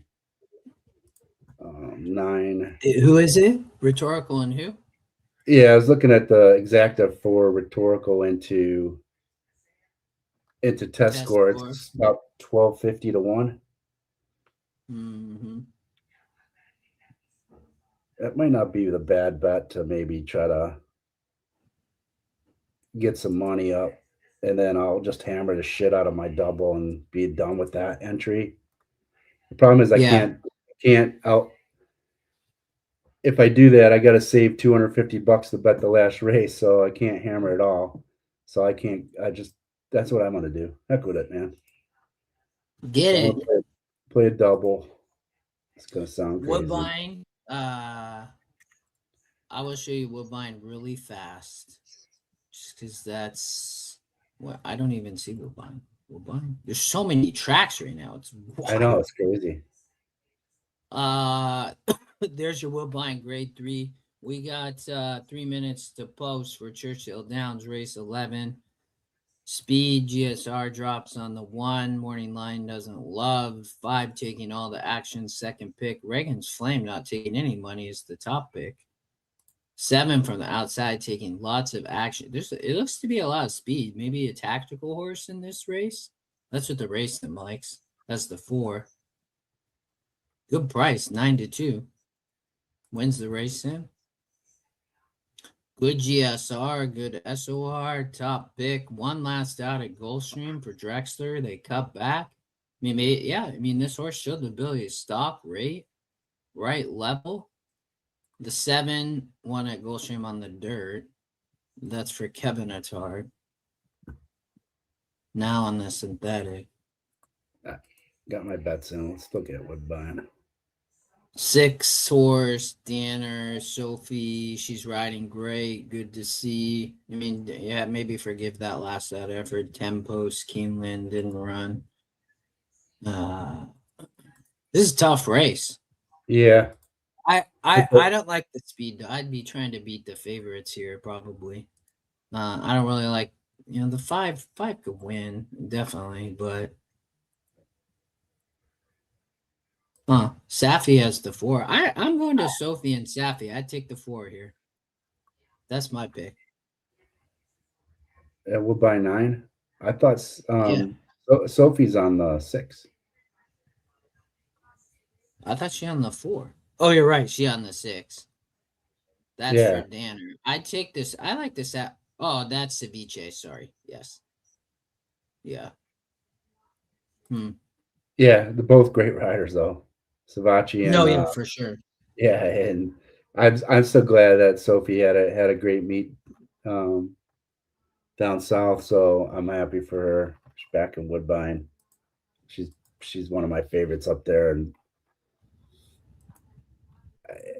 that 6 has been facing much tougher. Moves back, long layoff from the turf to back to synthetic. Seems to like the synthetic better. Her 2 wins, 2 recent wins going 7 furlongs, 6 furlongs. Or her wins have been against the 66 and 64 SOR group, close to the lead. That Brindy, number 6, at 5-1. That's a pretty nice price for that horse, knowing it's got some back wins and back form on the synthetic. She goes back to those previous runs in the synthetic at Woodbine. The 6 Brindy has a very good chance here. So you're single to the 6. There you go. Yeah, Woodbine 9. Yeah, let's go. Nope, I'm good. Back to Churchill, though. Yep, approaching the gate. They are getting ready to load. Good luck. I'm on the 6. Rhetorical on top. I need the 6 or 9, or a 6-9 exacta, or the 9 to win. Good luck. The Derby will be next. If you're playing the double, good luck.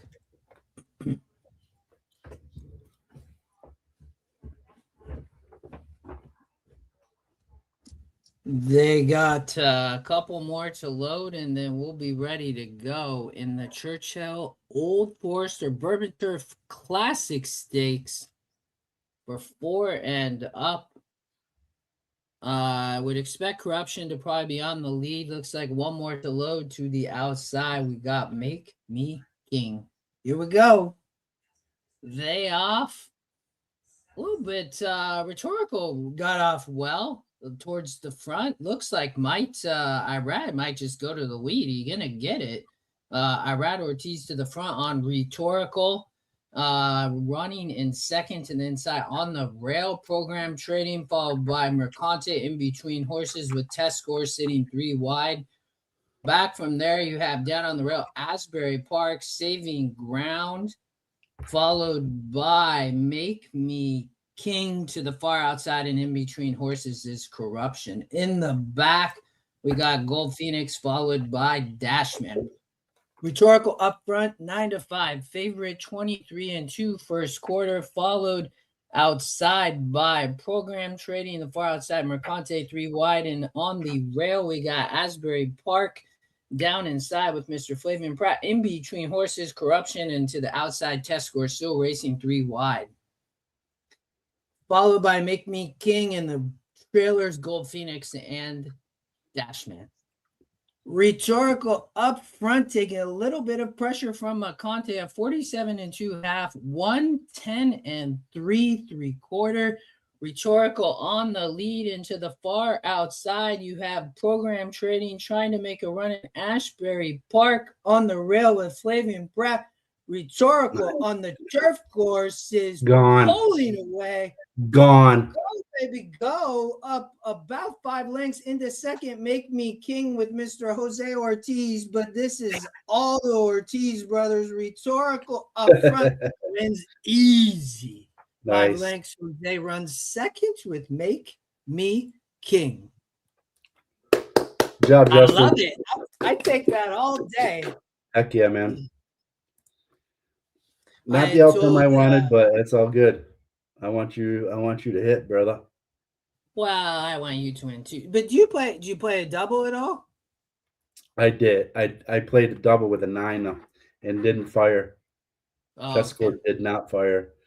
No, I played 9 exacta, and I did a 9 and double to try to hammer a big score there, but that's all right. Oh, good, man. We're both still alive in the pick 3. Do you ever have those friends that, and some of these people, I say this kind of tongue in cheek because these are people I do consider friends. And you talk to them a bit, and they're like, "Hey, it's Derby Day, right?" And he doesn't he plays a little sports, but he's like, I need you to make me smile. I'm like, okay, but it's hard when you do a show, but it's my best bet. Mm-hmm. So I made it. So I got him his money back, basically. And with just a win bet, I'm like, we'll play a little Derby, but here, let's bet the race before at least too and get a winner. Man, Rhetorical looked good 9 to 5. Thank you, Sam. Man.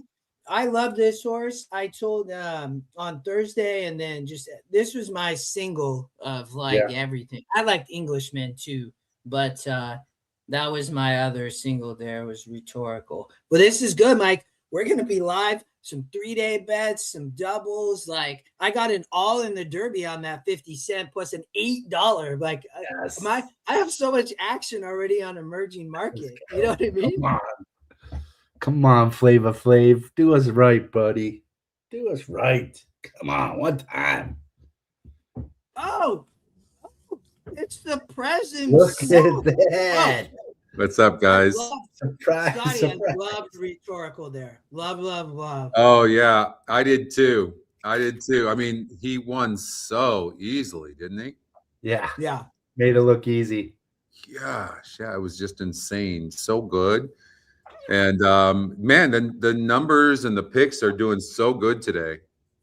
It has. I'm glad you joined us. It's good to see you. Yeah. I've been so busy. I'm in Vegas right now. And, yeah, what's up, Rodney? And hello, everybody. Alan, hello to you. And Wiz, hello, everybody. Good to see everybody. Gary.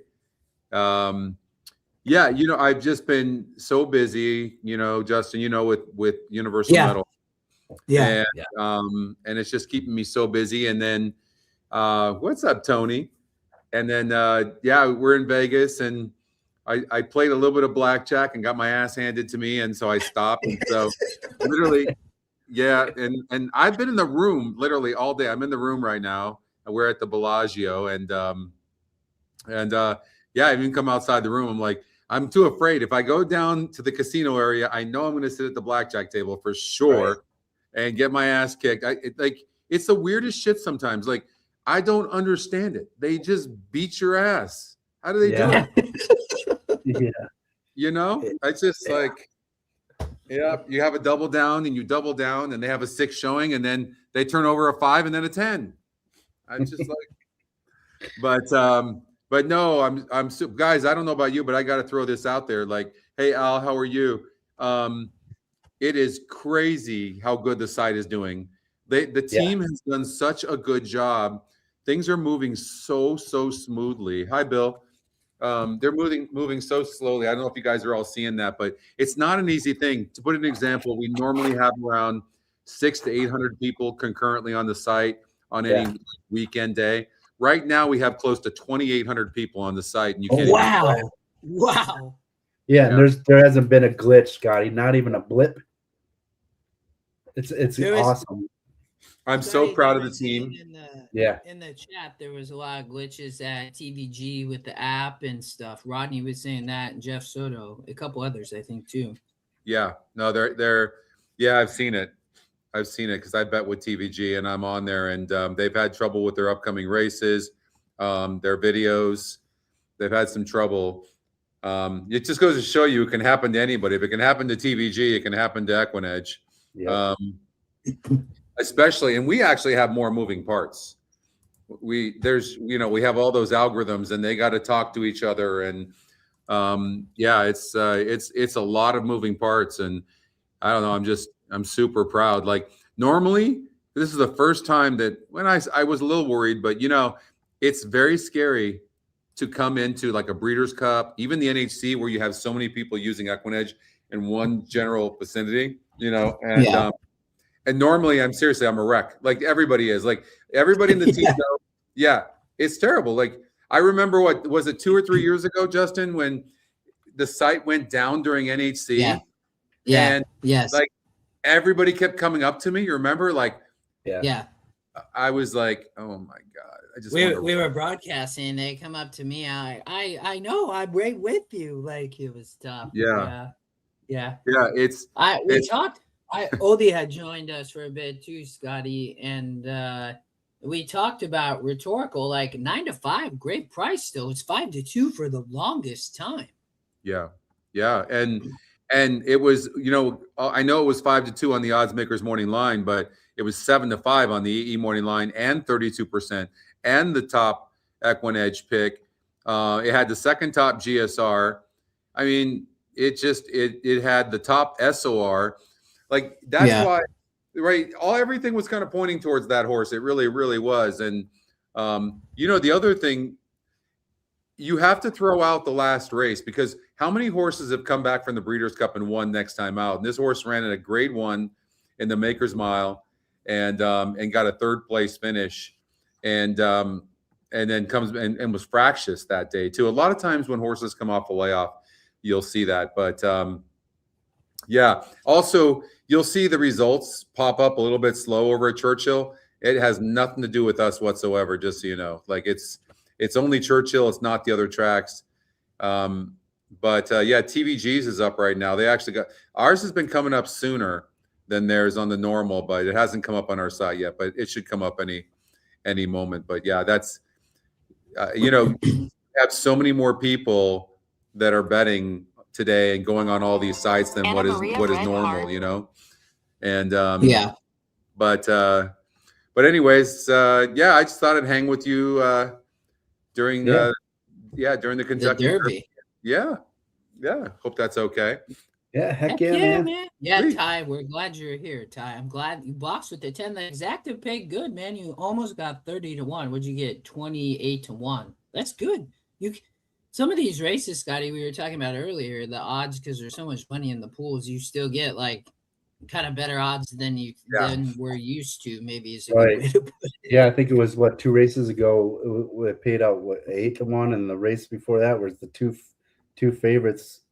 One over the other paid 550 to 1. You won't see that on a normal day. No. It's those pools are so big. It's nice too, guys. I know that Monarch took our video streaming and race replays away, but it is really neat to have Woodbine that has live. We have our live video buttons up there. You can watch that live on the site. You've got Emerald Downs. You've got, there's still a lot of tracks up right now that you can watch live racing. Horseshoe Indy, Lone Star Park, and Parks Racing, and Remington Park. So there is still a lot of tracks that you can actually watch live. Woodbine. So that's pretty cool. Yeah. Scotty, Mike and I were talking. There's so many tracks running today. Like, it's so crazy. So you have Belterra, I think it's back. Emerald Downs is back today. What What else? Left Bridge, Lone Star running Louisiana. Miles City was a quarter horse track that was running. We got Parks, Penn, Pocatello Downs in Idaho. Yeah. Remington, Sam Houston, Santa Anita, 16 minutes. And then what was it? Belmont at Aqueduct coming up. Do you guys want to cover that? I mean, we have a little bit of time. Oh, heck Yeah, let's go there because Gulfstream. We don't need it. There's a minute before the race, but the good news is we have EquinEdge.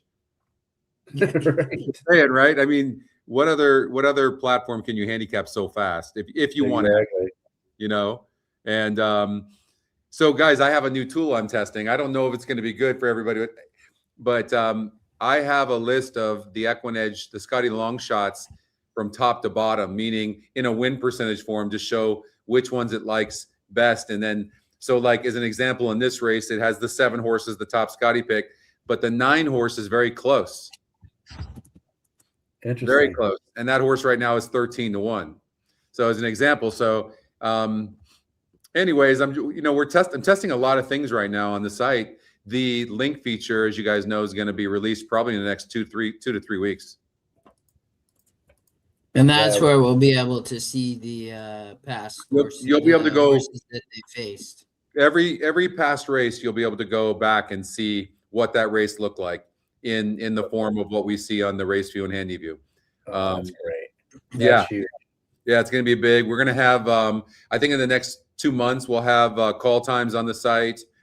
I think in the next probably 6 months, we'll have our EquinEdge performance rating. It's kind of like the buyer, but it's not a speed rating. It's kind of a performance rating, to be honest with you, but we'll have that. It'll compete with like the buyer and Thorograph and the sheets. So that's coming. We have a new win percentage coming that right now is hitting at 36%. And, it takes about anywhere from 3 months to a year to be able to produce an algorithm. It's pretty involved. Well, I know the GSR took forever, right? That was one. It took a year and a half for the GSR, but I love the GSR. I love the GSR. No, it's good. I mean, in this race, you have 1925, the second pick. There's your 9. You talked about that. The 7 down here, the long shot. All right, they're loading. You get to hear my race call, Scotty. All right, cool. I love it. He's doing great. Oh, I love it. Okay. He's doing great. All right. All right. We got about half the field loaded. They on the turf. We going a mile and a 16th, 8.5 furlongs. Start optional claim. 3.5, $70,000 purse. We should see speed, right, from Dylan's Ruby on the inside and Complex Agenda. But here we go. They off to the front. Looks like Complex Agenda going to get the lead as they go around the bend. To the front from the outside, Mr. Flowers in second, followed by Freaky in third, and down on the rail, Dylan's Ruby into the outside, Sandburn mid-pack. Then on the rail, we have Colapats into the outside, American Grant into the back. The 2 late runners left me behind second to last, followed by the Paddock Pasture. But out front, 23-4 first quarter, Complex Agenda, followed by Mr. Flowers, and down on the rail, Freaky. And fourth, the favorite Sandburn. To the inside, Dylan's Ruby sitting mid-pack, followed by American Grant. To the inside, Kilopats, and our 2 runners in the back. Left me behind is now dead last with the 2 Paddock Pasture just passing by. Up front, 49-2, half mile. Complex Agenda at 11-1, still on the lead, followed by Mr. Flowers in second, and to the inside, Freaky in third. But here they come. You have Sandburn, the favorite, taking first crack up around the turn, up into second, followed by American Grant in third, and to the far outside, the Paddock Pasture. And up front, we have Complex Agenda, but taking pressure from the favorite, Sandburn. But Complex Agenda game to the inside, but Sandburn up for second, trying to get past into the outside. The Paddock Pasture trying to come up, but to the inside, Complex Agenda is game on the lead at 11-1. Sandburn hanging in second. Complex Agenda going to try to hold on, and it's going to be close. Sandburn coming. Complex Agenda, Sandburn It's close, but I think that Sanborn ended up getting up at the price. Complex Agenda game, Scotty. Wow. Yeah, it was. That was the third Scotty long shot, actually. And was 7-1 EE morning line, 12%. On paper, that was just a wide open race. But it ended up being a 2-horse race. And 3 horse was behind horses, but really didn't have any excuses. But Sanborn, who ended up going off as your favorite, had a low win percentage, though. And so the system didn't really love that horse, but it had a layoff. It was off since August of 2025, but it did break its maiden by 8 lengths. And so it was worth the wait. Comes back for Sherry DeVoe and Eric Cancel and gets the win there at your 2-1 lukewarm favorite. Got it, great, Bob. The 4 was game. I thought the 4 was about to pull away there for a second, but then Sanborn came right up. Yeah. Santa Anita race number 5 is coming up, guys. You want to cover that? Yeah, because we got 64 minutes till the Derby. Yep. So state bred allowance horses, fillies and mares, $67,000 purse, field of 9. And your lukewarm favorite right now is the 2-horse Pure Chaos, who's 15%.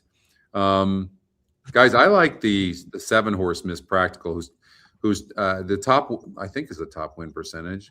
Lukewarm, 23%, and 3-1 EE morning line.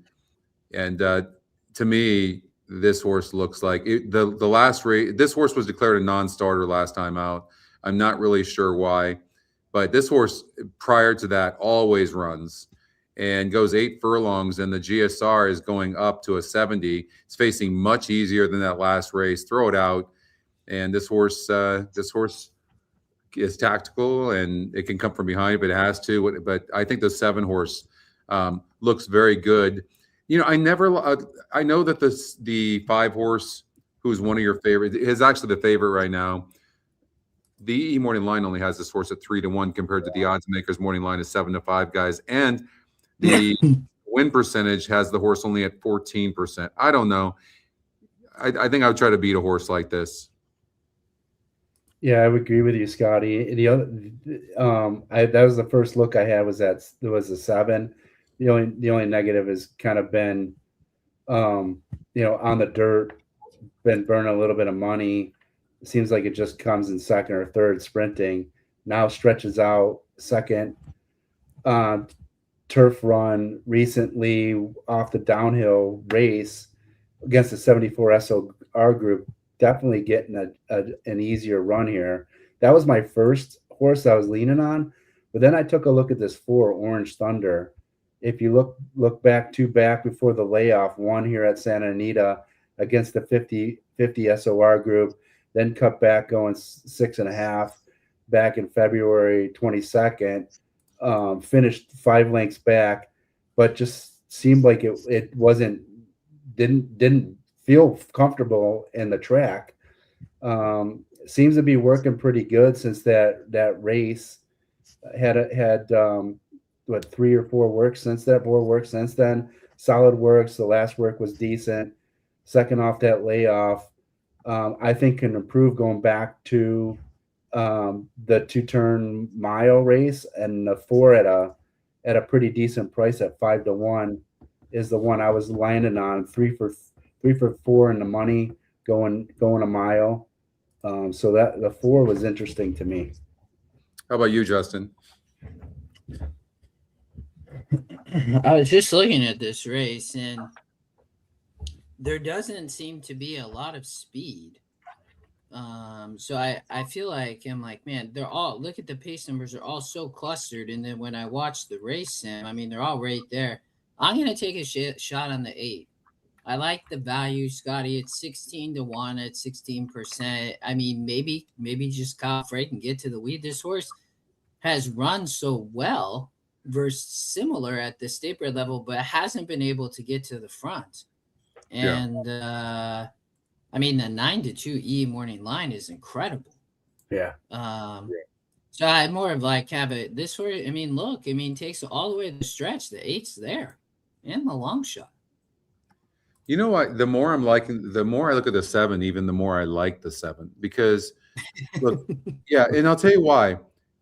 I see that if you look at the GSR Plus grid, this horse is all dirt. But you know what I see more than even that? I see a horse that just wants long, and I think honestly, this horse has been being mismanaged by sprinting. And you know what? I'll tell you why. Right. Yeah. Right. So what happens is this horse has been running so good sprinting, and that it can confuse somebody. It can confuse a trainer, confuse the connections, right? But Yeah. right, the GSR is going up, and when you click on the GSR Plus grid, whether you click on dirt, synthetic, dirt, it doesn't matter. Everything is long distance, and so and it's got the lukewarm top win percentage. It's also the EquinEdge second pick. It's also 3-1 EE morning line, which is co-choice with the 5, and so and then on the race simulator, it's second, and so there's just a lot that's pointing towards this horse. It's also the second top GSR, and it has the third top SOR. In a race that's wide open on paper, take no pun intended, take the practical choice.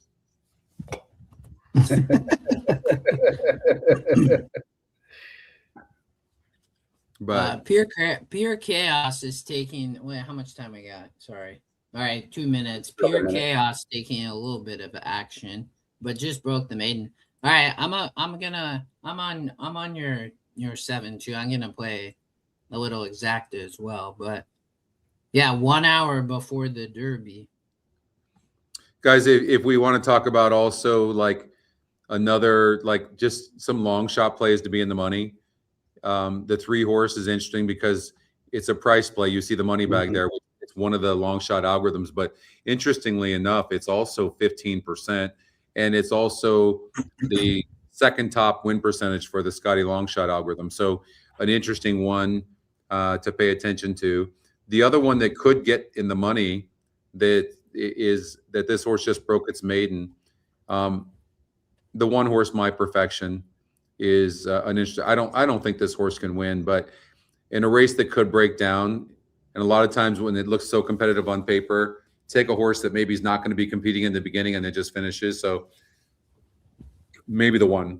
But the 3 is interesting at 19-1. It's also 10-1 EE morning line. It's not like it's 20-1. It's 10-1. So the system thinks that the horse will actually get bet. And when you look at the finish, it's only a length and 3/4 back. So besides the EquinEdge long shot, the 8 horse, who's 9-2, Justin, 9-2 on the EE morning line. I know you kind of horse, but and 16%, and the EquinEdge long shot. I mean, super interesting overlays right now.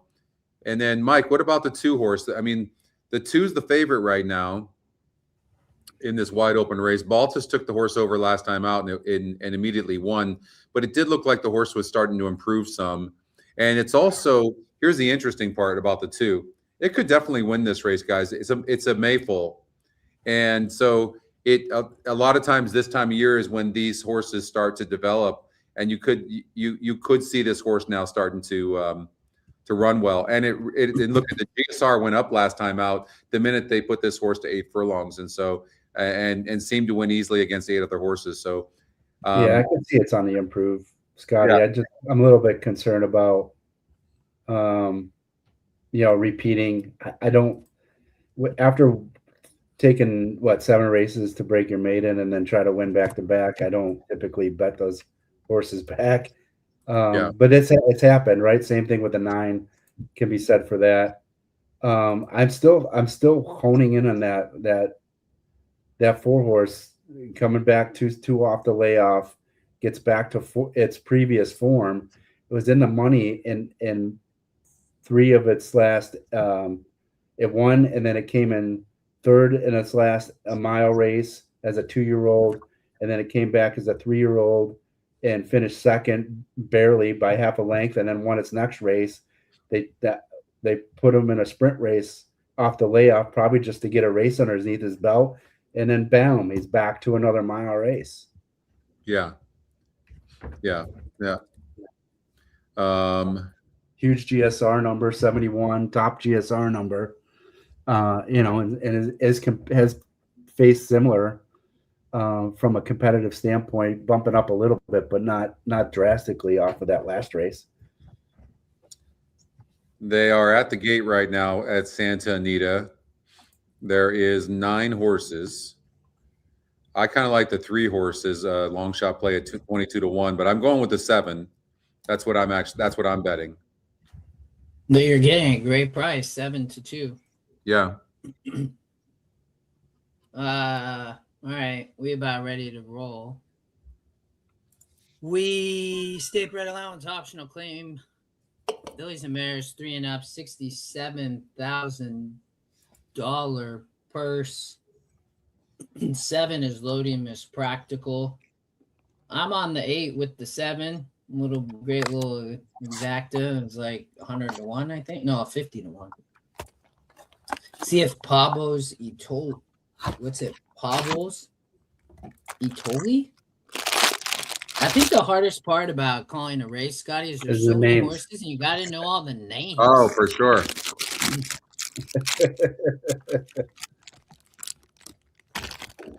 All right. One more to load, the 9 Celestial Skies on the outside, and they are off. Headed for Ohm, shows speed from the gate as well as Pablo Zitoli to the outside. Looks like they're both going to be right there at the first turn. The 9 Celestial Skies also showing speed, followed by the 2 Pure Chaos down to the inside. But up front, headed for Ohm on the lead. Pablo Zitoli running in second, followed by 3rd Celestial Skies, and down on the rail, Pure Chaos in 4th. Followed by Orange Thunder in 5th, as well as Me So Fancy. Then, Scotty, we have your 7, Miss Practical, running to the outside, followed by in the back, Miss Perfection, and Me Practical right to the outside. And the trailer is the bonus ride. Up front, Pablo Zitoli takes over on the lead into the outside. Celestial Skies is 60-1 running second, but coming up in between with horse Pure Chaos looking to go to the front and takes over, followed in 4th by Me So Fancy. The 8 a little bit gaming inside Pablo Zitoli, but the 2 takes over Pure Chaos, followed by Me So Fancy in 3rd, coming up for 2nd and to the far outside. The bonus ride up for 2nd, baby, but Pure Chaos wins easy by about 5 lengths. Yep. Broke his maiden and came back, and yeah, good call, Scotty. That 3 horse got 2nd, guys. Yeah, I know. Yeah, that was crazy. Damn. Bill, I don't think Lat's the only one that thinks So Happy has a big chance, because we'll go there real quick and then we'll probably end up at maybe Gulfstream or Woodbine. But if we go back to Churchill in the Derby for everybody, we got 54 minutes. But if you look at the live odds, I mean, So Happy 5-1 right there with Renegade, right there with Commandment, Chief Wallaby 6-1. Scotty, I haven't heard your pick yet. Are you gonna save it till we get closer? No, I'm on the Commandment. I think Commandment's going to win the race. Run Happy. They're fast, and I know on paper this horse looks good. I get it. That being said, since when did a Run Happy's ever go 10 furlongs? I don't know. I just don't see it. I think the horse is going to show some speed. I think it's one of those ones that looks good on paper. I don't think the Santa Anita Derby was all that strong. I don't see it. Yeah, I don't see it. So you like Commandment? Who Commandment. else? I actually really like the picks. I like the 2 EquinEdge picks. Yeah. And Chief Oldy. I had Mike and I both have Emerging Market. I have a really good multi-day pick 3 to emerging market, and I have it all in it. Like, we'll get to that later. But Yeah, and we'll then have to look at the I've work always days. liked Chief Wallaby. Like, I always thought that horse could run, but I mean, but the thing is there's some speed in here too. It's going to set a nice trip. That post is just fine. And look what this horse has done. Like, in order, look at it, it breaks its maiden, first of all, going 7 furlongs at Gulfstream Park. That's a very difficult thing to do at 7 furlongs for a first-time starter. Then immediately goes in the fountain of youth, going 8.5 furlongs and barely loses that race. Insane. Then it goes in the Florida Derby and barely loses that, going 9 furlongs with trouble. I mean, like, this horse all day long wants as far as it can go. Yeah. And of course, you know, by constitution, I just think Chief Wallaby looks really good. I know that Flavian Pratt, interestingly, got off the 6 horse to ride Emerging Market, the 15, but it's also a Chad Brown horse. But you know, guys, initially I wanted to throw out Emerging Market until it ended up the long shot. And the more I looked at it, if you look at this horse, like, it won the Louisiana Derby after breaking its maiden, and not a lot of horses, I think only 1 or 2 have come back to win the Derby after winning the Louisiana Derby. But it's training tremendously for Chad Brown. It's an interesting place to go. But this horse wants, the longer the better. It only has 2 starts. Could a horse with 2 starts actually win the Derby? I don't even know if that's happened before. I think. Okay. So, but I think Emerging Market deserves a look as well. The only reason why I'm not picking Renegade, guys, because I think Renegade on paper is the best horse in the race. The only reason I'm not picking Renegade is because that rail. That horse is going to have to pass everybody. yeah. The rail, he's going to get clogged up too, and he's going to sit further back. Yeah. Yep. Yeah, it's a tough spot. You know, the other thing about Emerging Market is part of Chad's barn that he got sick. We keep repeating this, but you saw what happened with Chad's horse that only ran as a 3-year-old with 2 starts yesterday in the Oaks, always a runner. Same barn, same thing happened. She just trained right up to a 3-year-old because they had the illness going through the barn.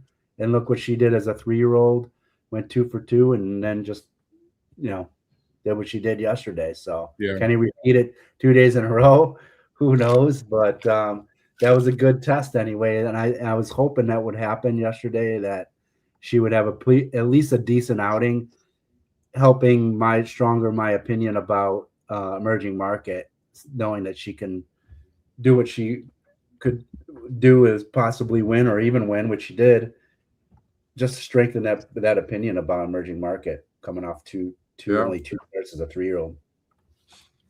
Yeah, dead on the board. But look at, I mean, how is this horse 9-2 on the EE Morning Line? It's actually tied with the 1 horse as the lowest EE Morning Line. So, you know, people are struggling. That's what I love. Like, I mean, and then when I didn't know that, Scotty, though, but in our chat group, like, the barn had pneumonia, right? So he had to start and stop, I think, multiple times. Yeah. So, I mean, definitely some adversity, but then once got past the adversity, right, to win back-to-back races like that's not easy. Like, there's just, and then to me, the Derby group just didn't seem all that strong, you know. But the pace and chaos, right? I think it's crazy that six speed, right, win the race him on the lead. Yeah. But we got 3 minutes to Gulfstream, maybe, but it might only be like a minute actually, because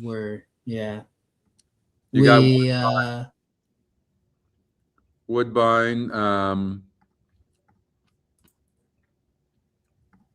Woodbine racing. That's stakes race. Who won that? We looked at who won that last stakes race. We looked. I think it was the 4. the 4. That's I called that horse. Yeah.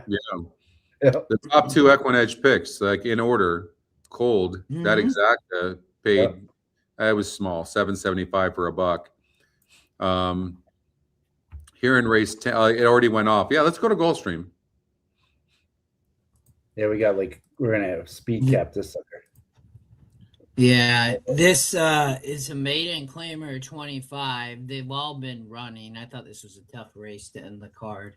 The rail, Scotty, 7.5. The rail is at 45 feet. The 2-horse Friday Night Light is taking no money, but look at that pace advantage. Second pace advantage is the 9, American Direction.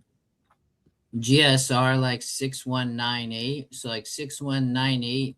The 2 is a pace play. I'll show the race sim real quick. Oops. It's off a layoff, and if the horse breaks good, the 6 horse will be very tough to beat. I agree with you, Scotty. It just looks too good. Yeah. Yeah, the other one is the co-favorite. There is the 8, third off the layoff. Yeah. 2 back-to-back second place, cuts back. Those are the 2 that are most logical anyway. They are, yeah. I think the picks have got it, 6, 8, and 9. I agree. Let's see here. Now they're on the track still. Let's see here.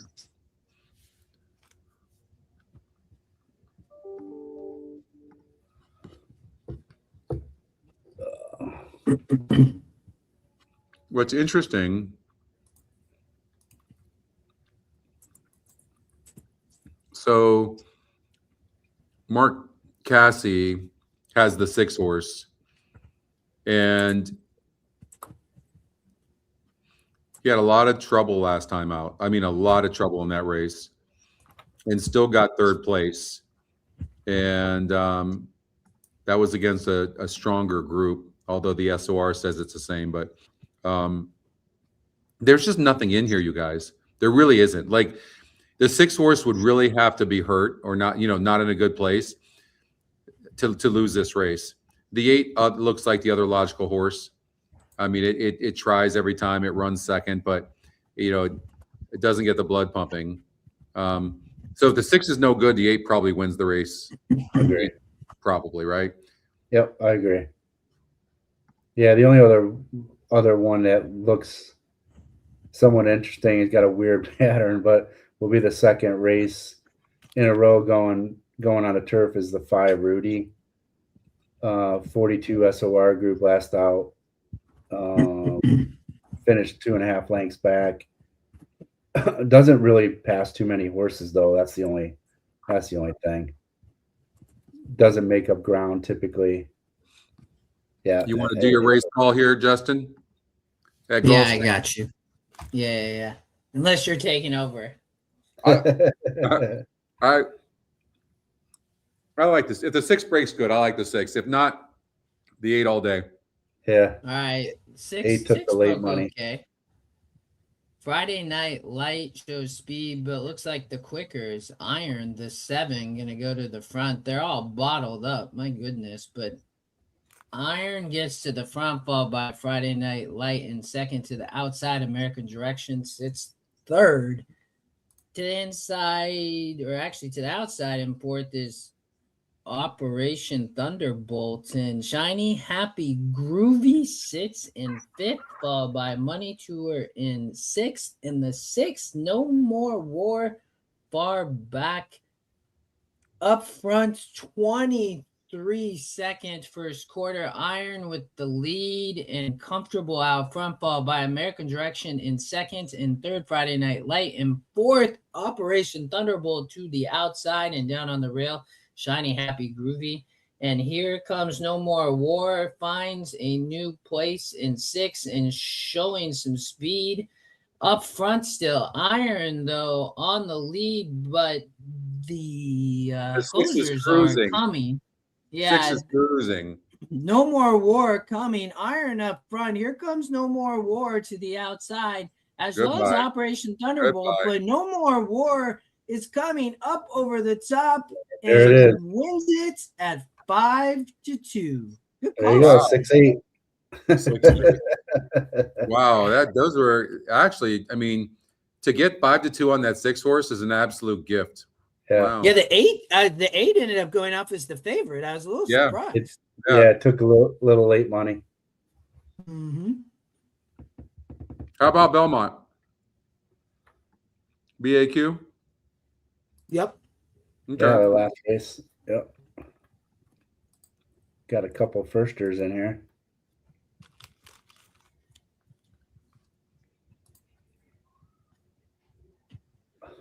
Hot off the beach. That's a cool name.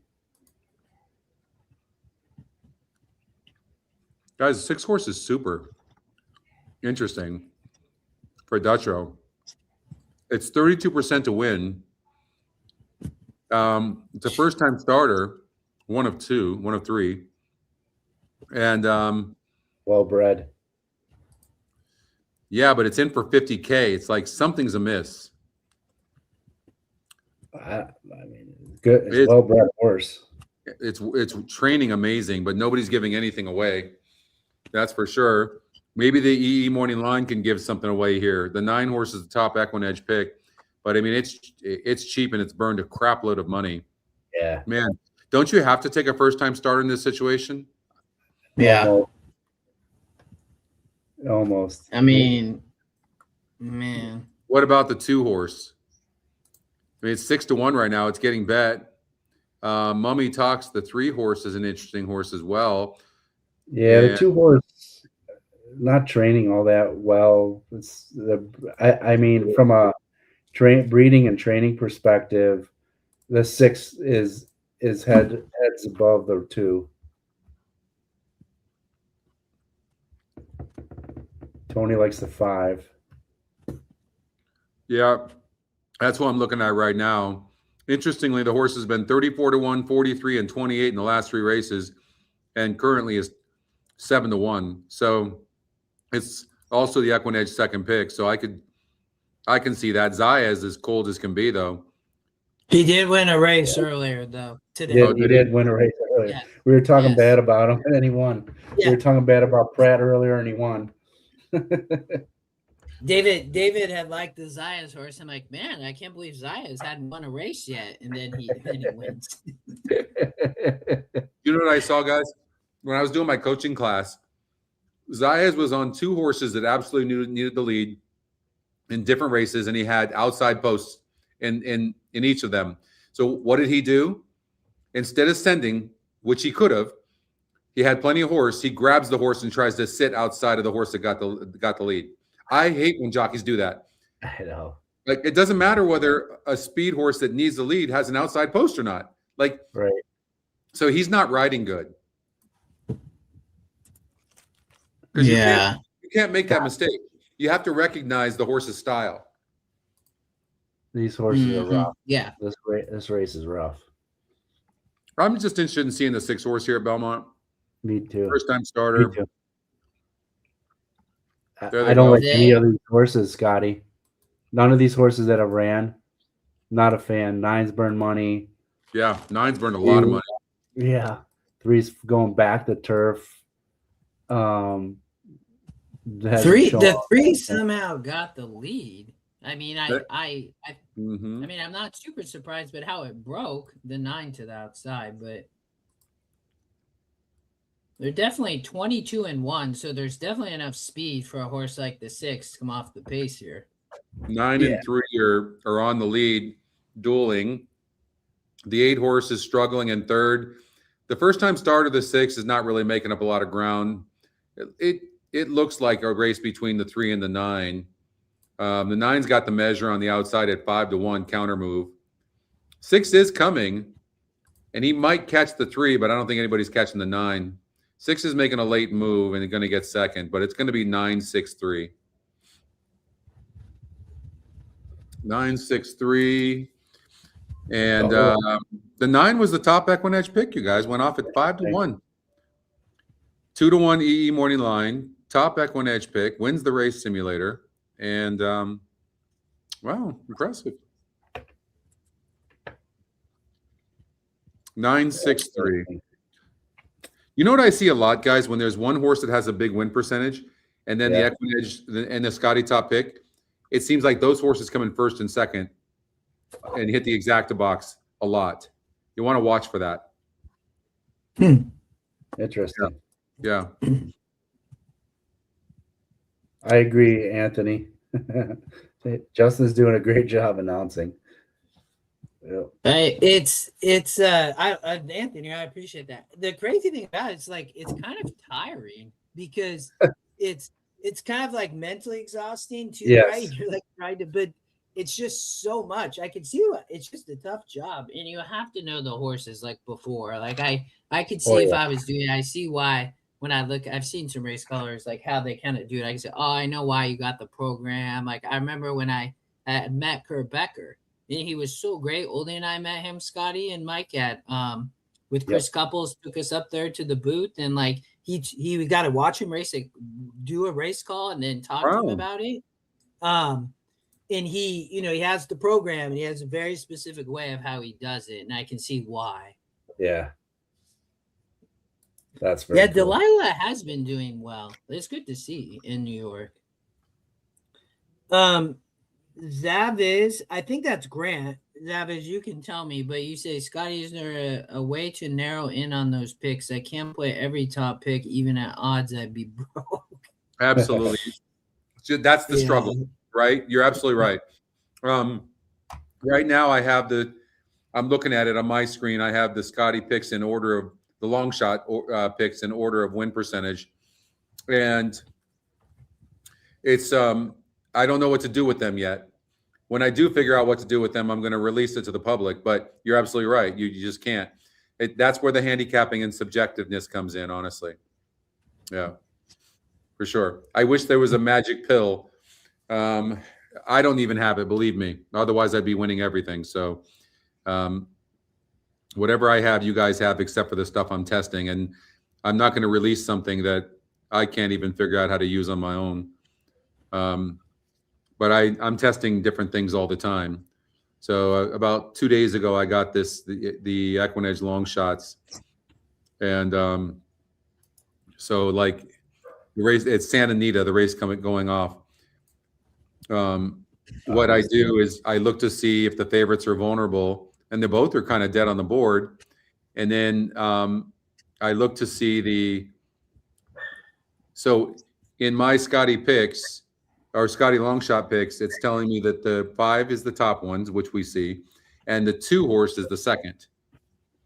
So that might be someone to really look at, and we'll look closer at the 2, and it won last time out.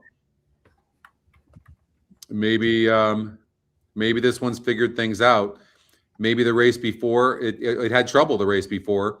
Plus, guys, 5.5 furlongs is a big difference from 6.5, and maybe it's just a different race. You have a lot of speedsters in those shorter races too, And so maybe we can throw that race out. The race before that was against a 58 SOR group, but today's a 66, and so I think the 2 horse is more likely to maybe come in third or something like that, but it doesn't seem to have enough class, and agree. You know what I mean? And when it's all said and done, I don't know, the 5 and the 6, they might duel. It definitely looks like the 5 needs a lead, you guys, but the 6 does sit outside the 5. Let's see how this race is going to play out. 7 does have some speed to press on the outside too. So it just depends. If the 7 is fast enough to keep up with the 5 and the 6 early, then how might this race play out? Let's see. Man, this is an ugly race from a pace perspective. Yeah. I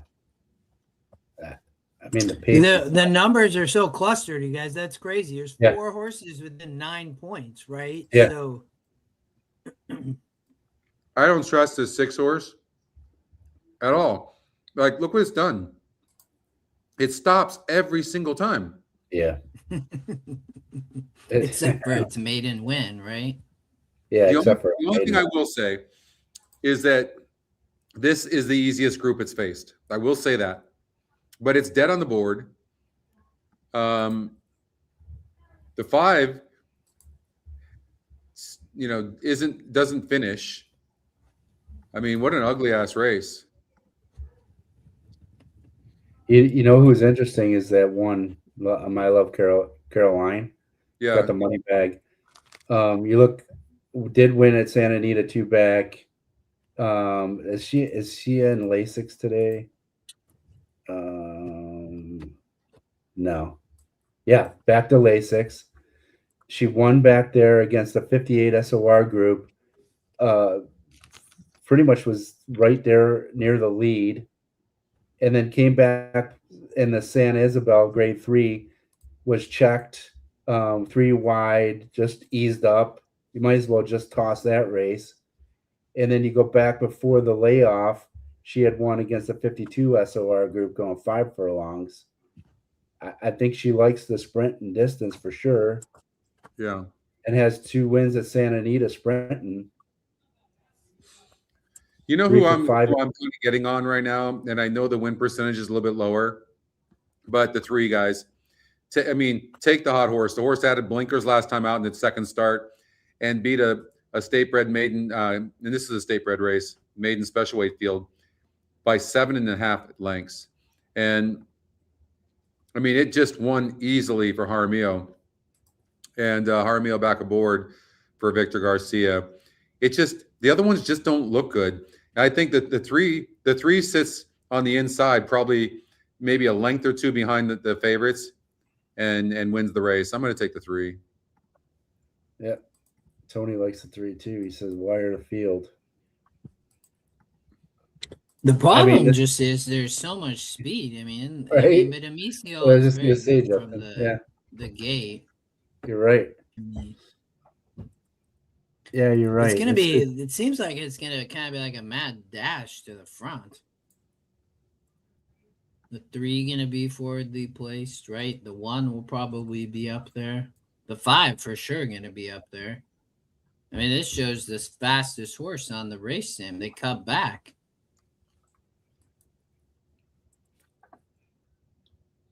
Source had a lot of trouble. Yeah, this race is ugly.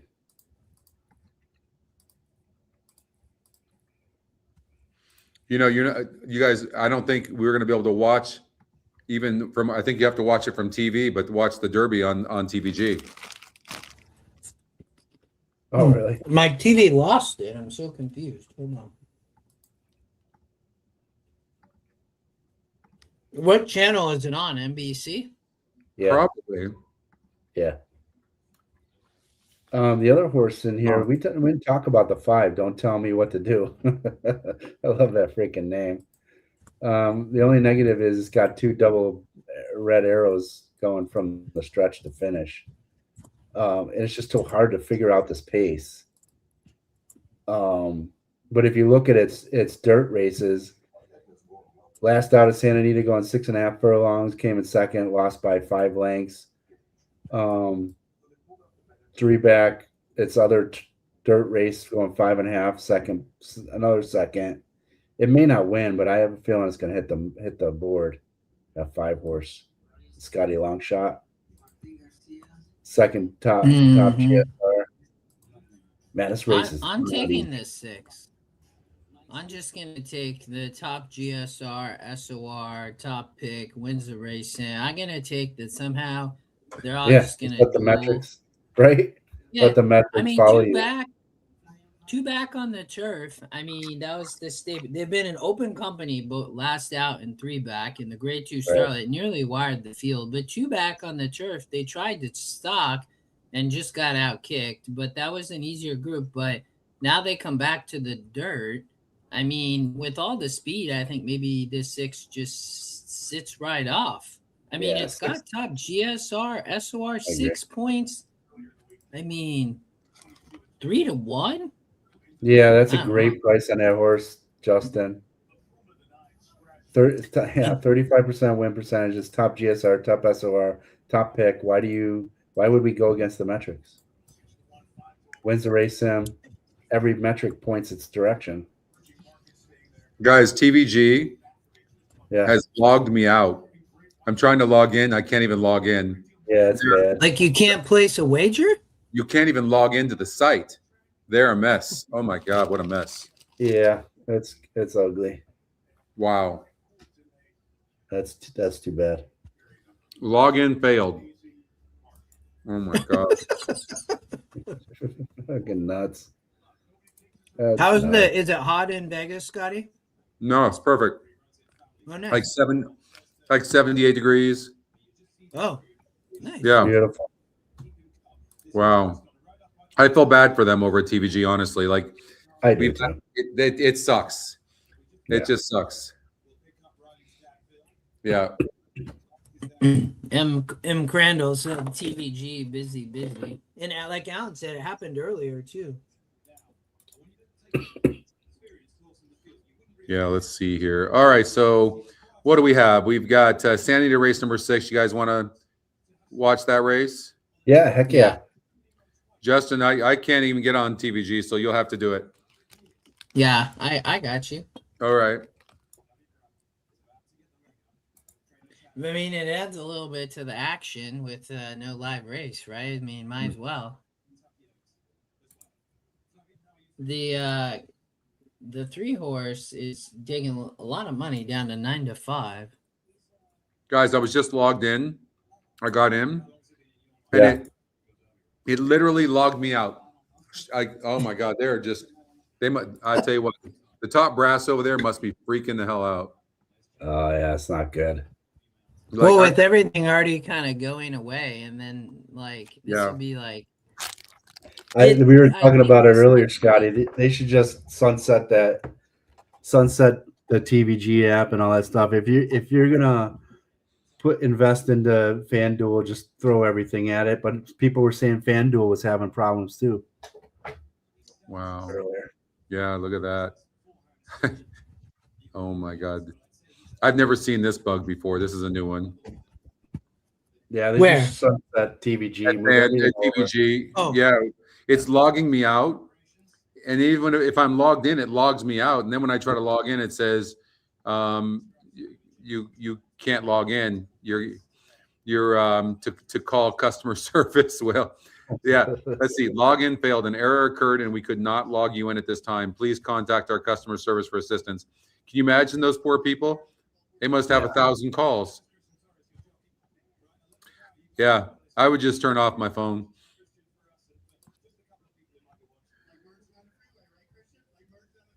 Wow, yeah. Yeah, no, exactly. Like, actually, we're really close to having AWS, guys. So we'll be on the cloud here. I Beautiful. bet you, within the next month. Nice. Yeah.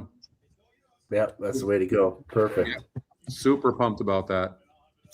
all right. They loading. Hey, loading. I'm on the 3-horse with Tony. Me and Tony are on the 3. Justin and I are on a 6. You guys are on the 6. Okay, I'm sorry for you. right. We're gonna cash. We're gonna cash with cashed. We're gonna cash with cashed. Come on now. Man. Oh, the one breaks slow from the rail. Kind of a mad dash to the front like we thought. Looks like La Seleniosa trying to get through on the rail. Not sure we'll get there, but the 4 is shortly on the lead. Tapita Mia at a big price fought on the outside by Don't Tell Me What to Do.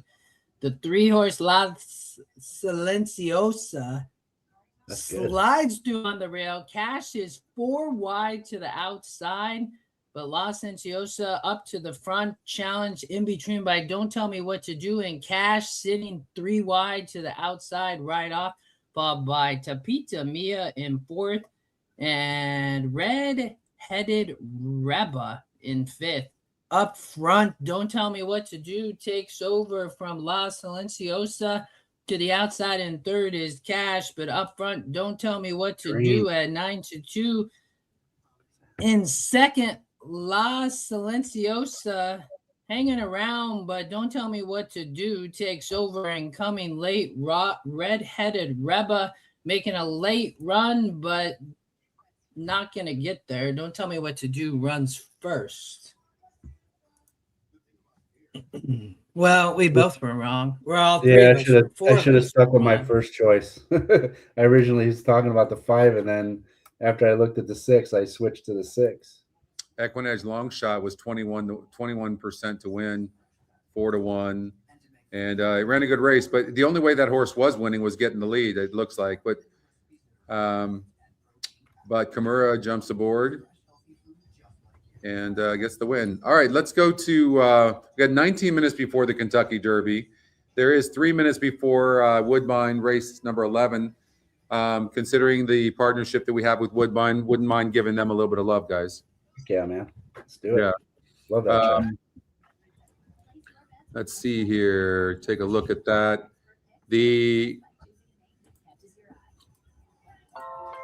Let's Not a lot of pace. What's that? Not a lot of pace in this race. No. Let's see here. The 3 horses takes over on the race, Sam. It does. Not sure why it's not getting any love. Let's look at this 3. It was claimed for $23,500 by Platursky, the trainer, and a lot of zeros, guys. There, you got another really tough race. You know, the thing about Woodbine at the top of the stretch, you better be within like 3 lengths at the very least.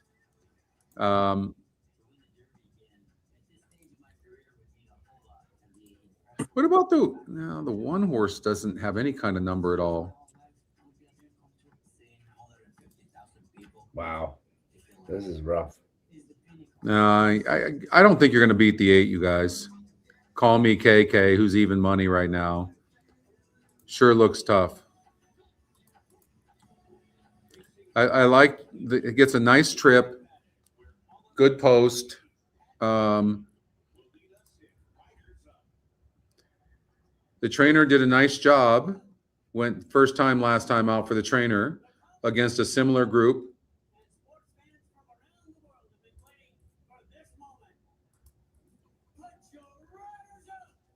Pat Day is doing the riders up. That's pretty cool. Oh yeah.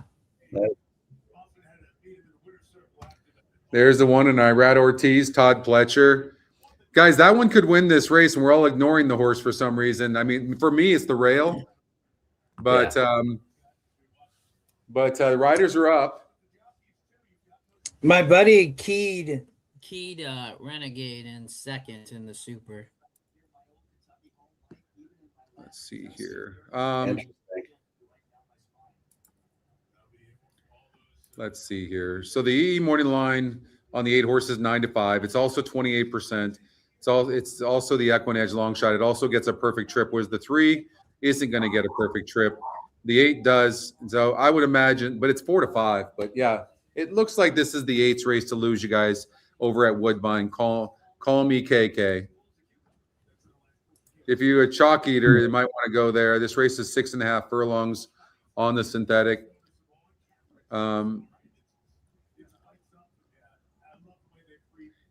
The 3 horse also is not a good breaker, you guys.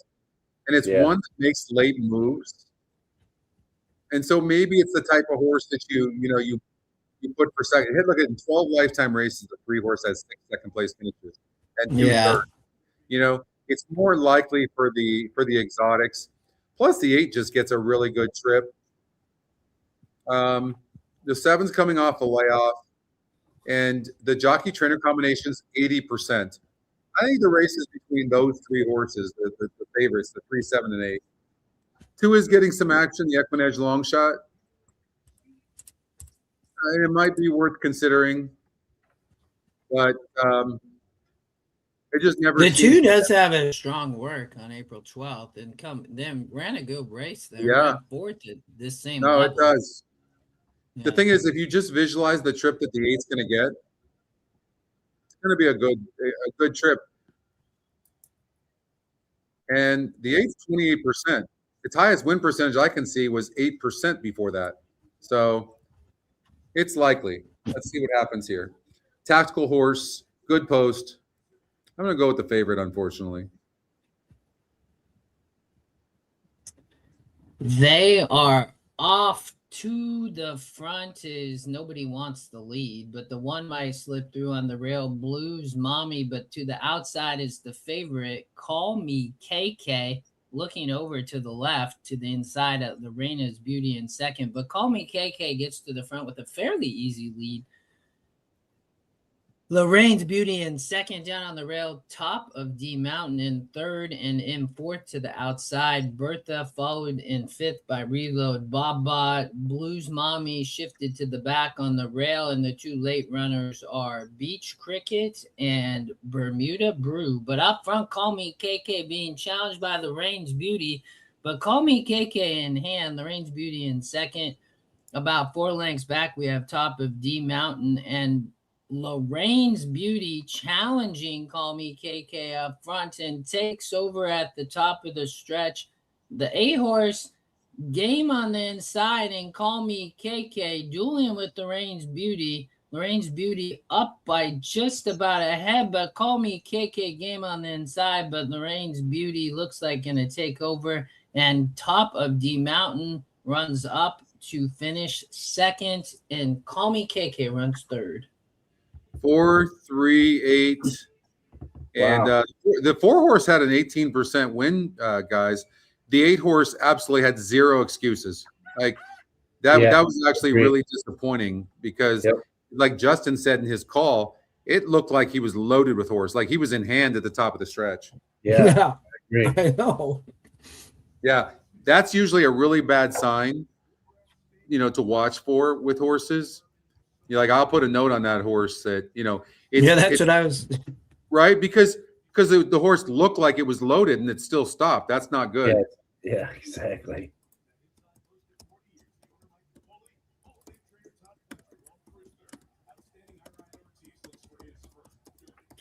Well, fellas, and everybody here, we have the horses are out on the track. If you're watching, I have it on NBC, Renegade on the screen. Yep. Let's do that. There's the 3 Intrepido. I didn't really give the 3 much of a look, you guys. Doesn't look all that great on the track. There's the 4 Litmus Test. It's another one I threw out as well. It's 45-1 EE morning line. Might show some Oldy speed. likes Litmus Test, Scotty. Really? Yeah, a little bit. I love Oldie, but no chance. There's Commandment, who looks phenomenal on the track. Everybody looks amazing. The 7 Dan and Bourbon, who's undefeated, 3 for 3. The Japanese bred horse. So I don't know who the sire Maxfield is. $2 million earned though here in the States. So they've taken some of these horses and they're doing a nice job here. Junior looks happy. He's smiling at the camera. Yeah. I mean, it's only raced 3 times. Going to take a lot to win this. There's the 10. Looks okay on the track. That's another Japanese bred horse, Wonder Dean. Incredible. The 11 at 27-1. Wait till you see Emerging Market and Flavian. Oh, I can't wait. And there's Chief Wallaby. Incredible. Chief Wallaby looks very good, guys, for He Bill does. Junior Alvarado. Wow. Nice. Junior looking. smiling. Junior smiling. The horse looks calm. Potente, Juan Garcia aboard. And I don't think you can say this horse has no shot for Bob Baffert, but I don't think it's definitely not one of the favorites. And there's Emerging Market. And this one looks calm, relaxed. Flavian Pratt looks very serious. This might, for Klarovich Stables, guys, this one might be ready to go. The 16-horse Pavlovian, I didn't have this horse. I didn't see it. 51-1 currently. Edwin Maldonado aboard. 6 speed. This one, guys, likely to show some speed early. And this one's been racing in Maidan. Further ado, this one's 6-1, guys. And looks a little immature to me. John Velasquez is aboard, but this one taking some action. So, and there's Golden Tempo, the 19 on the outside. And Great White, 21-1. I'm surprised it's taking that much action, honestly. And there's the that is kind of crazy. Ocelli. I'm not really giving these outside horses that much of a look. I do think 6 Speed though is going to be on the lead. Yeah, I do. Yeah. They already said they're going to send them. Yeah. Yeah. Yep. But from everything I hear, you guys, that horse is not going to hold it. Like he won't sustain that.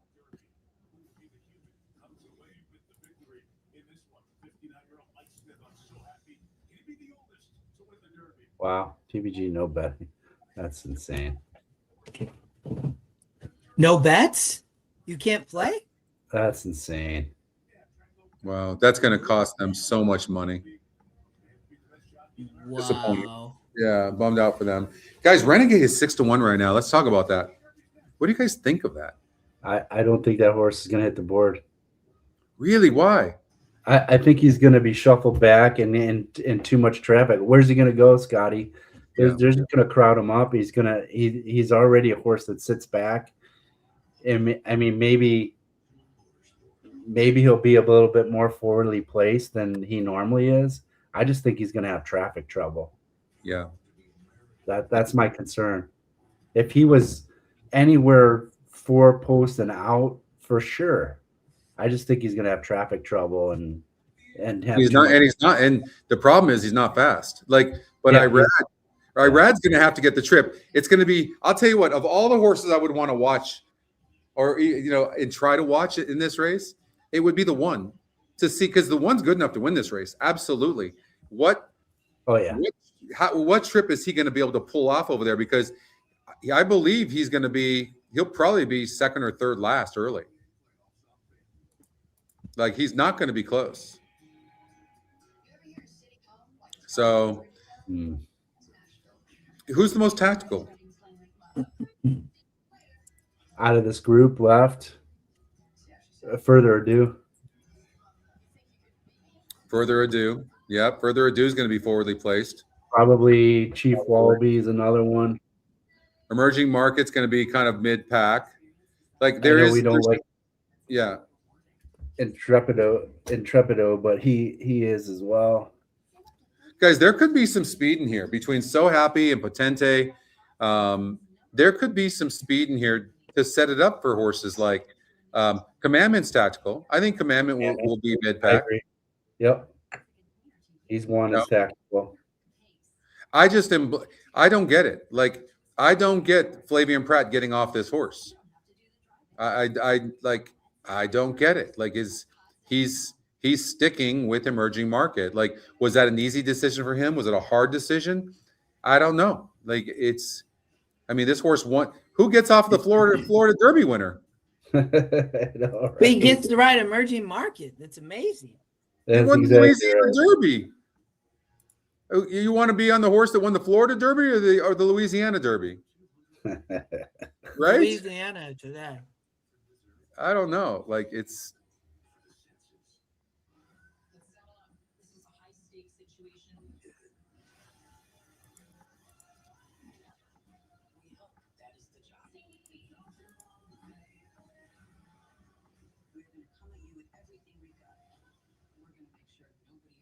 Can you imagine? By the way, TVG's back up. The video's back up. Can you imagine, though, being the programmers, developers that are working on TVG? Like, if it's me, I'd be standing over them going, what the hell? Get us up. You know what I mean? Like, can you imagine that pressure? Like, right. I mean, whoever the lead tech is, the CTO over there, does he keep his job? I don't know. Probably it's not going to be a good Monday. Nope. Yeah. It's like last night. And by the way, that comment is not a judgment at all. I mean, I've lived through this. It's just, it sucks. But I mean, I can't even imagine the pressure that person is feeling and that team is feeling right now. Like, my team knows that you don't take any time off during big weekends. Breeders' Cup, Kentucky Derby, NHC. You don't go anywhere. You're home for the weekend.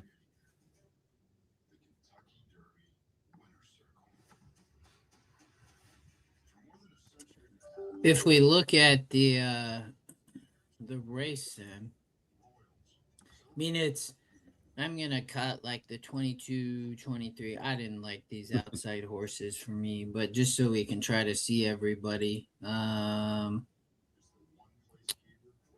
Intrepido, I don't think so. Guys, I know this so happy right now is the lukewarm 5-1 favorite.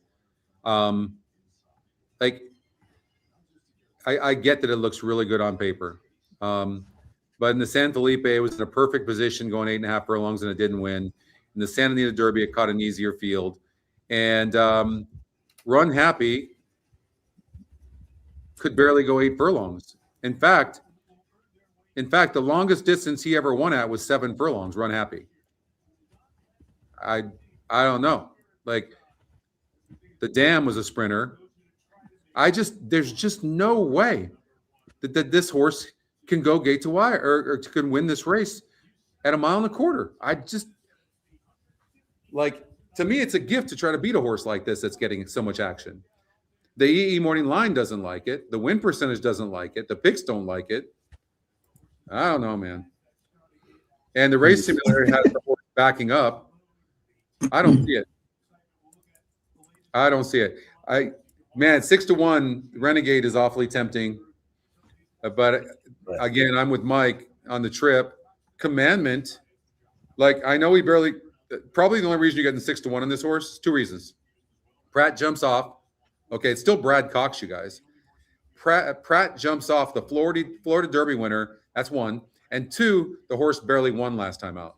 But it was 3 wide. It determinedly, the horse has won 4 straight races. And the horse's GSR is a 95. It's the highest in the field. It's also a horse to watch, saying that when you're the top win, top GSR, EE top pick, you win 32% of the time. Wow. Oh. I'm trying to look for a horse. I'm trying to look for a price horse in third. You know, something that's got, I mean, you guys got a price horse that, like, Wonder Dean, maybe? Yeah, I think one of the Japanese runners. Yeah. That's someone I'm trying to focus on, someone that's gonna, you know, outside of the obvious Further Ado and all the horses we talk about with Virgin Market or Commandment and whatnot. Somebody's got it. So a price is gonna hit, and it's gonna hit the money. And Wonder Dean's the one I keep falling on. That's my long shot, Mike. Yeah, that's my long shot. Yeah. It's interesting that you just said that, but it was just a hunch, though. I can't really say why. I don't know why. It won the UAE Derby pretty easily against 10 other horses. That was impressive. It's a March full. Maybe it's coming around now. It's the breeding. Yeah, for me, it's the breeding. Yeah. The Japanese bred horse, they just won. Same connections with the T.O. Elvis.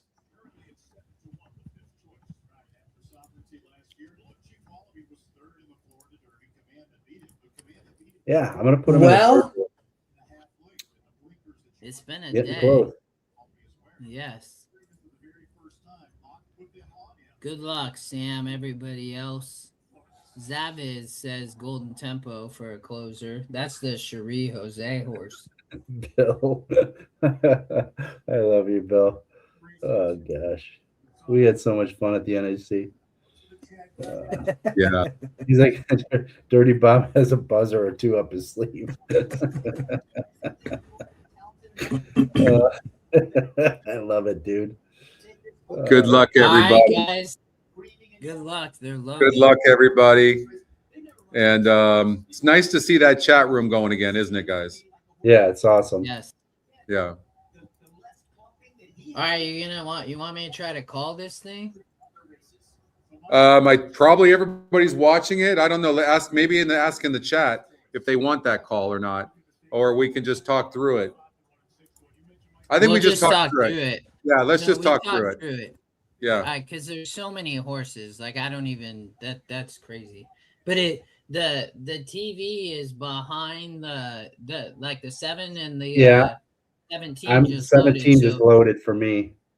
Yeah, we're like 10 seconds away from going. Good luck, y'all.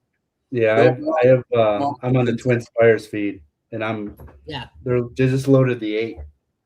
They are loading right now. Bill Mott looks super intense. Wait, Great who White, is that? Great White's. The 10 horse. That's the were they loading the 10 without the jock? Maybe. Yeah, Great White doesn't have a jockey aboard either. Woo. It's intense, guys. This is intense. I do agree. Further Ado, taking late money, looks like might be the favorite. Yeah, that horse from the very beginning has been taking money. It's going to sit a nice trip, no doubt about it, if it's good enough.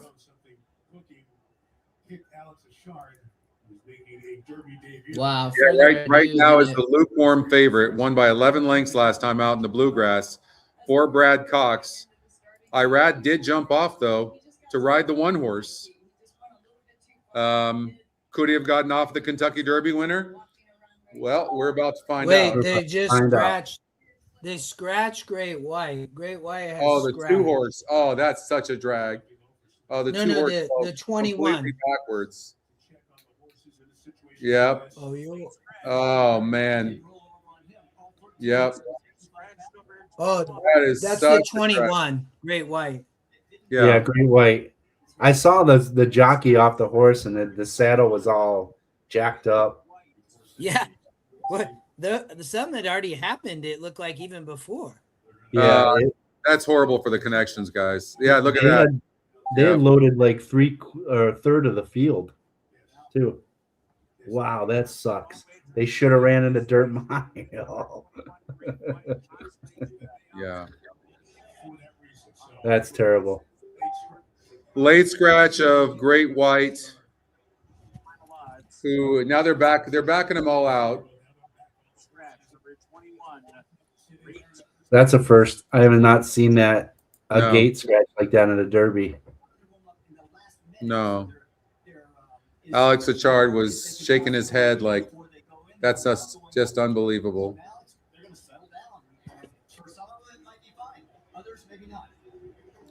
Remove Great White from the track, get him out of the way, and start the reloading process. There you see. Wow. Horse heading back. It takes a lot to get a horse here, and then you get excited. You fly out. You stay at hotels. You come out there. You're excited about your horse.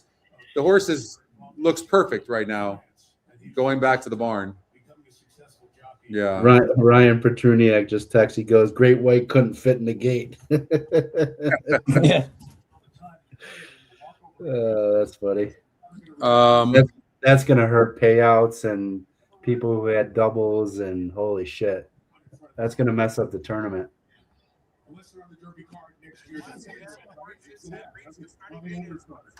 People that had exactas all figured out to hit a number.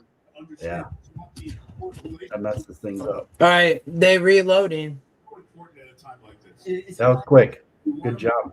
When they walk into that starting gate, you want to warm them up to the point to where they're ready to run when the gates open, but you don't want them too nervous because you never know what's going to set a horse off. You could be in the gate and another horse act up and set your horse off. And Mike, when a horse all right, they're about to load him back into the gate, everybody.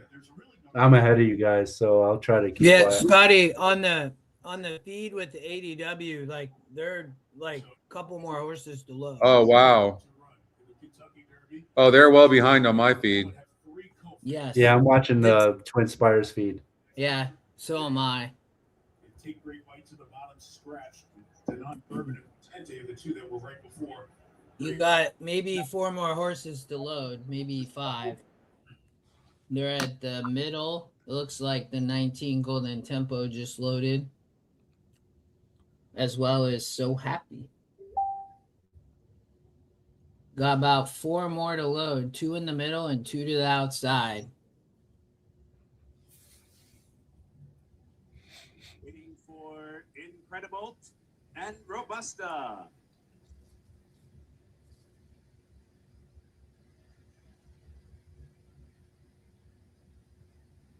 They're in the gates. And they're off in the Kansas Yeah, they just took off. Derby. And a great start for So Happy in one. Emerging market broke well, Mike. Should be fun. Yeah. 6 speed from the far Yep, there's outside. 6 speed on the. And down toward the rail is Denon Bourbon. 4 across the track by the stands for the first time. So Happy's on the 6 lead. speed with his speed and 6 6 speed on the Gonna lead. get to the front. Yep. So Happy right there. Yeah, 6 speed's on the lead. Like we Guys, thought. where is Commandment? Is he last? You know, he's stuck. No, he isn't you know- last. He's all No, the way who's- in the back. Yeah, he's last. Further ado is racing in 9th, Chief Wallaby reserved, while 10th Robusta is 11th. The Trepido toward the inside. 6 speed, not surprisingly, is on the lead by a couple of lengths. So Happy on the outside. Dan and Bourbon, all the horses we thought would be on the lead. Guys, that's 22 and 3. I mean, that's Yeah, it's all right. fast. They're at half mile at 46. They slowed it down. He's sitting good, Justin. Emerging market. Pratt Emerging making a market is move. making There a he move comes, Justin. on the inside. He's making the move, Justin. Come on, baby. He needs room. He needs room. Come on, emerging market. Let's go, Flavian. Wow, I don't think look he's at got these enough. He's losing. Japanese runner. Japanese runner on the front. Oh Some my horses coming on goodness. the Is he gonna go outside. gate the wire? The non-bourbon's I gonna think run he away might with this catch thing. This horse. Further ado, just or is that Oselli? Here comes one, That's Renegade. Oselli at Here comes 70 to Renegade. 1. Here comes Renegade. On the far outside is Golden Tempo. Holy shit. Golden Tempo. Oh my God. Golden Tempo. Golden Tempo. Holy crap. My God. Wow. I can't. Wow. That race, all that, and that just happened. Wow. Wow. Wow. I don't know what to say. That was the Louisiana. Jose Ortiz and Cherie Deveau. Oh my God. Look at that. That's crazy. Wow. 23 to 1. That is insane. Guys, that race looked like that on paper, did it not? Yeah. Wow. So Jose Ortiz won both the Oaks and the Derby, No, Pratt. didn't he? I thought Pratt won the Oaks. No, Jose won the Oaks. Oh, okay. Wow. Good for him. Wow. That was just insane. Wow, good for them. Again, I mean, on the class last night, we were talking about Jose and getting horses in position and getting the proper trip. The dude is a magician in it. And we look at the holy crap. I just watched the start. The first 3-4 horses were just banging into each other. On the rail. Yeah. I'll tell you what, arguably, guys, Jose Ortiz has been the best jockey in the country in the last year. He is riding at the top of his game. Look at that Ortiz exacta too. Look at that. His brother giving him a high Yeah. five. Did you see that? Yeah, Oh, that was cool. That's right. That's got to be a first. Brothers getting the exacta in the Derby. Yeah. Did you see that? They high fived after the wire. Oh my Mhm. goodness. That is God, awesome. Oselli ran a monster race. He My really gosh. did. I mean, Wow. I can't believe that horse ran third. Jose is having a year, dude. He is, guys. Oh my God, is he? Wow, I can't even believe. Good for Jose. I'm so happy for the connections, though. Wow, that's incredible, awesome. guys. Yeah, that really What is a incredible. great ride. Insane. Cherie Deveau. Wow. Only the second female trainer to actually win a Triple Crown race, let alone the Derby. Wow. The horse was in dead last, guys. Dead last. Oh, what a trip. They're showing the trip now. That was insane. That was like the Rich Strike trip. That horse look came at from Jose absolute just dead last, you navigating. guys. Yeah, that's Yeah, insane. he's Look at the just, ground like, that horse slicing made up. through. That's insane. They went so fast. They went 22-3. Guys, that horse had to be 15, 20 lengths back. Seriously. That was one of the craziest rides. That horse, the way that horse finished, dead last. That is insane. He had to have a clean trip just all the way around the track. Just look at him. I'm so happy for him. Look at him. That's so great. Look at him. He's fighting it back. That's so awesome. Him and his brother, first and second, high-fiving after the wire. Are you kidding me? That dude has had a year. Honestly, they're interviewing Cherie DeVoe right now, and she's literally flush. It's actually really, seriously, it's pretty cool. Good That's for her. awesome. Yeah. How neat. She's the first female trainer, it says. To win the Kentucky Derby. Yep. Yeah. That's awesome. Insane. Good for them. Wow. Chief Raleigh. You got the exacta. That's a really nice exacta. Way to go. Heck yeah. It's So insane. I had a $4 double from Rhetorical into all, and then Mike knows Sky. I played a pick 3 from yesterday in the Oaks to Rhetorical, and then I was all here. I don't know how much it paid. It definitely will pay good. Yeah. 304 to 1. Wait, hold on. Scratch that. That was a 19 over to 1. $279 for a $2 bet on the exacta. on the double. On the exacta. Oh, Yeah. Double. what'd the double pay? The double paid $94.83 for a buck. Nice, 4 times. I take that. And then the pick 3 from yesterday paid What was 827 for a buck, so I had 50 cents, so pay 400. That's good. Like 400 and 400. Good job, bro. I thought that might be open. That's why I wanted some bets that were so spread. Wow.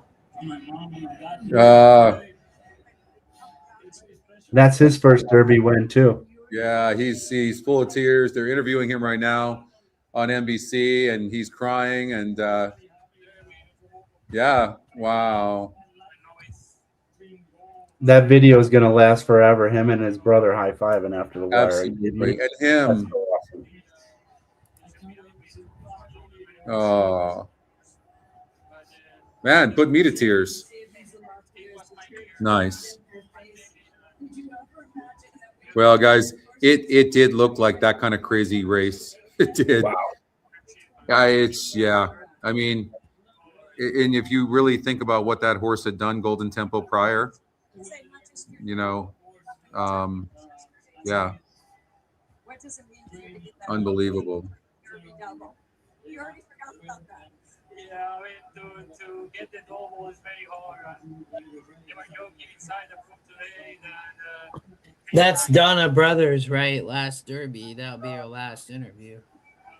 I mean, I'm just very happy, right? Jose, last question. When you were growing up in Puerto Rico, you looked up to Johnny Velasquez, a legendary jockey, Hall of Fame jockey. What do you want to say to the kids in Puerto Rico who are watching you today and training to be a jockey? It's a great question, Donna. Just to have good attitude, try to learn English, try to learn everything before it takes time. No, I've been here 11 years. This is my 11th year. Wow. So that horse, you guys, was squeezed at the start, and they added blinkers last time out. They kept the blinkers off. And responsible. and People, the horse lost by a length. I know they got And sitting there 50 years ago in the same chair they sitting, so it's not impossible. All dreams come true. They just gotta dream, but dream big. yeah, Was I'm happy to see this dream come through for you. Congratulations. I'm so happy for him, man. That's so awesome. but did you see, guys? I don't know what the tally is and how far back Golden Tempo was, and I'm pretty sure that horse was in last, but it was minimum 15 lengths and maybe further that horse traveled to win. Right, and how about the sire, Curlin? Right, I mean, I don't know how old Curlin is. How old is Curlin? Curlin was last seen in 2008, guys. Yeah.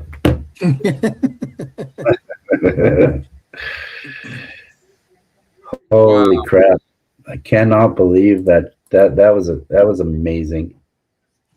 You know, Curlin got third in the Kentucky Derby and Curlin won the Preakness and got second by a neck in the Belmont. Then won the Breeders' Cup Classic by 4.5 lengths in 2007. So, but what an amazing sire. Curlin raced 16 lifetime races for 11 wins, 2 seconds, and 2/3.